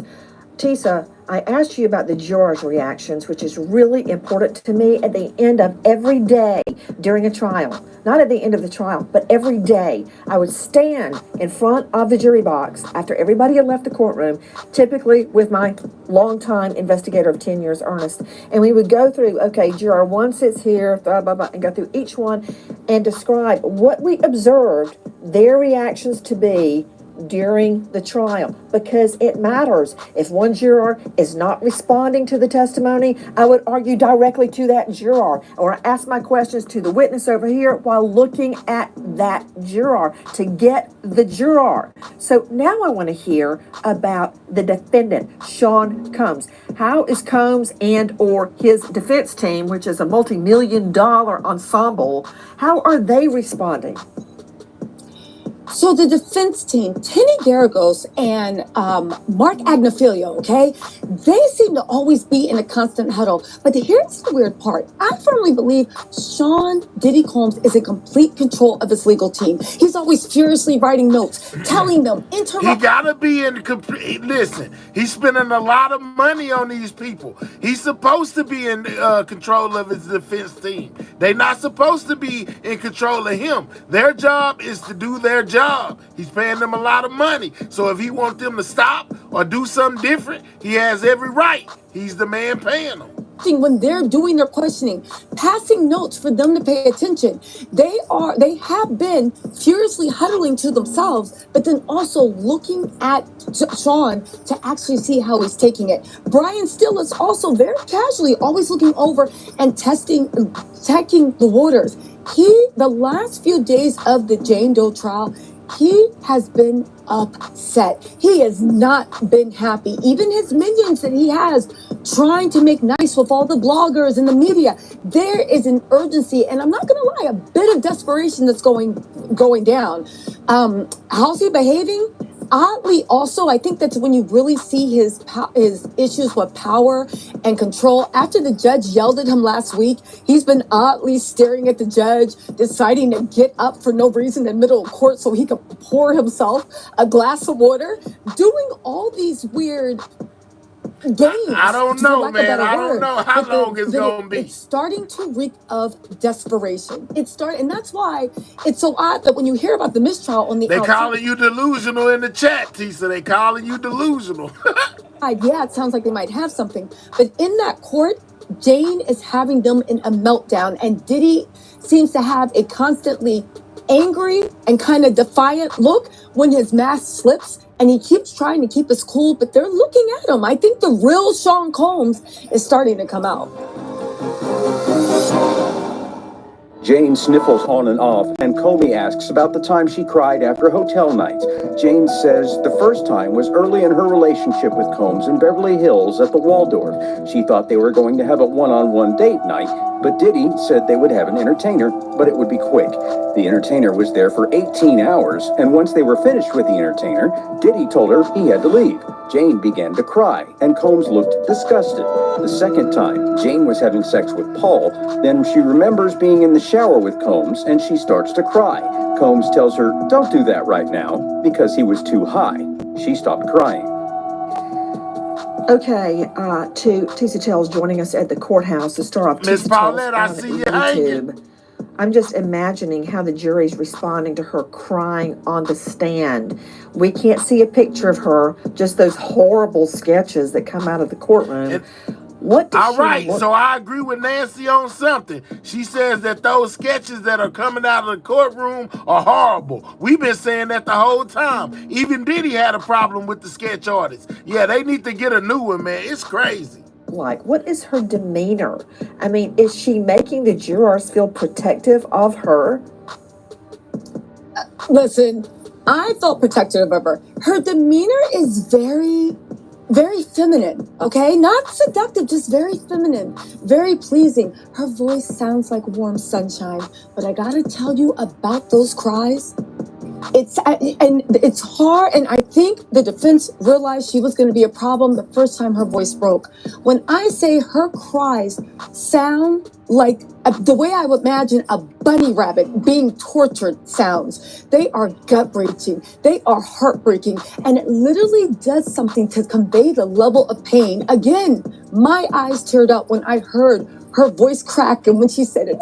And they told me. But there's a thing where you feel somebody's heart is breaking to their soul. It really woke the jury up. The jury was at attention. And you know what? When I looked at the jury, they were starting to take notes after that. Again, this wasn't regular, I was so sad. It was heart-wrenching cries of just complete destitute. Again, imagine a bunny rabbit being tortured, and that's what you felt like listening to her cry. So again, it's hard to hear it in the transcripts and to convey the way she is swaying the jury, but she is a problem. And Tisa sound like she want to start crying. let's also not forget the defense. The defense is also arguing that they want to bring Dr. Hughes back. I think that's the victory lap. But also keep in mind with her that the violence, we have the coercion, we have the fraud, but the violence is coming in. So again, I think they have a problem. They have a huge problem. Dr. Bethany Marshall, when Tisa Tells said it sounded like a bunny rabbit, a little bunny being tortured, Dr. Bethany. And did you hear that? It was very quick, but Combs says, I'm bringing in an entertainer. Their euphemism, talk about airbrushing for a paid sex worker. And he says, it'll be quick, right? That's like what I would tell the children when they're about to get a big shot, you know, at the pediatrician. It's going to be fast, it's going to be all over. And it lasted 18 hours. And the woman had back ailments from 18 hours of holding these weird sex positions. And Nancy, this is why the male as well as the female jurors look disgusted and revulsed.